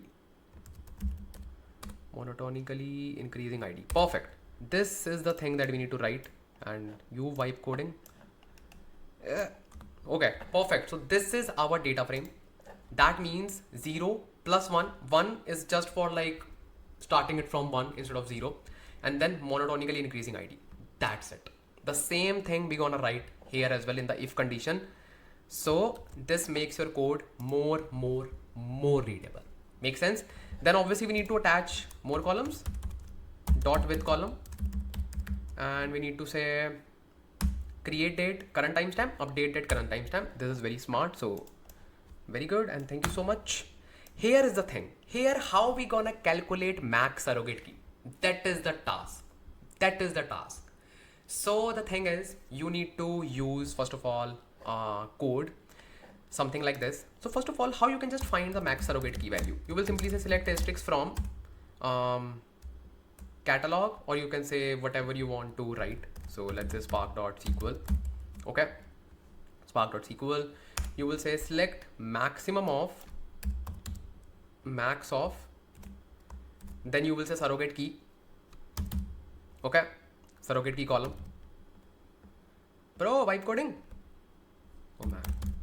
Surrogate key from workspace. Instead of workspace, you will write catalog, then target schema, then pipe code, target object. Perfect. So this is your code that you need to run. Obviously, it will only run in case of if table is there, but right now we do not have table there. So how we can just confirm like we are getting the right value and we are able to fetch it, because it will return the df, right? So what we will do, we will simply say dot collect, right? The same method we used there, then 0th index and 0th value. This will work. And in order to confirm it, what we can do, we can simply write a temporary thing which is called, let's say workspace dot silver, just to grab the value, right? Silver dot, let's say silver flights. Okay, and we do not have surrogate key, so we can simply write flight ID. Okay, just to see like if we are able to fetch the value. That's it. And I think you are smart enough to identify it, what we are trying to do. So let's run this and let's see what we get. So we got this value, right? In that particular scenario, what we will get? We will get the maximum surrogate key. That means it is working. I just wanted to test this. Dot collect. If I don't write 0, 0, what will happen? Let me show you. It simply returns a list. See? Then we need to simply say, hey, from this list, just give us the 0th element. If I say 0th element, it will return the column name like this. You can either write this, let's say if you just add alias and you write max surrogate key, then you can simply say, just give me max surrogate key. You can write dot max surrogate key. This also works, but I do not use it. I simply say 0th value because oops, is not supported. Yeah, makes sense, because we need to simply write something like this.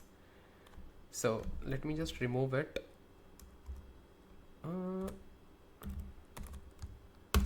So this was the list which is called max surrogate key. So this is the value. Okay, and in order to fetch this, we need to simply use row function. So this is the thing that I wanted to explain. So you can actually use this column name as well if you want, but you have to use like row functions and slicing. and obviously the right column name, but I don't like it. Simply use 00. Why? It will give you the value, and that's what you want. That's what you want. Perfect. So I will simply say select, I will do undo because that means our query is working, and this is the dynamic query that we want, 00. Okay, so this is the query that we're gonna use for max surrogate key. So this is the query. Okay, makes sense? Okay, perfect. So this is our max surrogate key in case when we have the table ready. Then we will simply write the same code. Perfect. So df new will be this thing plus let plus monotonically increasing id. That's it. Make sense? Let's run this code and let's see what do we get. Okay. This is basically df new, and we can also call it as df new enriched. Perfect. We are almost there. It is almost done. Okay. Let's try to run this. Let's see what do we get. Perfect. I want to see my df new enriched, and I should see the values coming from 1, 2 and all. Let's see. Okay, perfect. Wow, perfect, man. See, it is coming from 1, 2, 3, 4, blah, blah, blah, blah. All the 110 values. Wow, amazing, amazing. And we need to just correct one code. If you remember, we can just use let here. Okay, because this is also a constant. Because I think we also used lit here as well, right? Or we didn't use. We didn't use. That means it is working fine. So yeah, just remove lit. No worries. Perfect. So this is our df old and df new enriched. That means we are able to just create df old and df new. Perfect. Now what? Now what? What are you expecting? Now we need to simply apply union because we are all good. Now you can also see df old enriched look like this. Obviously we do not have old records. Df old enriched is not defined. Are you serious? Df old enriched. Here it is, bro. Here it is. What happened? Okay, yeah. So this is the data frame. Obviously it is not there. Oh, one correction. So create date is actually in the form of, you can say, text, but we do not want that. Actually, it will not be the scenario in the incremental load because obviously the data will be there, but we need to correct it because in our df new, we have this column in the date column. So we can simply say df old, and I think we need to correct it maybe at the top. Okay, where we can correct it? So basically this is coming from df old. Okay, oh yeah, I got it. So from where we are just getting it. So if you remember, we are simply getting old versus new records. So in case when we do not have anything, so this is the incremental load, incremental data. Okay, this is fine. Okay, perfect. So here, as you can see, we are using null as create date and this as update date. So obviously this will create a kind of textual column or textual value. So in this particular scenario, what we can do, what is the better way of doing it? We can simply say 1900 and 0101. That is the better way, like this. We can simply pass value like this because it will be easier to convert it into timestamp as well. And obviously we are not getting this value. We are simply passing this value so that, you know, we can simply get the schema because we are using where 1 equals to 0, which is always false. So this is not actually a problem. As okay, let me hit enter to make it more indented. Okay, updated is done. So this is fine. Now we can even say cast this as, you can say, timestamp like this, and same here, cast this timestamp. Perfect.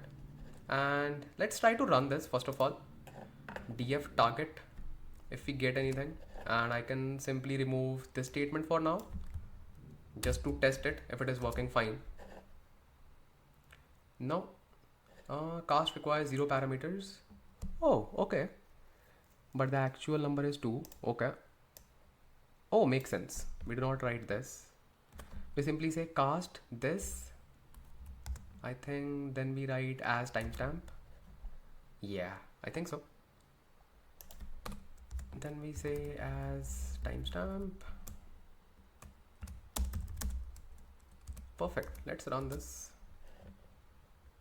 Oh, perfect. We got it. That what we wanted, we actually got it. Okay, so makes sense.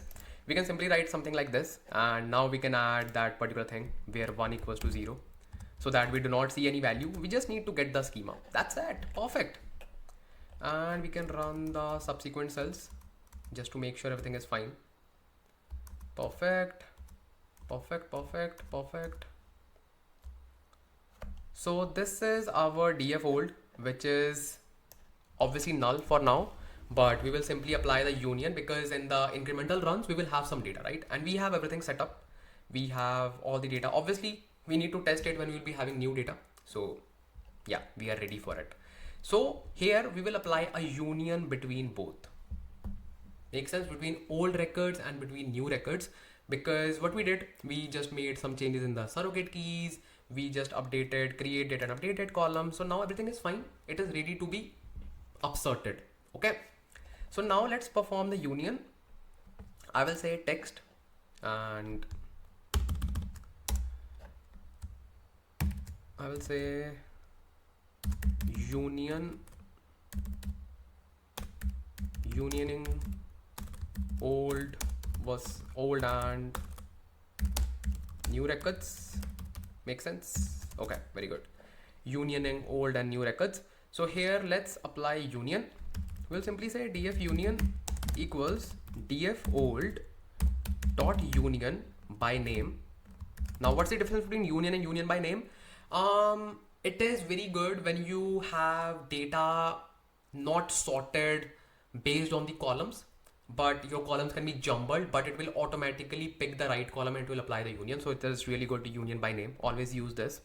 Okay, then I will simply say df new enriched. Allow missing columns. No, I don't want to do that. Then I can say df union dot display. Let's see what do we have. Okay, df union dot display. Perfect. Oops, cannot be cast to big int is malformed. Correct the values as per the syntax or change its target type. Try cast to tolerate malformed input. Return null instead. SQL state 22208. What actually happened? So okay, df. Oh, makes sense. We just applied df old. We need to apply it with enr, not just old. But still we have something. The value this of type string cannot be cast to big int. What is this value, bro? What is this value? Because it is malformed. Correct the value as per the syntax or change its target type. Try cast and return null instead. Okay. So union by name of the type string. Oh, I see. There is a mismatch in schema. Let me show you. But I think if I say df old, I think there's a problem with maybe dim surrogate key because we have null. So dim surrogate key is string and it is not, you can say, converted into number. So we need to convert it. How we can just do that? Same thing. We need to simply use some kind of number here in the query, which is this one. So instead of using null, we can simply say 0 and then cast this as int. Okay, makes sense, because we just need some kind of value and that's it.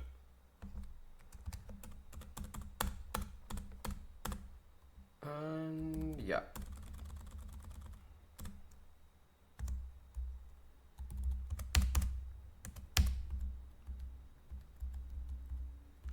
Okay, let's try to run this. Let's apply union. I think this was the issue. I don't think so. That should be like obviously schema. See, this was the issue. So now it is fine. Now it is working absolutely fine, and it is working accordingly that we want. Okay. So now we are ready to upsert this data. So how we can upsert the data? How? So basically there are so many ways. Okay, so how we gonna do? So we'll simply say, first of all, let me just tell you one thing, like how we gonna apply upsert. Okay, we gonna say, if you obviously you know the concept, right? Upsert, update plus insert, we have already discussed that, but we gonna use one more condition, and this is really useful when you just perform backdated refresh on your data. So we'll not simply apply upsert, we will add one more condition. In the upsert, we will simply say, hey, apply the upsert on key column, obviously, and key column is dimension key. That makes sense. This is fine. But at the same time, we will simply say, hey, check the modified date as well. Modified date, or you can say modified date or update date. I would say, like, just tell me this thing, because you need to make sure, let's say you have just written your data, okay, and you have 110 records in your target table. Tomorrow, or let's say 1 month after, you perform some backdated refresh, okay, and there's a key called, let's say 90. Okay, makes sense. And its value is ABC now, but its value was XYZ 1 month back, but now it's ABC. Make sense? Okay, very good. Now this has obviously create date and update date. Makes sense? Obviously create date and update date. Makes sense. Okay, now we performed backdated refresh and we got 90 with XYZ value, the previous value.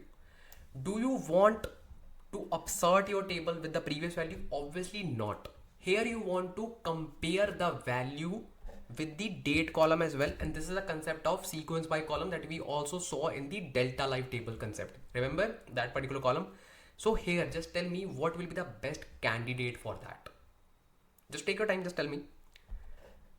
So here the thing is, see, you need to make sure like what column can be the best one for this. So in this particular case, we know that if the value is modified in the source, then this value will also be modified, obviously. And if 90 ABC value was modified right now, currently, and this XYZ modified is based on 1 month back, obviously we gonna keep this column as our deciding column. We cannot pick this column, update date. Why? Because let's say you upload, like you pulled this data, so you are using current timestamp for your update date, and it will always be greater than this one, always, because this is currently processing, right? So your original deciding column should be this one, which is modified date. This is the source of truth, because this is coming from the source, and this is saying, hey, this data was processed 1 month back. This is the latest data based on the modified date column. That's why we created modified date column in the silver layer, because this is our source of truth. Make sense? So this is one thing that you need to keep in mind. That's it. Okay, that's it. Very good. So now what we're gonna do, we will simply apply upsert, and now as well we will simply use if condition. Why? Because we need to say, hey, if table doesn't exist, then first of all insert the data. Make sense? First of all insert the data. If table exists, then apply upsert. Then apply what? Upsert. I hope it makes sense. Okay, it is very simple now because we are almost done. So now what we're gonna do, we will simply say if spark dot, or let me just add a markdown. I'll simply say, let me see like how many headings we are using, because I want to use a bigger headings for this. Incremental data ingestion. Okay, makes sense. And this should be big. This heading should be big. Maybe like this, old versus new records, incremental data ingestion. Within this we have join condition. That is fine. Old versus new records. Then we have join condition. Based on what? Old versus new records. Oh yeah, that is fine, because then only we will be finding this thing. Okay, that is fine. Old records, new records. Then we have preparing df old. Okay, we can simply add one big heading. I like to keep my code neat and clean. We'll simply say enriching data frames. Okay, preparing df old.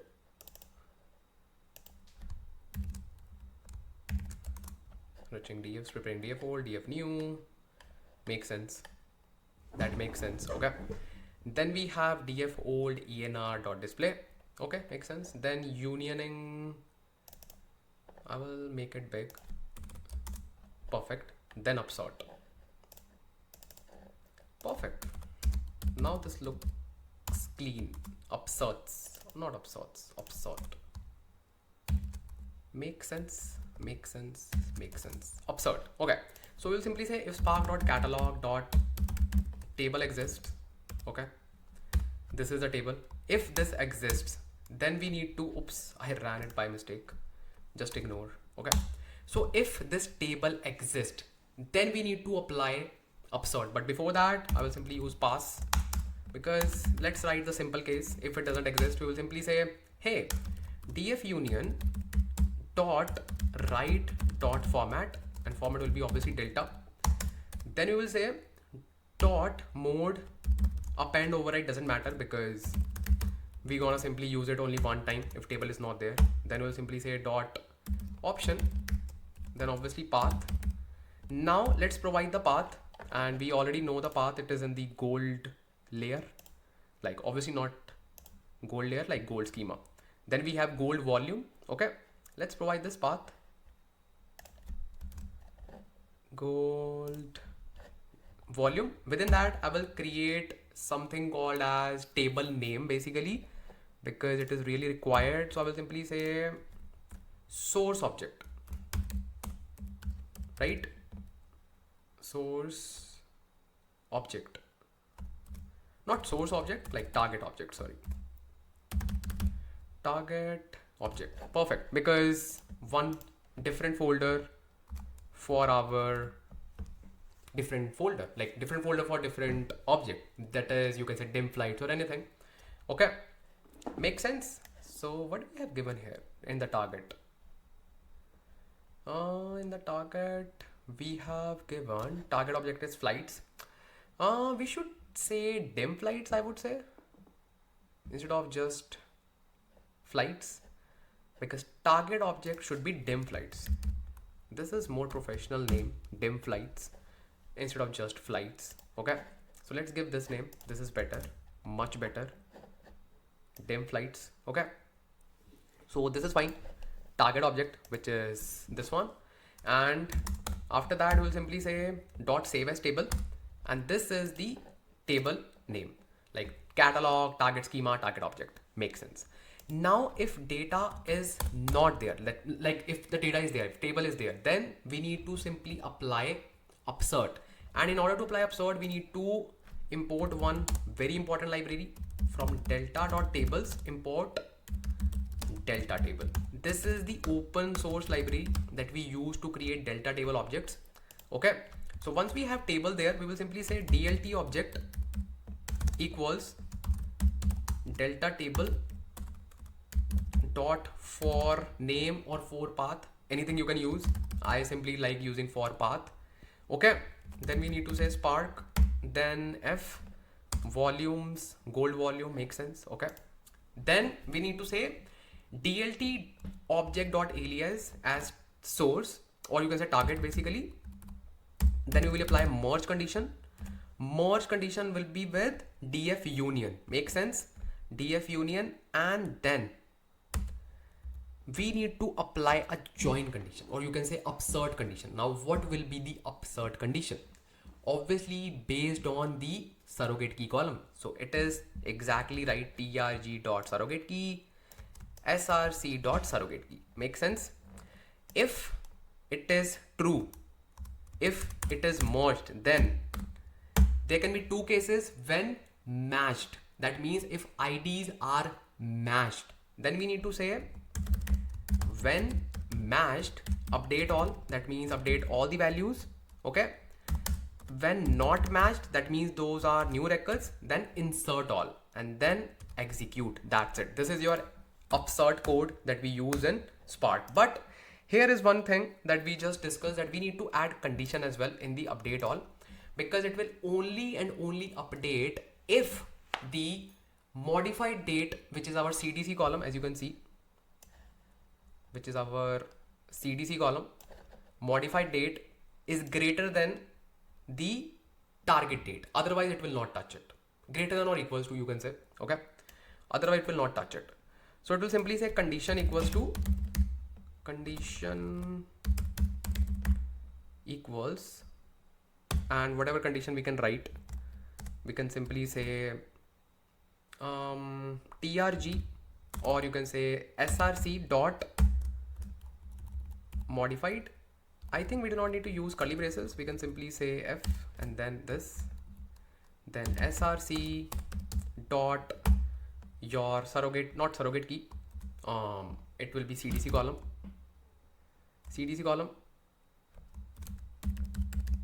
okay, then greater than equals to trg dot CDC column.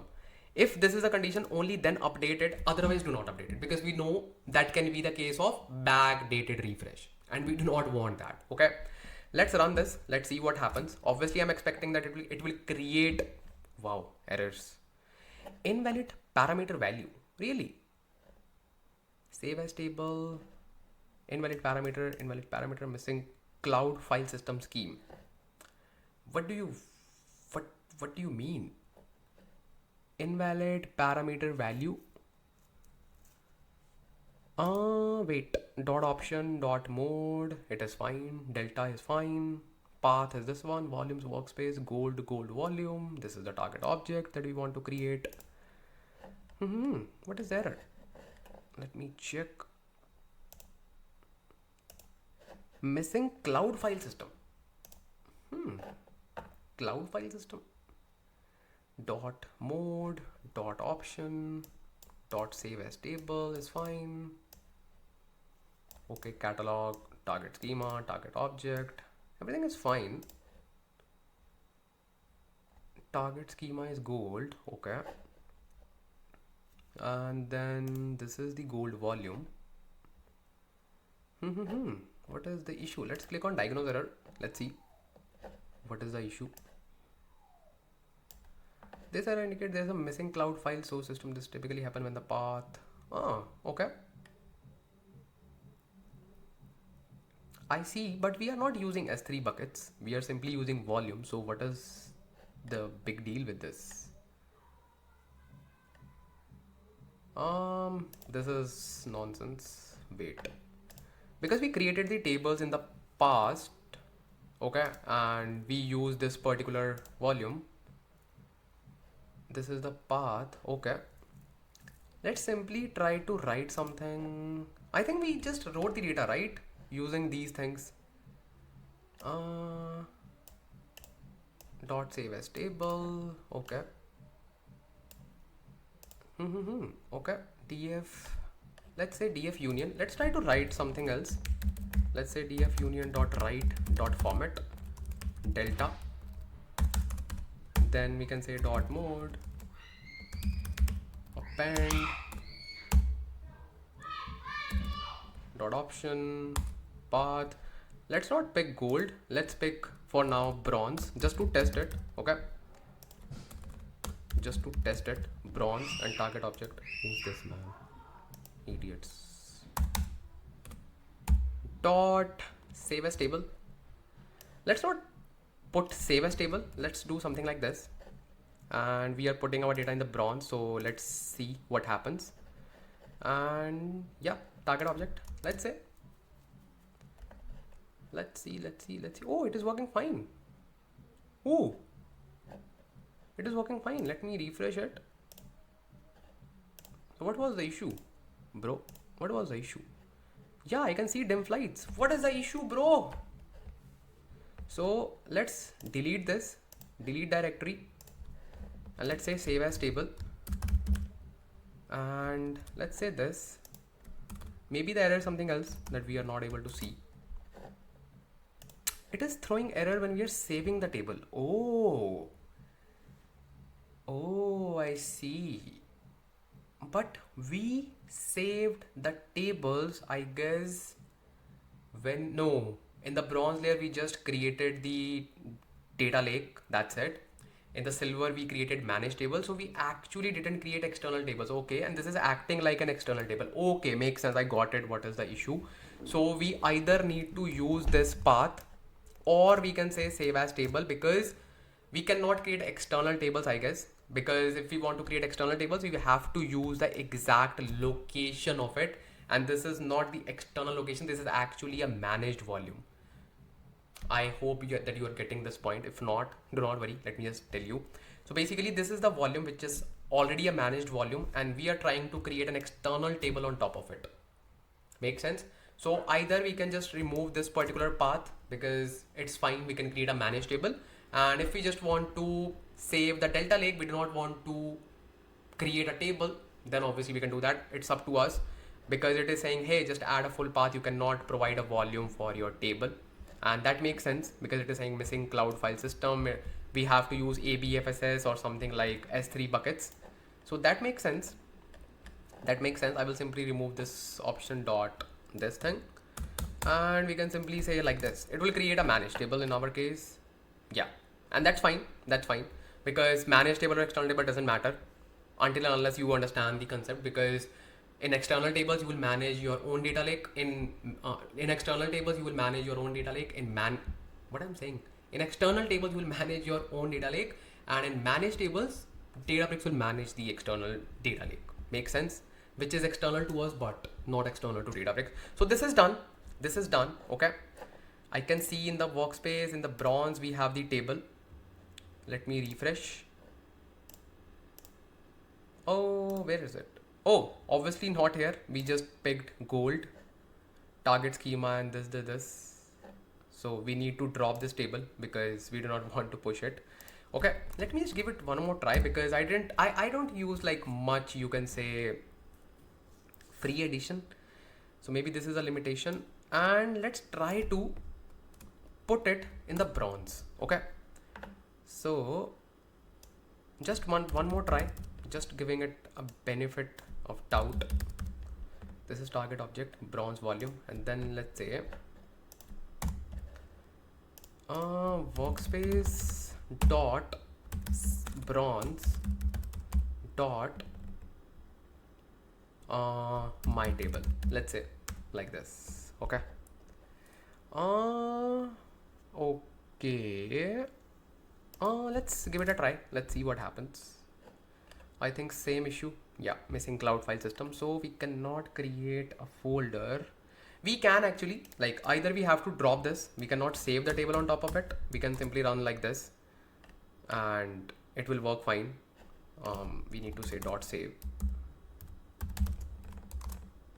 so it will also work, and we have already seen that. As you can see in the bronze, we can see this dim flights. Okay, let's delete it. So we can either do this, or we can simply actually create a managed table. I think I'm good with managed table, so let's drop that table, which is called this thing, target object, drop table, workspace dot gold dot dim lights, because we just saved it by mistake. Okay, we want clean stuff, so let's remove it. Perfect, so it is removed. So let's create a managed table, not a big deal. Let's do that. Let's create a managed table, and let's remove this line dot option. Okay, and I hope you know the reason. It is just with the free edition, but with the paid edition it works fine, and even with the paid edition as well, managed tables are good. Okay, so let's try to run this, and we should see the table. Perfect. So now, are you excited to see the table? Are you excited? So let me just open the gold layer. within this, let me first refresh it. And perfect, this is our table, dim flights. Let's try to query it. We will simply say select asterisk from gold.dimflights. Okay, let's try to query it. And we should see 110 records without any kind of interruption. So we will test as well, don't worry. We're gonna just rerun this notebook just to make sure everything is fine.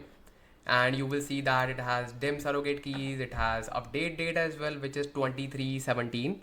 We can even note down the time, because for now create date and update date is fine. But you will see when you will just reprocess the data, create date will be the same 2317, but update date will be different, which will be the latest timestamp. Let's run this and let's see step by step things, because now you will actually understand all the things, because now we have the data as the old records as well. Make sense? So what we're gonna do, we'll simply run the code from the starting. And I want to remove this. What is this, bro? Reset layout.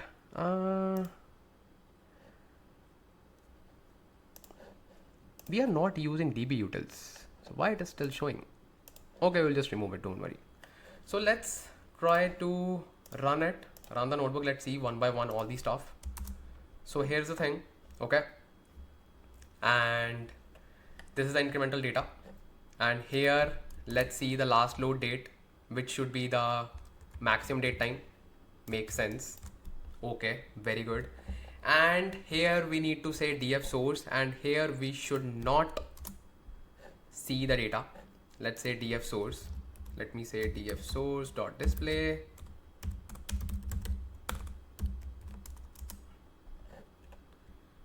Okay, we are seeing the data. Wait. Df source dot display. Okay. Source schema, source object where CDC column greater than last load. Okay, and what is the last load? Last load is, okay, last load is this one. Okay, makes sense. Okay, so I think maybe we need to just convert it, because it is just treating it as a timestamp. So if I just remove this, like single quotes, should it run fine? No, we have to just use it.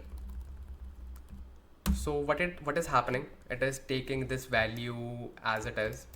So let's see how we can fix it, because it should not return anything, I would say, or it should return. Last load is this one, because we are using greater than equals to, and modified. Oh yeah, it should return, because we have modified date all the same, and we are using greater than equals to.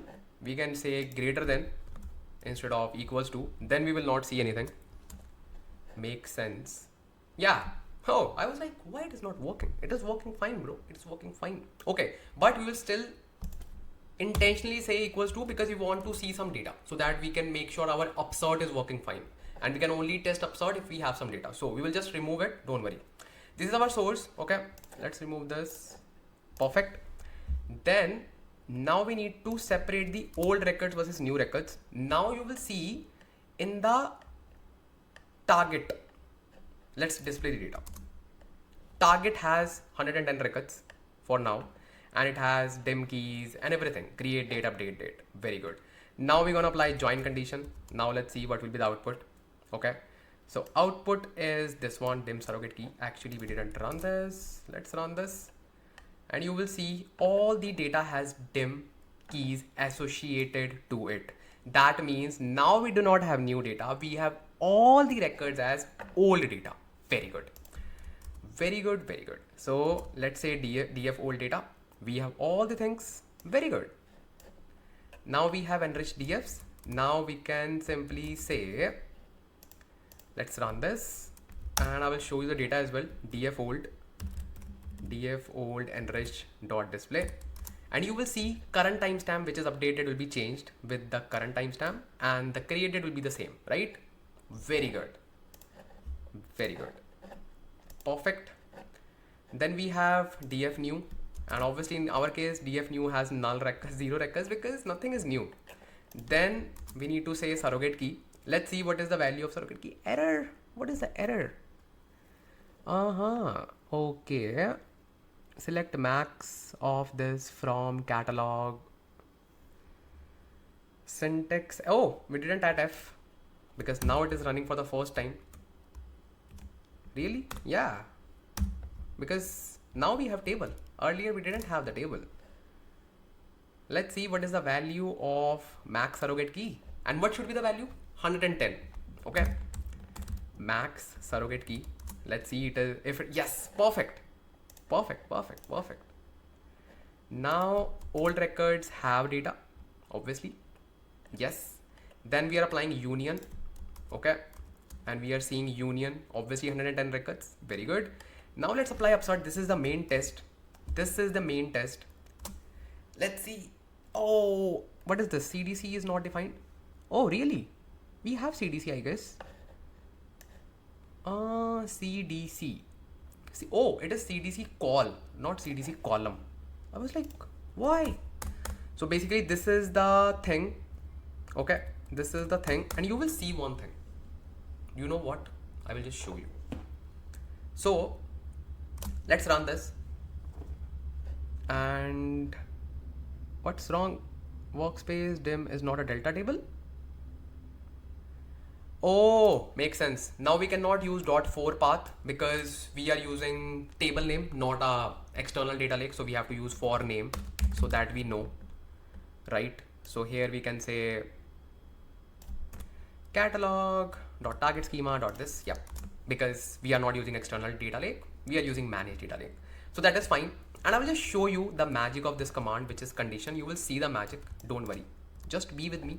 It is done. It is done. Let's try to query the data. I'm really excited.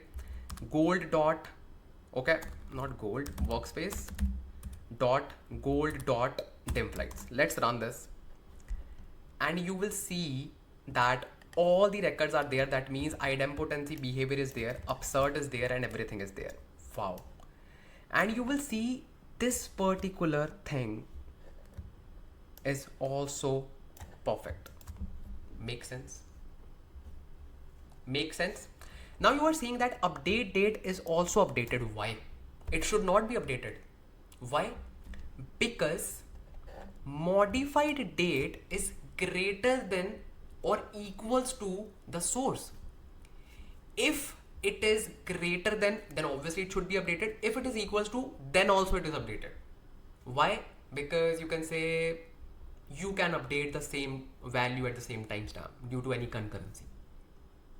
Make sense? So that is why we are saying updated data, because we are using greater than and equals to here. See? Make sense? Very good. We have finally built the dynamic dimension builder, which can convert any source table into the dimension. Now you know what? We just need to change these parameters for our rest of the dimensions, and everything will be done like this. Like this. Like this. Got it? Like this. We can simply convert any dimension. Do you want to see it? I can just show you right now. It will be just like done like this. Everything. Trust me. So let me show you. So we will simply remove that equals to sign because we do not want equals to. Equals to is still fine, but last load greater than is like makes more sense. I will simply copy the whole code and I will add another code here and I will comment it out. Okay, I will comment this particular thing out.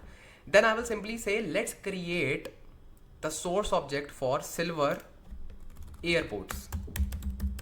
Okay, airports, and obviously the key column is airport ID. Make sense? And what else? Target should be dim airports. Okay, then surrogate key will be dim airport for airports. Airports key, dim airports single s, dim airports key. Source is silver, target is gold. That's it. What? That means I can use this notebook to convert any source into a dimension. Any. Yes, you just need to pass these 6 to 7 parameters and that's it. Really? Wow, man. Let's see. Obviously we can see some errors, but I don't think so we should see. If we see, it's fine. Let's click on run all and let's see if our table is ready. That is your dimension builder. Wow, man. Oh, all the cells are running fine. Magic, magic, pure magic. And everything is dynamic. Everything is dynamic, bro. See, we are not using anything airport ID. We are not using dim airport. We are not changing our notebook for a different dimension. No. This is the dimension builder. This is the backbone of this project that I wanted to just demonstrate in this particular video. This is the thing. This is the thing. This is the dimension builder. And you can even query it, right? You can simply say dim airports. Okay, let's run this dim airports. And perfect. Your dimension is ready, bro. See, slowly changing dimension type 1 builder is in front of you. You can convert any source table into a dimension by just changing these parameters. That's it. This is the power of this notebook.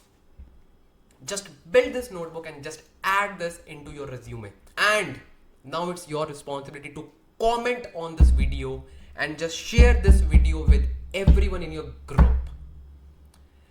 This is the hard work that we have done. This is the backbone of this project. Make sense? Was it good? Was it good? Obviously it is so good, right? Wow, man. We can actually convert anything. Anything. Yes. Let's create another dimension like this. Okay. Or we can simply run for one more time just to see like everything is running fine. Idempotency, behavior and all. Wow, man. Loved it. Loved it. That means we just did the hard work one time and now we are free. Just give us the source, it will be converted automatically into a slowly changing dimension. Automatically, slowly changing dimension. Can you imagine? And we are just taking care of all the things. All the things. Wow. This is amazing. This is amazing. This is really, really, really amazing. Makes sense. Makes sense. Makes sense. Okay. Got it. Got it. Got it. Got it. So, how was it? How was it? It was really, really good. Now, let's comment it out. Okay, let's convert our next dimension. Okay, let's say, let's say passenger, I guess. Passenger ID, silver passengers. Okay, silver passengers, and then silver gold, dim passengers, and that's it. Okay, and dim passengers key.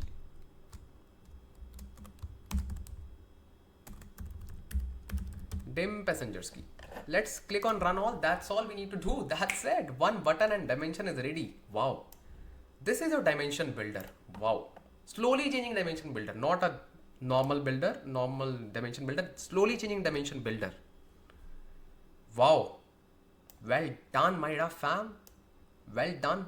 It is done. Let's query it. Dim passengers. Perfect. Perfect, perfect, perfect. Perfect. We can even add something called as liquid clustering. We can obviously optimize it using so many things. Okay, makes sense. We can just do a lot of stuff. If we just want to use partition pruning, if we just want to partition our data, we can just do that as well. If we just want to use liquid clustering, we can just use, there are like so many things to optimize and that you can do, and that depends upon the requirements and you can say project requirements and project, you can say budget as well, because you need to take care of money as well. So this is working fine. 220 records. Let's run it for one more time. Run all. Okay. So this is working absolutely fine. Absolutely fine. Okay. Let's wait. Let's wait. And this is our dimension. Perfect. Now let's do one thing. We have few more files in the source. Remember, slowly changing dimension files. So we have some data updated in that particular file. So we need to just test our dimension accordingly. So what do I mean? let me just show you. If we just go, you will see that in this particular Lamba YouTube, it's end-to-end project. Just click on it. Now we have some data files to test our slowly changing dimension. Let's say we're gonna start with the recent one, which is passengers. Okay, passengers SCD. So there are some passenger changes. So for, let's say, P0049 is Justin Thomas, female, and nationality is Talk Liu. Okay, so in our case, P0049 is, where is P0049? Dun, dun, dun. Yeah, here it is, P0049. No, it is 149. P0049, where is it? Where is it? We can obviously query it, but I want to just find like this. P0049, let's query it. So we can simply say where passenger ID equals P0049. Okay, let's see what is the name of it. And so currently it is Douglas something, and we have these changes. So we have some data that is like changing. That is the criteria of slowly changing dimension, right? So let's verify this, that if our data is like handling all the changes and all the things, right? All the things. And obviously we need to just run our autoloader pipeline as well. So what we're gonna do, we will be just going to the workflows, and within workflows we can say, where is our job to run the data incrementally? Did I delete that? Oh, Ansh, Lamba. Where is our data pipeline? No worries, we have like autoloader pipeline, so that is fine, not a big deal. Or we can even create that pipeline again like this. So I will simply go to my workspace. Okay, then we can simply say Databricks end-to-end project. This is the bronze layer in which we are incrementally loading the data. Okay, so this is the bookings source. Yeah, so this is the booking source. Makes sense. Okay, so yeah, this is the thing that we're gonna do. So what we will do, we will simply add one more data in the raw zone, in the basically raw volume, and within the raw data, let's add the data in the customers, like basically passengers. Let me add that particular file. Okay, upload to volume. I will simply say upload, and I will simply add customers here, because I think I deleted that particular pipeline, but it's fine, you would have that, you can run it. Okay, so it is connected. Let me just click on run all. Do we have run all here? Where is run all? Yeah, here it is. So let's say run all, and it will simply grab all the data incrementally. Okay, and we can even confirm it. Currently we have, I think, 220 customers. Okay, so it is stream initializing, and we know that it incrementally reads our data using autoloader, and we already have mastered it. So let's say customers, not bookings. Let me just run this. Okay, let me just run it. And how many records do we have? 16, 15 more records. So we should see 235. Oh, perfect. So this is our new data. That means data is added. Okay, data is added. So now what we gonna do, we can simply run our DLT pipeline, which is taking care of all the things. And let me just do one thing. Let me add all the 3 files. We can just test our all the dimensions are working fine, right? And I would say if one dimension is working fine, that means like all the dimensions are working fine, because we are using one dimension builder that is building all the dimensions. Okay, so just to save our time, let's test one dimension and that's it. So what we're gonna do, we will simply say customers is done. Let's go to our DLT pipeline, go to pipelines, simply go to this and simply run this pipeline. Click on run pipeline, so it will run it from here. You can either run it from here, or you can go to your, you can say edit pipeline, and then you will see your beautiful .py file that you see. I love that particular new version, but basically that is in the beta version. It is not even in preview. So that is nice. It is waiting for resources. So what it will do, it will incrementally load the data, and it will push that data to the silver table, and it will just create new records based on new modified date. And then we will read that data, and we will just process our slowly changing dimension. Okay, so it is waiting for resources, initializing, everything is fine. Okay, let's see. I loved the dimension builder.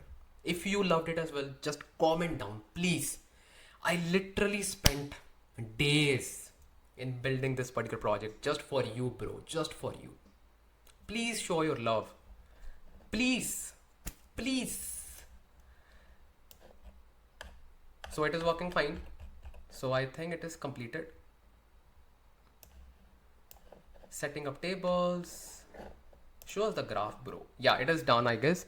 And we can confirm if we have new records. I should see in the, yeah, 15 records. Perfect. It read 15 records. That means our DLT pipeline is also running fine. Wow, man, everything is running fine. Wow, Ansh, Lamba, you are in the form today. And actually not, we saw some failures. What happened, bro? What happened?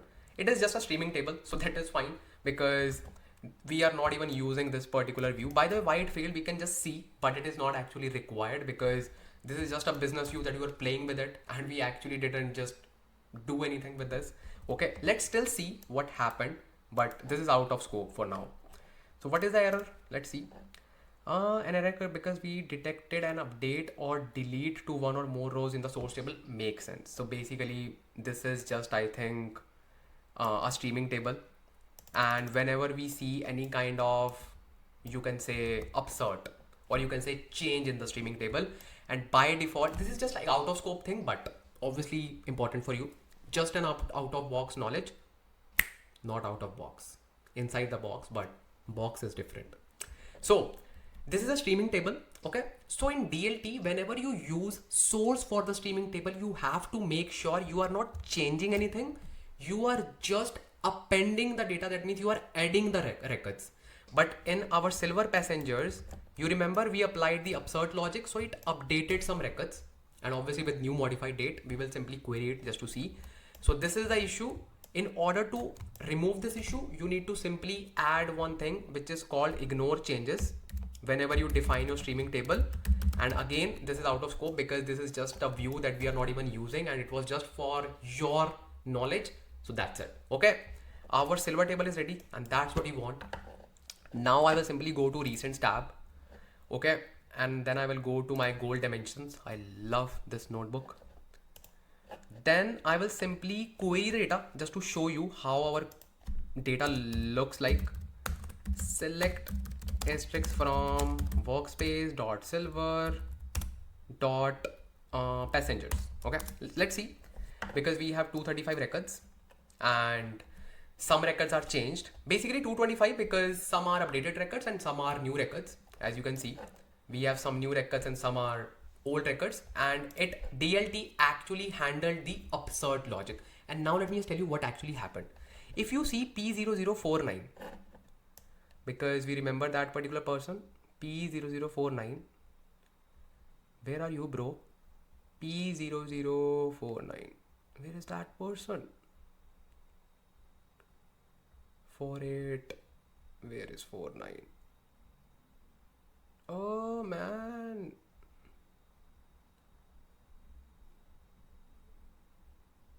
P0.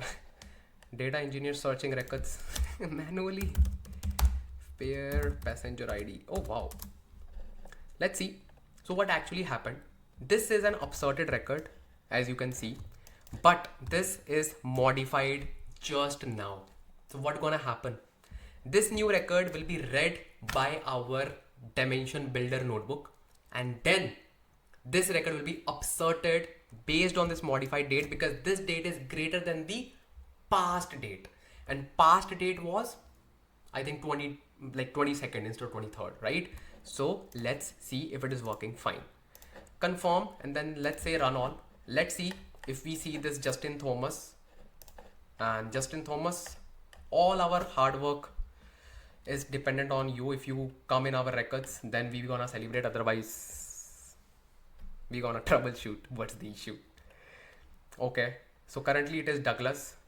Change it to Thompson, whatever your name is. Boom! Yes! Yes, yes, yes. Well done. So as you can see, that our dimension key is still same, but the name is changed. That's the concept of slowly changing dimension type 1.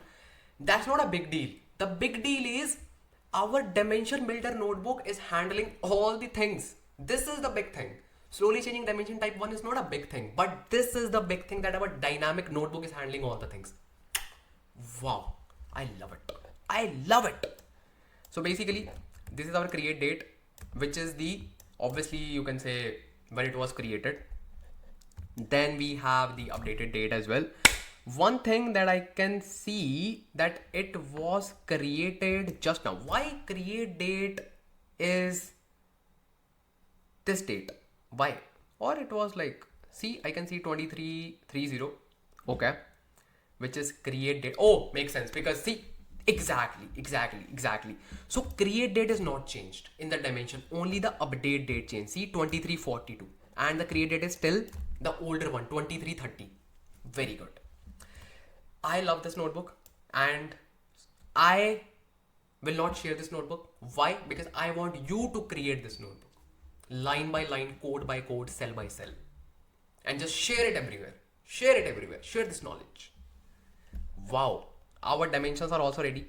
Now we just need to create our fact table, and after that our dimensional data model will be complete. And I would say dimensional data model, the main part, or you can say backbone of dimensional data model, is dimensions. Fact table is just like applying the joins, that's it, and bringing the keys, that's it.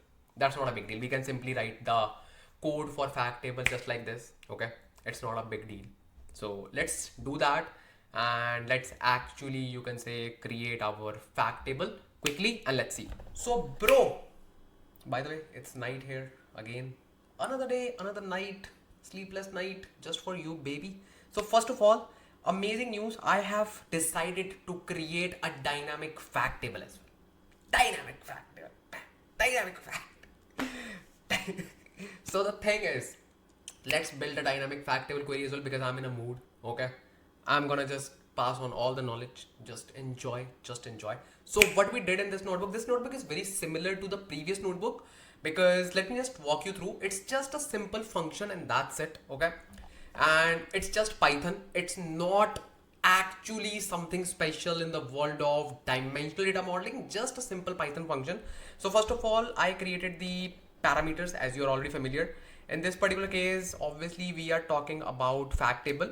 So we have created a source table for fact, as you can see, catalog, source schema, source object, and then we have target schema. Everything is same, right? One most important thing, in order to create the dimension dynamically, like dimensional keys dynamically for fact table, I picked a parameter called dimensions, in which we will pass the array of all the dimensions that we want to list. So as you can see, we have a dictionary. This is the dictionary for our dimension number 1, which is this one, in which we have said, hey, table name is this, which is workspace.gold.dim passengers. That makes sense, okay, because this particular dimension information will be coming from the user. Simple. This will be coming from the user, and obviously they need to come from the user. Makes sense, because they will just tell us what are the dimensions we need to connect to our fact table, right? We cannot connect all the dimensions. We need to just connect only those dimensions which they want us to connect, right? So if we just want to make it dynamic, we can simply write something like this. So what I thought like we can simply pass this information like this. But if you just want to make it dynamic, we can simply write this like workspace, or you can say catalog, then gold, like this is source schema. Okay, source schema, and then dim passengers. Make sense? Because this is the dimension, this will be coming from the user, right? User. Okay, makes sense.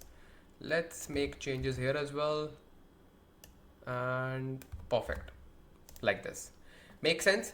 Then what I did, I simply asked for the alias, which will be the exactly same thing. Okay, then this is the joining keys. This is the column that we need from user, obviously, because they understand the business logic, how dimension and fact tables are going to join. In 90% of the cases, it will be joining on, you can say, key column, but sometimes they add some conditional columns, some more and more columns, so that is fine.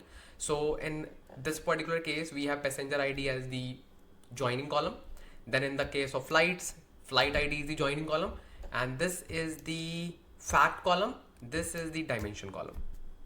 Make sense? So this is like one column from dimension, one column from fact, and that's it. Make sense? This is the joining column between two, like dimension and fact. That's it. If we have, let's say, a list of columns, let's say we are just applying on, you can say multiple columns, we can just add a list. No need to worry. Okay.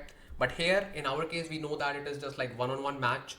Okay. There's like one flight ID and just one flight ID from dimension and fact. Make sense? Very good. Then another, or you can say last parameter is what columns do we want to keep from the fact table. We want to keep obviously only the numeric columns plus date columns. I will also keep modified date.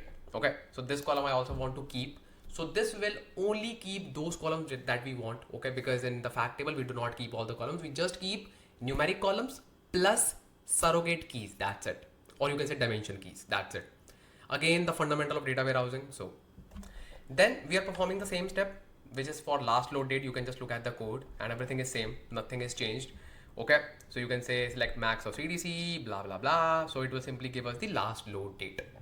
Once we have that, then this is the function that I have created called generate fact query incrementals. So what this function does, this function basically converts your dimensional query into a SQL query, and do not worry, this is just like a kind of normal Python function. Okay, and we are just using list comprehensions and all the join conditions and everything will be applied dynamically. And once we have those things, our query will look like this, and this is the sample that I've created for you. So the whole function will convert the query like this automatically based on these parameters. First is fact table name, then dimensions, then fact columns that we want to keep, then CDC column on which it will apply the incremental load, and then the last load, because it will just say greater than this date. That's it. That's it. This is the function. That's it. Once this is ready, you can simply perform upsert. That's it, because in the fact table we do not perform so much of things. So before that, I will add more and more dimensions, because I have one more dimension to add, which is, it's called dim, I think, airports. Okay, and it will be airport ID, and then airport ID. Make sense? I have added all the comments so that you can also see like what's going on. And for this particular notebook, or I have decided I will just post the notebooks you can enjoy. Okay, just enjoy the notebooks, just enjoy. Like, at least I can trust you that you will build on your own. Okay, so promise. Okay, so just enjoy the notebooks. I will just upload all the notebooks, but just build on your own. Okay. So I want to test my notebooks. Let me just say run all. Okay, I want to see the query that I'm getting. So this is the query. Let me say print query. Okay, let's say print query. Okay, so this is the query that we have got. So what we're gonna do, we will simply create a df on top of this. I will simply say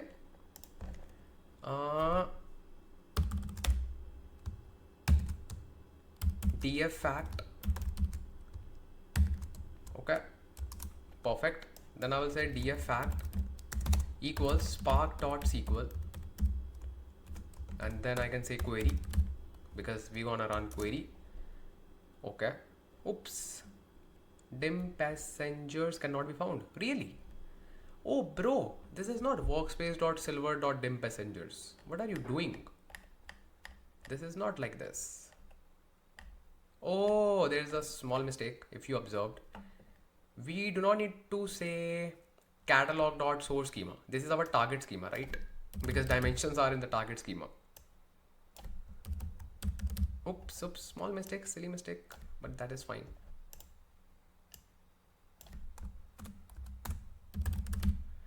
Target schema, let's run all and let's see. With dim airports, airport ID cannot be resolved. Did you mean of the following dim airports dot flight ID? Uh, what do you mean? In dim airports, we have flight ID. Okay. We have airport ID as well. Okay. So let's see what's wrong. Airport ID, airport ID, that is fine. In dim airports, I think we have airport ID, right? Dim airports dot airline origin, dim airports dot create date, dim airports dot flight ID. Flight ID. I want to see my dim airports. How does it look like? Select asterisk from workspace dot gold dot dim airports. Let's see if anything is wrong. We can just check and correct it. Not a big deal. We have airport ID. We have airport ID. What are you talking about, man? Dim airports. So our dimension. Oh, this is dim airports, bro. I was like, what's going on? Okay, perfect. Now we can simply say run all. It should run fine. It should. We can delete this. This is not required. So this is done. Let's see our dim df fact. How does it look like? Display. Let's see. Oh, perfect. Exactly. This is the thing that I want. All the 3 dimension keys. Wow. Plus amount, booking date, and modified date. Wow. Simply wow.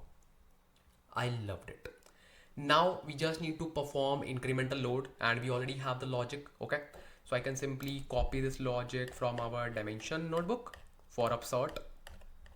And this is the logic. Okay, perfect. Let's modify it and just say upsort.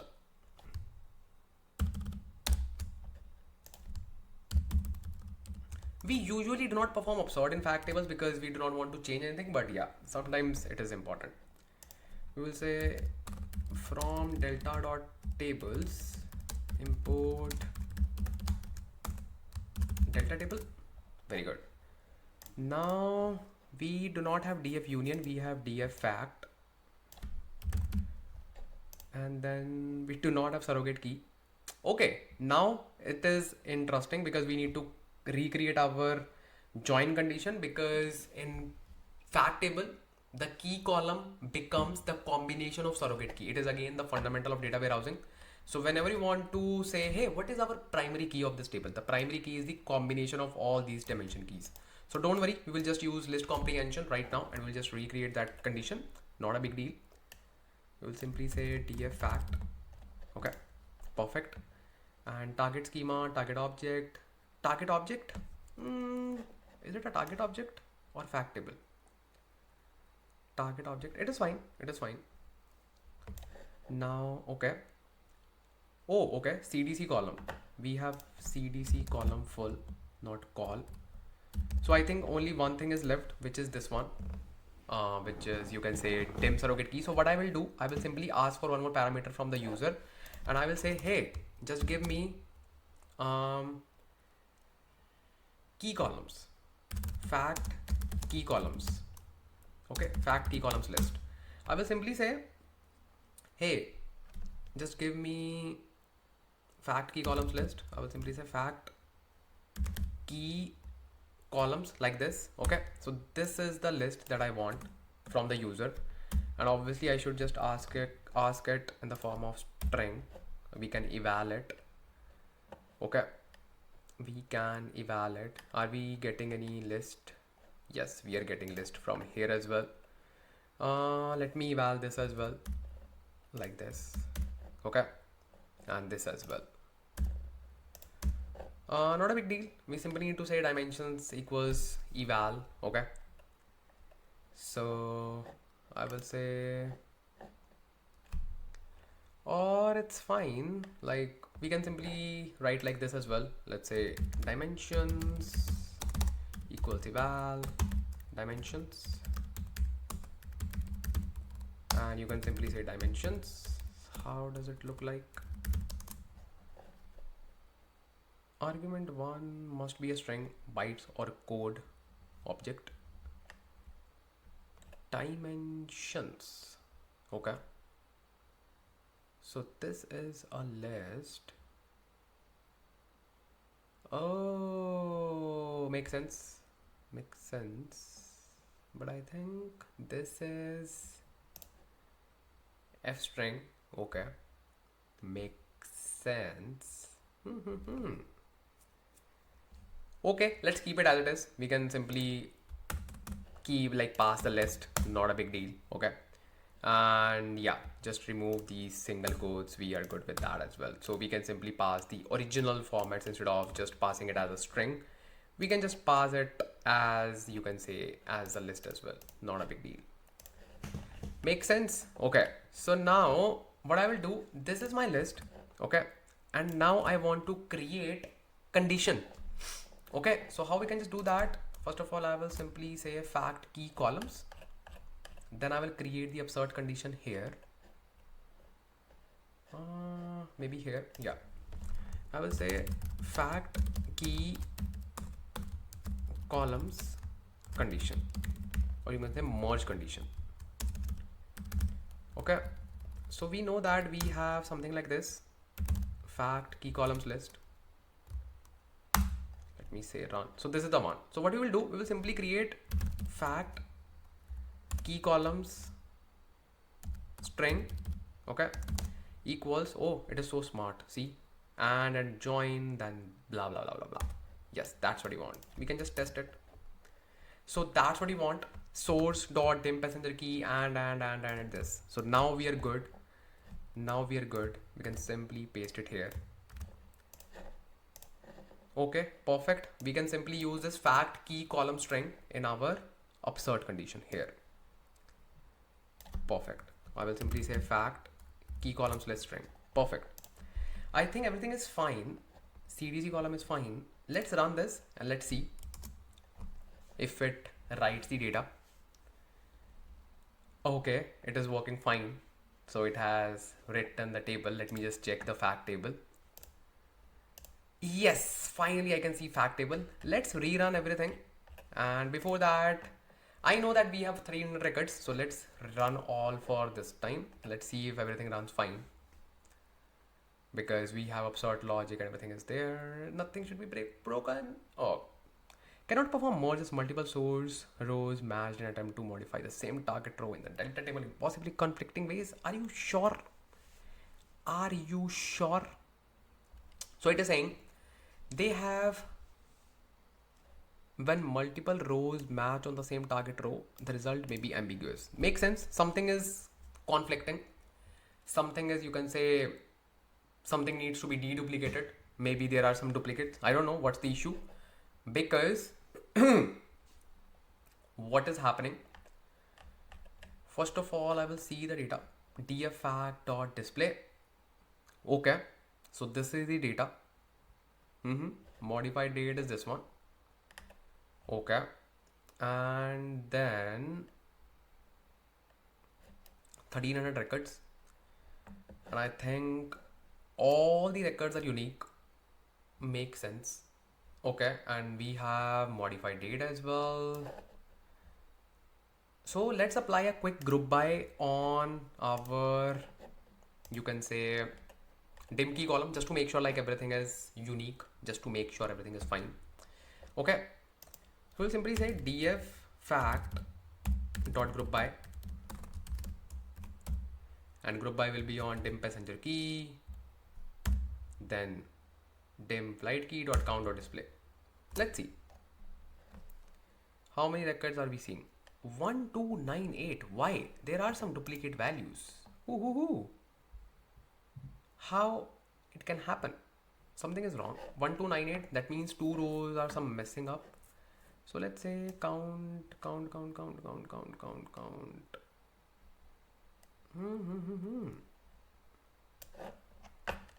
Let's say dot count, and then we can say dot filter count greater than 1. Let's see what are those culprit values. Okay, so dim passenger key 189, dim flights key 8, dim airports key 4, 44 basically is coming 2 times. Why? What is the issue? And then we have this thing. Okay, 189, 189, 2 times. Okay, let's see. What do we have in this? So we just want to see dim passenger key and dim flights key and dim airports key. Let's see what do we have in this. We need to troubleshoot it if something is wrong. dfact dot filter column of dim passenger key, dim passengers key equals to 189. Okay, then dot filter, not really, you can simply say ampersand. Why it is not giving me some suggestions, bro, what happened? Dim flights key equals to not 1, I want 8, and then ampersand dim airports key I want 44. Let's see. Dot display, if anything is wrong we can just fix it. Column is not defined. Oh man. From PySpark dot SQL dot functions import asterisks. Let's see.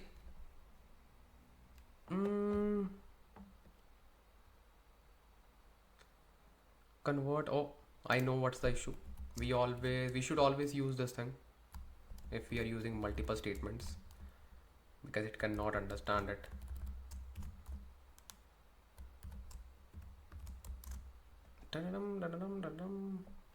Okay. Oh, makes sense. So basically the thing is, we have booking data as well. So we have, let's say, passenger ID key equals to this one. Okay, same passenger, same flight and same airport. Okay, but this has, let's say, booking date is this one and booking date is this one. So basically this particular booking date we have to include in the, you can say, key columns. Why? Because we do not have a dimension for booking date, but ideally we should include this. We didn't create dimension for date column because it would just have just one column, but ideally we should just include booking date as well in our key columns list. Okay, so we just need to add booking date. I was assuming that we do not have dim date, but we can add it, no worries. We will just say booking date. Make sense? I think we need to recreate this table because not really, because it didn't actually had that. So let's say run all, it should work fine. We do not have any duplicates in our dimension table, so that is fine. I thought like we have some duplicates, so that means something is wrong. Nothing is wrong, everything is fine. Perfect, it ran successfully. Boom. And we should just see 1300 records, that's it.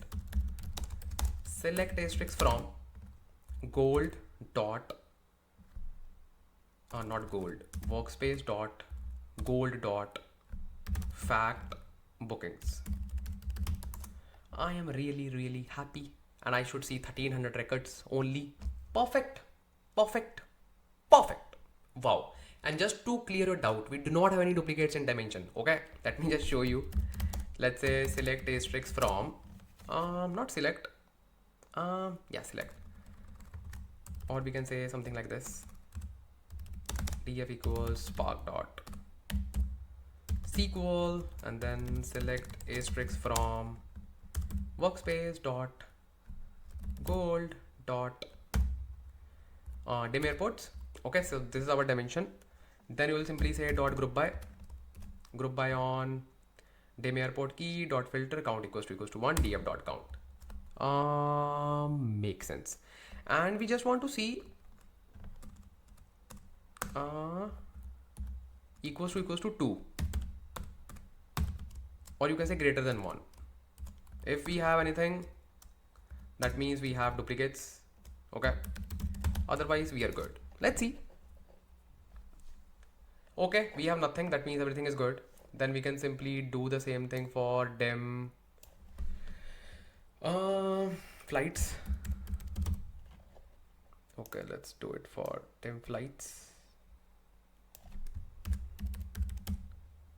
Let's say, do we have anything? No baby, no, please, no. Very good. Then we have dim passengers. Okay, no baby, please, no. Boom, we do not have any duplicates in dimension table. Okay, our dimension builder is actually accurate, bro. Accurate.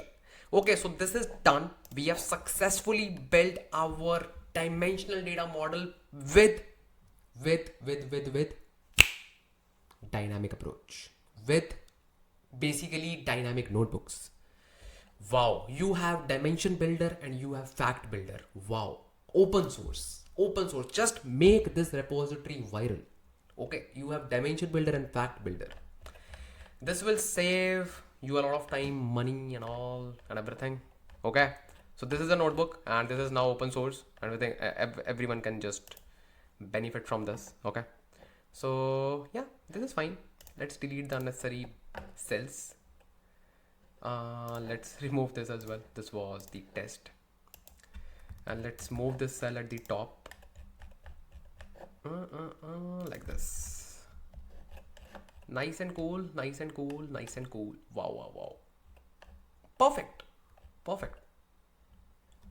I would say perfect. Wow. Absurd, delta, and everything is fine. Let me just shift this code here. I'm feeling so happy right now. Do you know why? Because I'm happy because you now know how to build these solutions, industry ready solutions. Very good. So this was our dimensional data model. I hope you learned a lot. I hope you enjoyed this session. Let's see what do we have next. So bro, another day. Let's continue with this video. I know this video is like very lengthy.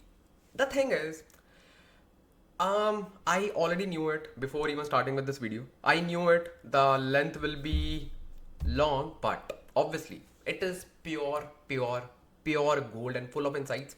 So now as we know that our gold layer is ready, okay, our gold layer is ready. Very good. That's the best thing. We can see our dimension data model, 3 dimensions and 1 fact table. Okay, perfect. So basically gold layer is considered as, you can say, the most refined layer among our all the layers. Make sense? This layer is directly related to something called as endpoints. Okay, endpoints. So whenever, let's say, a data analyst, a business analyst, or any BI developer, or even data scientist, or any stakeholder wants to use our data, we simply provide the endpoints of this particular layer, or you can say this particular, you can say layer, or you can say schema, whatever you want to say. So how we can just provide the endpoints? How we can just provide those particular credentials so that users can actually use this? It is very simple. Simply click on SQL warehouse, and this is the moment where we can discuss this area. So SQL warehouse is basically, let me click on it and you will see this particular cluster already available for you. In your case, it would be maybe not up and running. You can start it by clicking start button here. Okay, so what is this? What is SQL warehouse? SQL warehouse was previously known as endpoints. Okay, so basically this is a special kind of compute which is optimized to perform your SQL workloads. Okay, your SQL workloads. So obviously whenever you want to pass your credentials, people will be building reports on top of it. And what is that particular thing which is being used to populate your queries or populate your data within reports? It is SQL, right? So that is why it is a special kind of compute which is optimized to perform all these SQL workloads. So you can click on it and you will actually see connection details, and these are your all the credentials that you share with all these applications so that they can directly connect to your data warehouse, or you can say gold layer. You can even say use these details to connect to these warehouse. Maybe you can say, yeah, if you just want to use Python, you can use Python. Okay, if you want to use DBT, Power BI, Tableau, so many things. Okay, there are so many tools. Click on more tools and you will see all the technology partners. There's a long list. Makes sense. So now we know that our gold layer is ready. Now what we gonna do?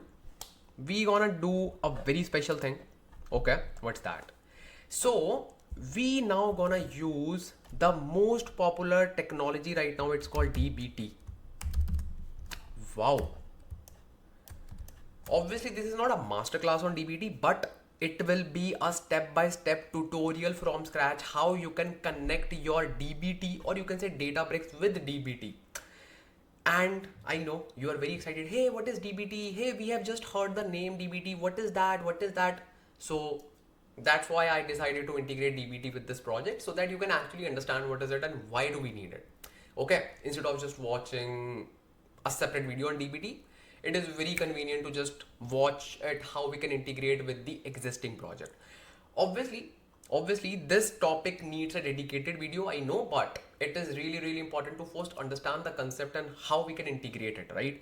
So let's talk about what is DBT. Let me just take you to the DBT documentation page, and let me just try to make you understand what actually is DBT, because a lot of you have confusion. Hey, is DBT an ingestion tool? Hey, is DBT a storage layer? Hey, what is DBT? Hey, what is DBT?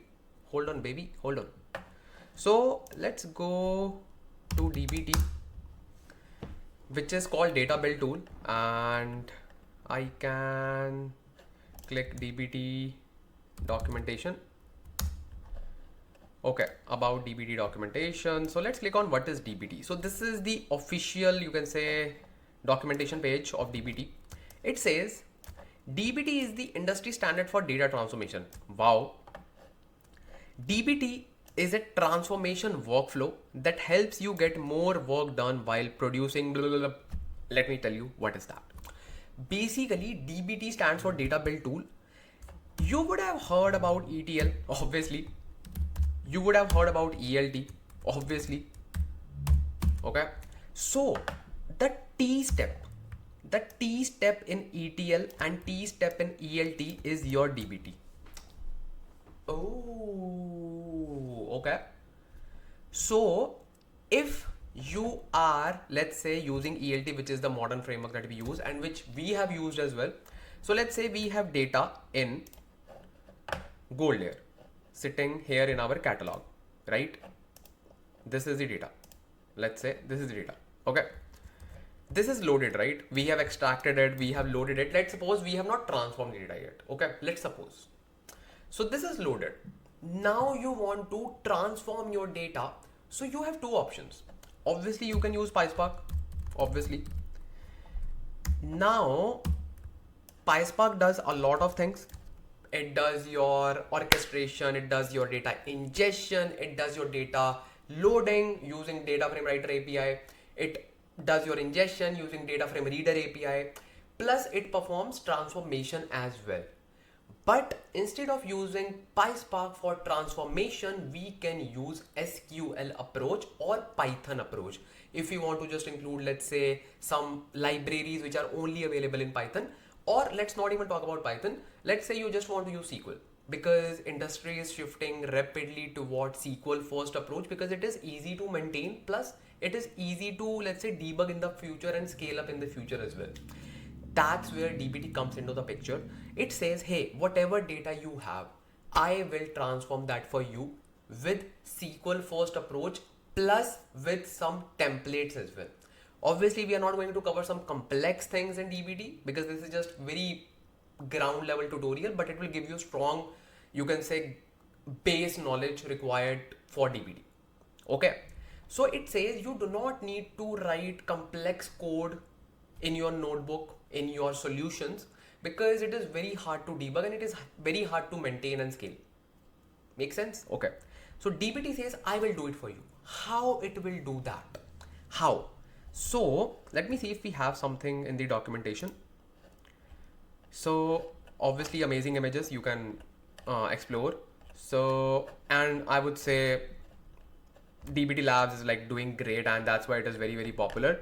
So we have so many things. We have DBT core, we have basically there are two things. DBT core is open source and DBT cloud is not open source, it is paid, but we can use it for free. How? I will tell you, don't worry. Because obviously if you just want to use DBT core, you have to set up everything on your local machine. That is a kind of boilerplate, plus it is a headache, plus you will just waste your time. If you just want to learn the technology, obviously just learn directly on the cloud. That's it, because that's you gonna do in the industry as well. So I also recommend you to just use DBT cloud. Don't worry, I will just tell you how you can just use that. For now, I was just giving you some high level overview of DBT. What is that and why do we use it? So we have a real business use case. Okay, what's that? So what we're gonna do, we have these tables, 3 dimensions and 1 fact table. Let's suppose we need to create a business view on top of it, on top of our gold layer. Make sense? A business view. Business view, we know that it is purely dependent upon the requirements and purely dependent upon the stakeholder, whatever they want to see. Okay. So in order to create a business view, okay, this is just an example. In order to create a business view, we will be using DBT. So what will happen? We will use DBT and DBT will create a schema for us within the same catalog, and it will create a table or view as per our choice. Whatever you want to create, it will create it for us. Oh, wow. Really? Yes, really. And you're gonna love it. I know this is very basic example. DBT can do a lot of more things. It's a new technology. Just try to learn, just try to explore. But this video will give you a base knowledge, just to give you that particular vibe to get started with DBT. That's it. Plus, get started with the right approach, because we are already building a project. So it is the best opportunity to just pull DBT within this. So that's why I thought, let's do it, man. Let's do it. It's a new technology to me as well, but for you, everything for you, man, everything. So now let's get started with DBT, like how we can just get started with DBT. So let me just show you how you can get started with DBT. Simply go to the page. It's called, I think, getdbt.com. Okay. Simply search getdbt.com and then just simply click on try DBT. So now here you just need to put your email ID, first name, last name, company, whatever company you want to put, password, obviously confirm password, and then create my account. Once you create your account, and don't worry, you do not need to put your, you can say business email, you can just put your normal Gmail account. Okay. Once you do that, click on this button, because once your account is created, click on login. And here you just need to put your same credentials, email and password. In the initial step, in the initial, you can say login attempts, it will ask you to set up a security method. You can either pick your MS Authenticator, Google Authenticator, whatever you want to create. It is just like a two-way communication or multi-factor authentication. Okay. So let me just put my email ID and password, and because I have already created the account, so you can also quickly create the account. Once your account is created, let's actually get started with DBT and let's see what we can do. So this is the DBT homepage. Welcome, welcome, welcome. And I would say amazing UI and similar to Databricks. Don't worry, this is a separate, you can say, entity or separate software, separate business. But yeah, UI is similar to Databricks, color combination and all those things. And I love this color palette. So basically, without delaying, let me just tell you one thing. You will see one pop-up in your screen that says you have 13 days left in your starter trial. You can see all plans, pricing and sign up, blah, blah, blah, all those things. So the thing is, you will ask, hey Ansh, do we just have 14 days to learn DBT? What if we just want to spend more time and all those things, right? It is a valid question. So the thing is, when you just click on this plans and pricing, you will see all these plans. So currently, by default, you get current trial of $100. Okay, not current trial of $100. Basically, this plan worth is like $100 per month, but this is for like a kind of startup. Okay, a kind of organization who have like some developers who will be working concurrently on this particular solution. Make sense? But you will get this particular package for 14 days. What will happen after 14 days? You will automatically shift on the developer package, in which you will just have one developer seat, and that's all you need if you are learning. Okay. So it is free. It is not something that you need to pay for. Okay, this is paid, but this is also free for 14 days. And after 14 days, if you are an organization, you can continue using DBT. If you are a startup, you can continue using DBT because it's an amazing tool. But if you are just a learner, okay, you can simply stay with developer because it will automatically shift your price plan to developer. Okay, makes sense. Very good. So yeah, this is a quick guide for your DBT, and obviously we have like amazing features available for like starter plan. Okay, so all good. Let me just tell you what are the things and what do we need, what do we need to use in this particular project, because we are not covering everything in DBT, just like basic stuff, very basic. Okay, first of all, one thing will be coming on your screen which says project. So let's create a project first of all, because this is something we need to create.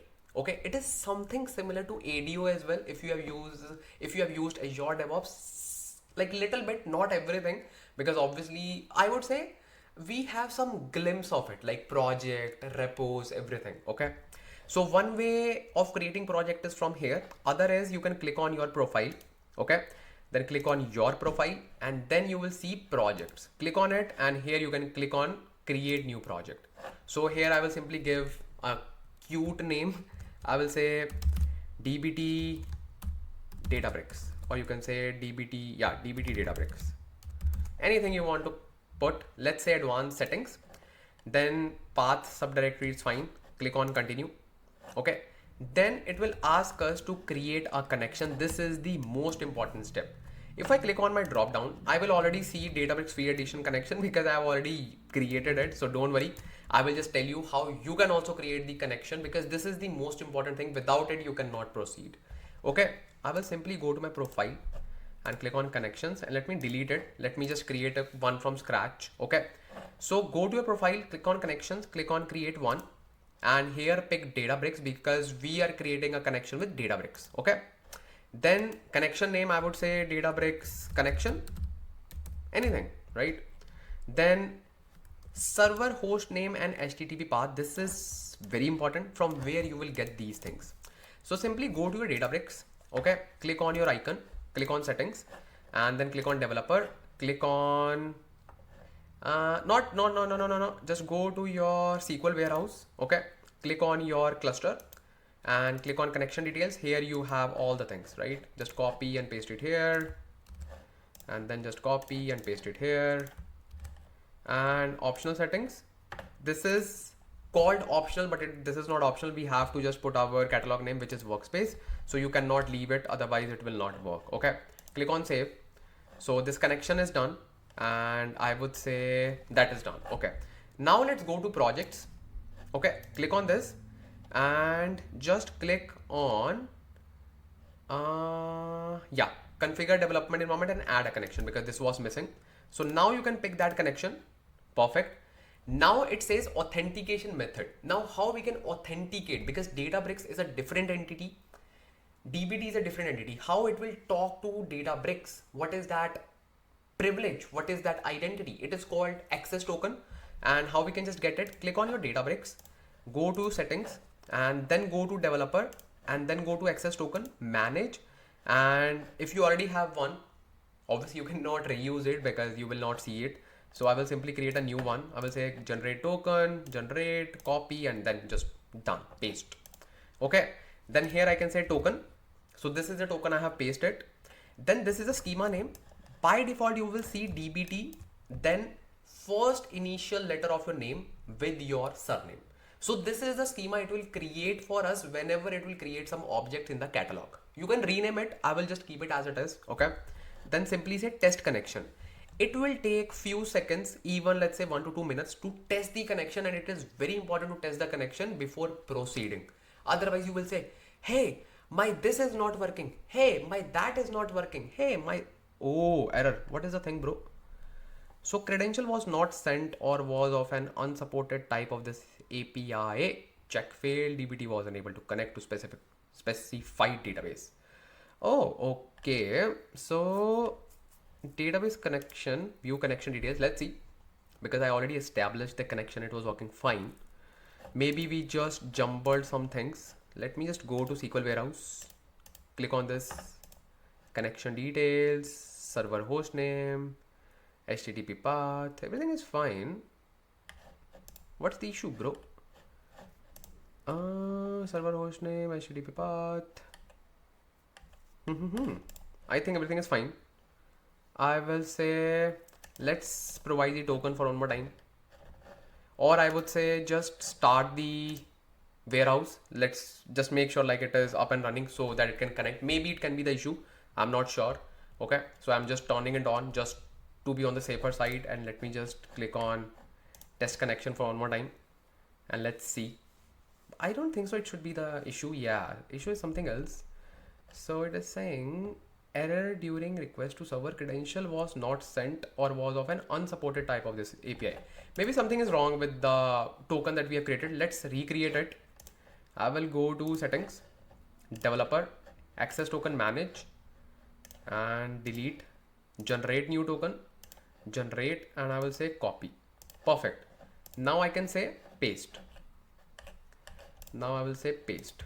Let's paste it. Maybe I just pasted something else. I don't know. It can be the issue because I just created the connection before recording and it worked, and now, oh, it worked. Maybe like token was the issue. Okay. So now we can simply say save. So our connection is ready. Okay. Our connection is ready. Now the third thing is set up a repository. So now we can just perform source control, or you can say git versioning using our DBT as well. We can use GitHub, we can use GitLab, we can use Git clone. And if we do not want to use these three things, because obviously it will add a kind of headache if you are learning new things, right? DBT provides us something called as managed repository. So I will simply go with it and it will manage all my feature branches, master branch, main branch, everything. Okay. Click on managed and I will say Ansh repo. This is my repository. Click on create and that's it. Woohoo, your project is ready finally. Now you have multiple options to get started. It says you can start with IDE. Okay, that means DBT has its own IDE. Yes, and I love it. I love the user interface. It's amazing. Get started with CLI. If you're a fan of CLI, just go with it. Check out get started tutorial. Yeah, obviously you can, and some data DBT documentation. I will go with start developing in the IDE, and you will see everything will be created for us. So this is the studio, and this is the cloud DBT cloud IDE that we're gonna use. And trust me, you're gonna love it. You're gonna love the UI and all the arrangements. So it is just creating everything for us. See, so this is version control. So let me just give you a quick overview. This area will be for version control, git control, you can say. Okay, this control, this area will be for our files, folders, scripts, models. What are models? So basically we just call SQL scripts as models because we create models within DBT. Okay, then obviously create new file. Without delaying, just click on this button, initialize DBT project, and that's it. First thing that you need to do. So you will see it has automatically created this kind of structure where we have this kind of folder, then we have analysis, macros, models. By the way, this is the main thing that we're gonna cover. Then we have seed, snapshot, test, and some files that you can say npm, kind of npm. Okay, without delaying, you need to say commit and sync because we want to save all these orange files because these are not saved. Okay, I will simply say commit and sync, and I will say initialize commit. Commit changes, or you can say initial commit, whatever you want to just write your message. So now you can see orange marks are gone. That means they are saved. Okay, or you can say merge with the, you can say main branch, because obviously we are just working with main branch, so it's fine. Now just click on this models. You will see a subfolder example. Click on it. You will see 2 SQL files. Click on the first file. So basically this is your model. And what is the model? Model is the backbone of DBT. Whatever you want to write your code to transform the data, it creates a model. It creates a model. The best thing is if you are good with SQL, you can create SQL model. If you are good with Python, you can create Python model. Model is basically the fancy name. You can say whatever transformation you want to write. just write it in the model. That's it. And I know it is pretty much similar to DLT user interface, right? Remember multiple file code editor. It is pretty much similar, and obviously we see a similar DAG as well. So it is amazing. And why are we seeing this particular DAG? Why? So basically, the best thing in DBT is, let's say this is your first model, okay, or you can say first SQL script, okay. If your second model or second SQL script is referring this script or this model, this will create a dependency. That's why it will create a DAG. Oh, so we can even refer the models as well. Yes, in DBT, yes. Wow. Yes, I know it's wow.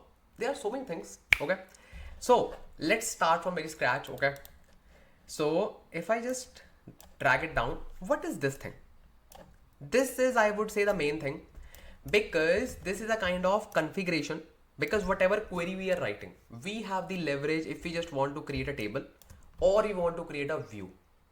So if you just write view, it will create a view in our Databricks workspace. If you want to create a table, it will simply create a table. Okay. And what is this query? This is the query, or you can say transformation, that we write. Okay. Here we are using CTE. Why? Because CTE is the best form of writing subqueries and referring hierarchical or nested queries in SQL. Makes sense? And obviously, if you're just writing big data transformations, you need to write nested subqueries, right? So for that particular purpose, we create CTE. But it's not mandatory. You can simply write your select statement as well if that is a very basic transformation. Sorted? Very good. So now I will simply remove the sample code and I will create my own code. Okay, whatever I want to create. Let's say I want to say select asterisk from my workspace name, which is workspace, the Databricks workspace. Okay, workspace dot gold dot dim airports, let's say. So now if I want to run this, okay, I have multiple options. I can, first of all, I will simply delete this second model because I do not need it. Okay, I will say delete, because we are simply covering only one model, and I will delete it. And see, it is saying deleted. I can even save it and I can commit as well. Okay, so let's save it for now. Perfect. And we can even say commit. We will just commit it, don't worry. So here you will see that we are simply using select asterisk from this particular cell. Okay, makes sense. Now, if I want to just compile the code, what is the meaning of compile? Compile means it will simply show you what will be the query used to materialize your transformation. So if I click on it, compile, you will see the code without any configuration or materialization. Just select query. See, because this is the transformation that it will use. Here I know this is just a select statement, but this is an example, right? Okay. What is the meaning of preview? Preview will give you the results of the materialized query. Like what will happen if we run the query. We just want to preview the results. We can click on preview. Behind the scenes, it will simply run that select statement for us. Simple. And as you can see, we have all the things.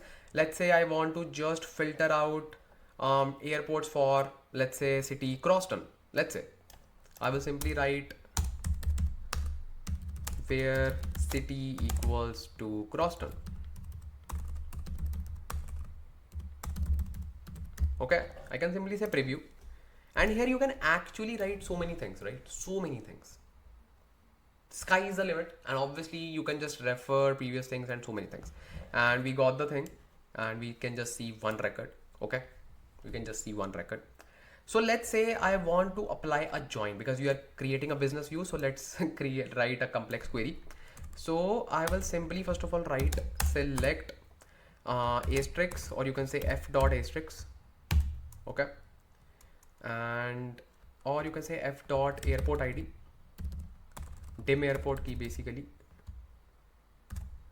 dim airport key. And then I want, let's say, let's first of all query what do we have in the fact table. I know we have amount. Okay, so we can simply say which airport, or let's say which city, or maybe which country is contributing to the most of the bookings. Makes sense. Okay, or you can say which airport is included for most of the airport bookings, right? So for that particular purpose, I can simply say f dot amount. Okay, f dot amount, and then I will say d dot country. Okay, and then I will say from workspace dot gold dot whatever your fact table is, fact bookings. Okay, then I will say left join and dim airports, and I will say D, and here I will add alias F, and then on F dot dim airport key equals D dot dim airport key.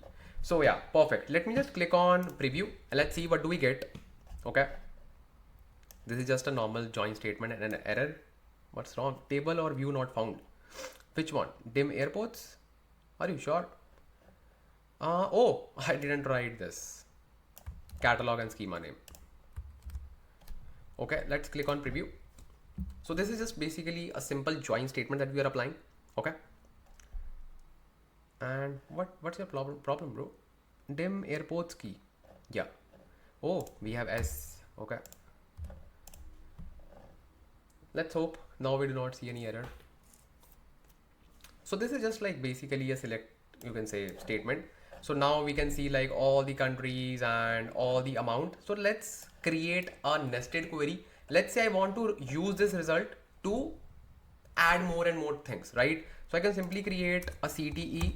I can say with parent query. Okay. And I can say as, and then I can close this, right? Like this. This is just a basic of SQL. Then I will simply write something like this. Let's say select country, and then sum of amount as total amount, right? Total amount from parent query, and then group by country. Makes sense. Let's preview this code. So basically, what is the agenda of this? Let's say I want to just reuse this query and maybe I want to refer this. So I can even perform this thing like this. Wow. Now I want to save a table, let's say delta table on top of this query in my Databricks. How we can just do that? It's amazing. So first of all, let's commit it. Okay. And let's say first business view. Okay. Commit changes. And we have committed all the changes, and you will see all the things will be saved and merged. Currently this is your personal branch. As you can see, Lamba patch 1, we can merge it, but we do not want to merge it for now.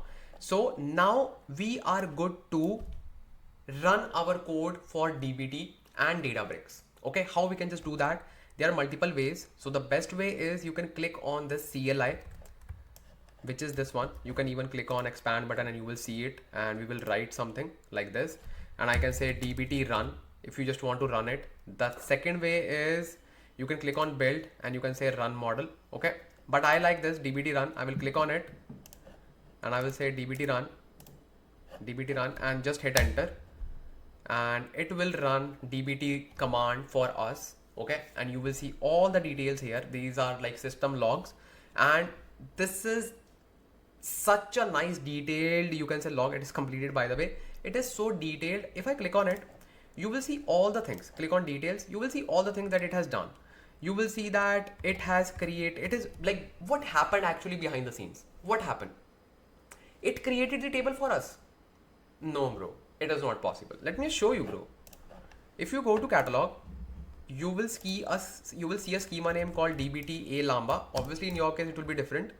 And see, this is a table, bro. This is a table created by DBT for us. Wow. What actually happened behind the scenes? What actually happened? So behind the scenes, DBT ran this statement for us, which is called create or replace table. workspace name, schema name, this schema name, remember we provided during the configuration, and then this is a table name, my first DBT model, which is a script. Then using delta, and behind the scenes it ran this whole query. Remember this whole script, this is called model. This is called model. All the comments are there because we forgot to remove the comments, but comments are also there. So see, all the things are there, all the things. Select asterisks from this, and then all the things that we have done, right? All the things. Okay. And by the way, why I'm seeing this thing, create or replace table and using delta, select asterisks from this. Why? Maybe we didn't like save the thing. Maybe it can happen. So that's not the, you can say, agenda, because we just wanted to create that thing. So if you just go to my first DBT models, and you can even see that, and in this particular model we just have this thing because we didn't save it, and we just have this particular query, but that is fine. That is fine. It's not a big deal if we just forgot to save it, but the agenda is you can actually perform these things using DBT. You can write, and I would recommend you to just write more and more queries and just play with it. Just play with it, and you will see like, okay, you are just learning a lot and you are actually doing a lot of things. And even if you just merge this branch to master, you will see that this branch is now merged to master. Like you can say master or main, the same thing. Really? Yeah, because in Azure we just call it as master, sometimes we just call it as main, so it's up to you, whatever you want to say. Okay, so this is particularly the DBT, you can say mini crash course, or you can say the guide that you can use to create objects from DBT to your target engines. Like, so now the thing is, do you know what? DBT doesn't have any kind of engine to run these queries. No, all the queries are running on your this particular compute. Okay, so DBT doesn't have any kind of engine. DBT doesn't have any kind of storage. It just have the capabilities to write SQL queries on top of your particular code, but optimize SQL queries. How? It uses something called as templates. It's called, I think, Jinja templates. So you can use Jinja templates to refer the different models and create a kind of lineage. Yes, you are writing SQL, but you are writing smart SQL. You are writing SQL in a parameterized way, and obviously you need to write less lines of code because it has like some amazing optimization functions as well. Make sense? So this is your end-to-end tutorial, or I would say project, and I think this is one of the best projects that I have created for YouTube and for you, my data fam. And this was so detailed one, and I loved it, and I hope that you also loved it. And I would recommend to just play with DBT, play with Databricks more and more, and just support this channel. Again, I'm repeating, because I want you to support this channel. I am giving my best. I hope some love. I hope that you will provide some love, and I expect some love from you as well. So just share your lovely comments in the comment section, and just share this video with others. Like this video, subscribe to this channel, and just click on the video coming on the screen, and I will see you there.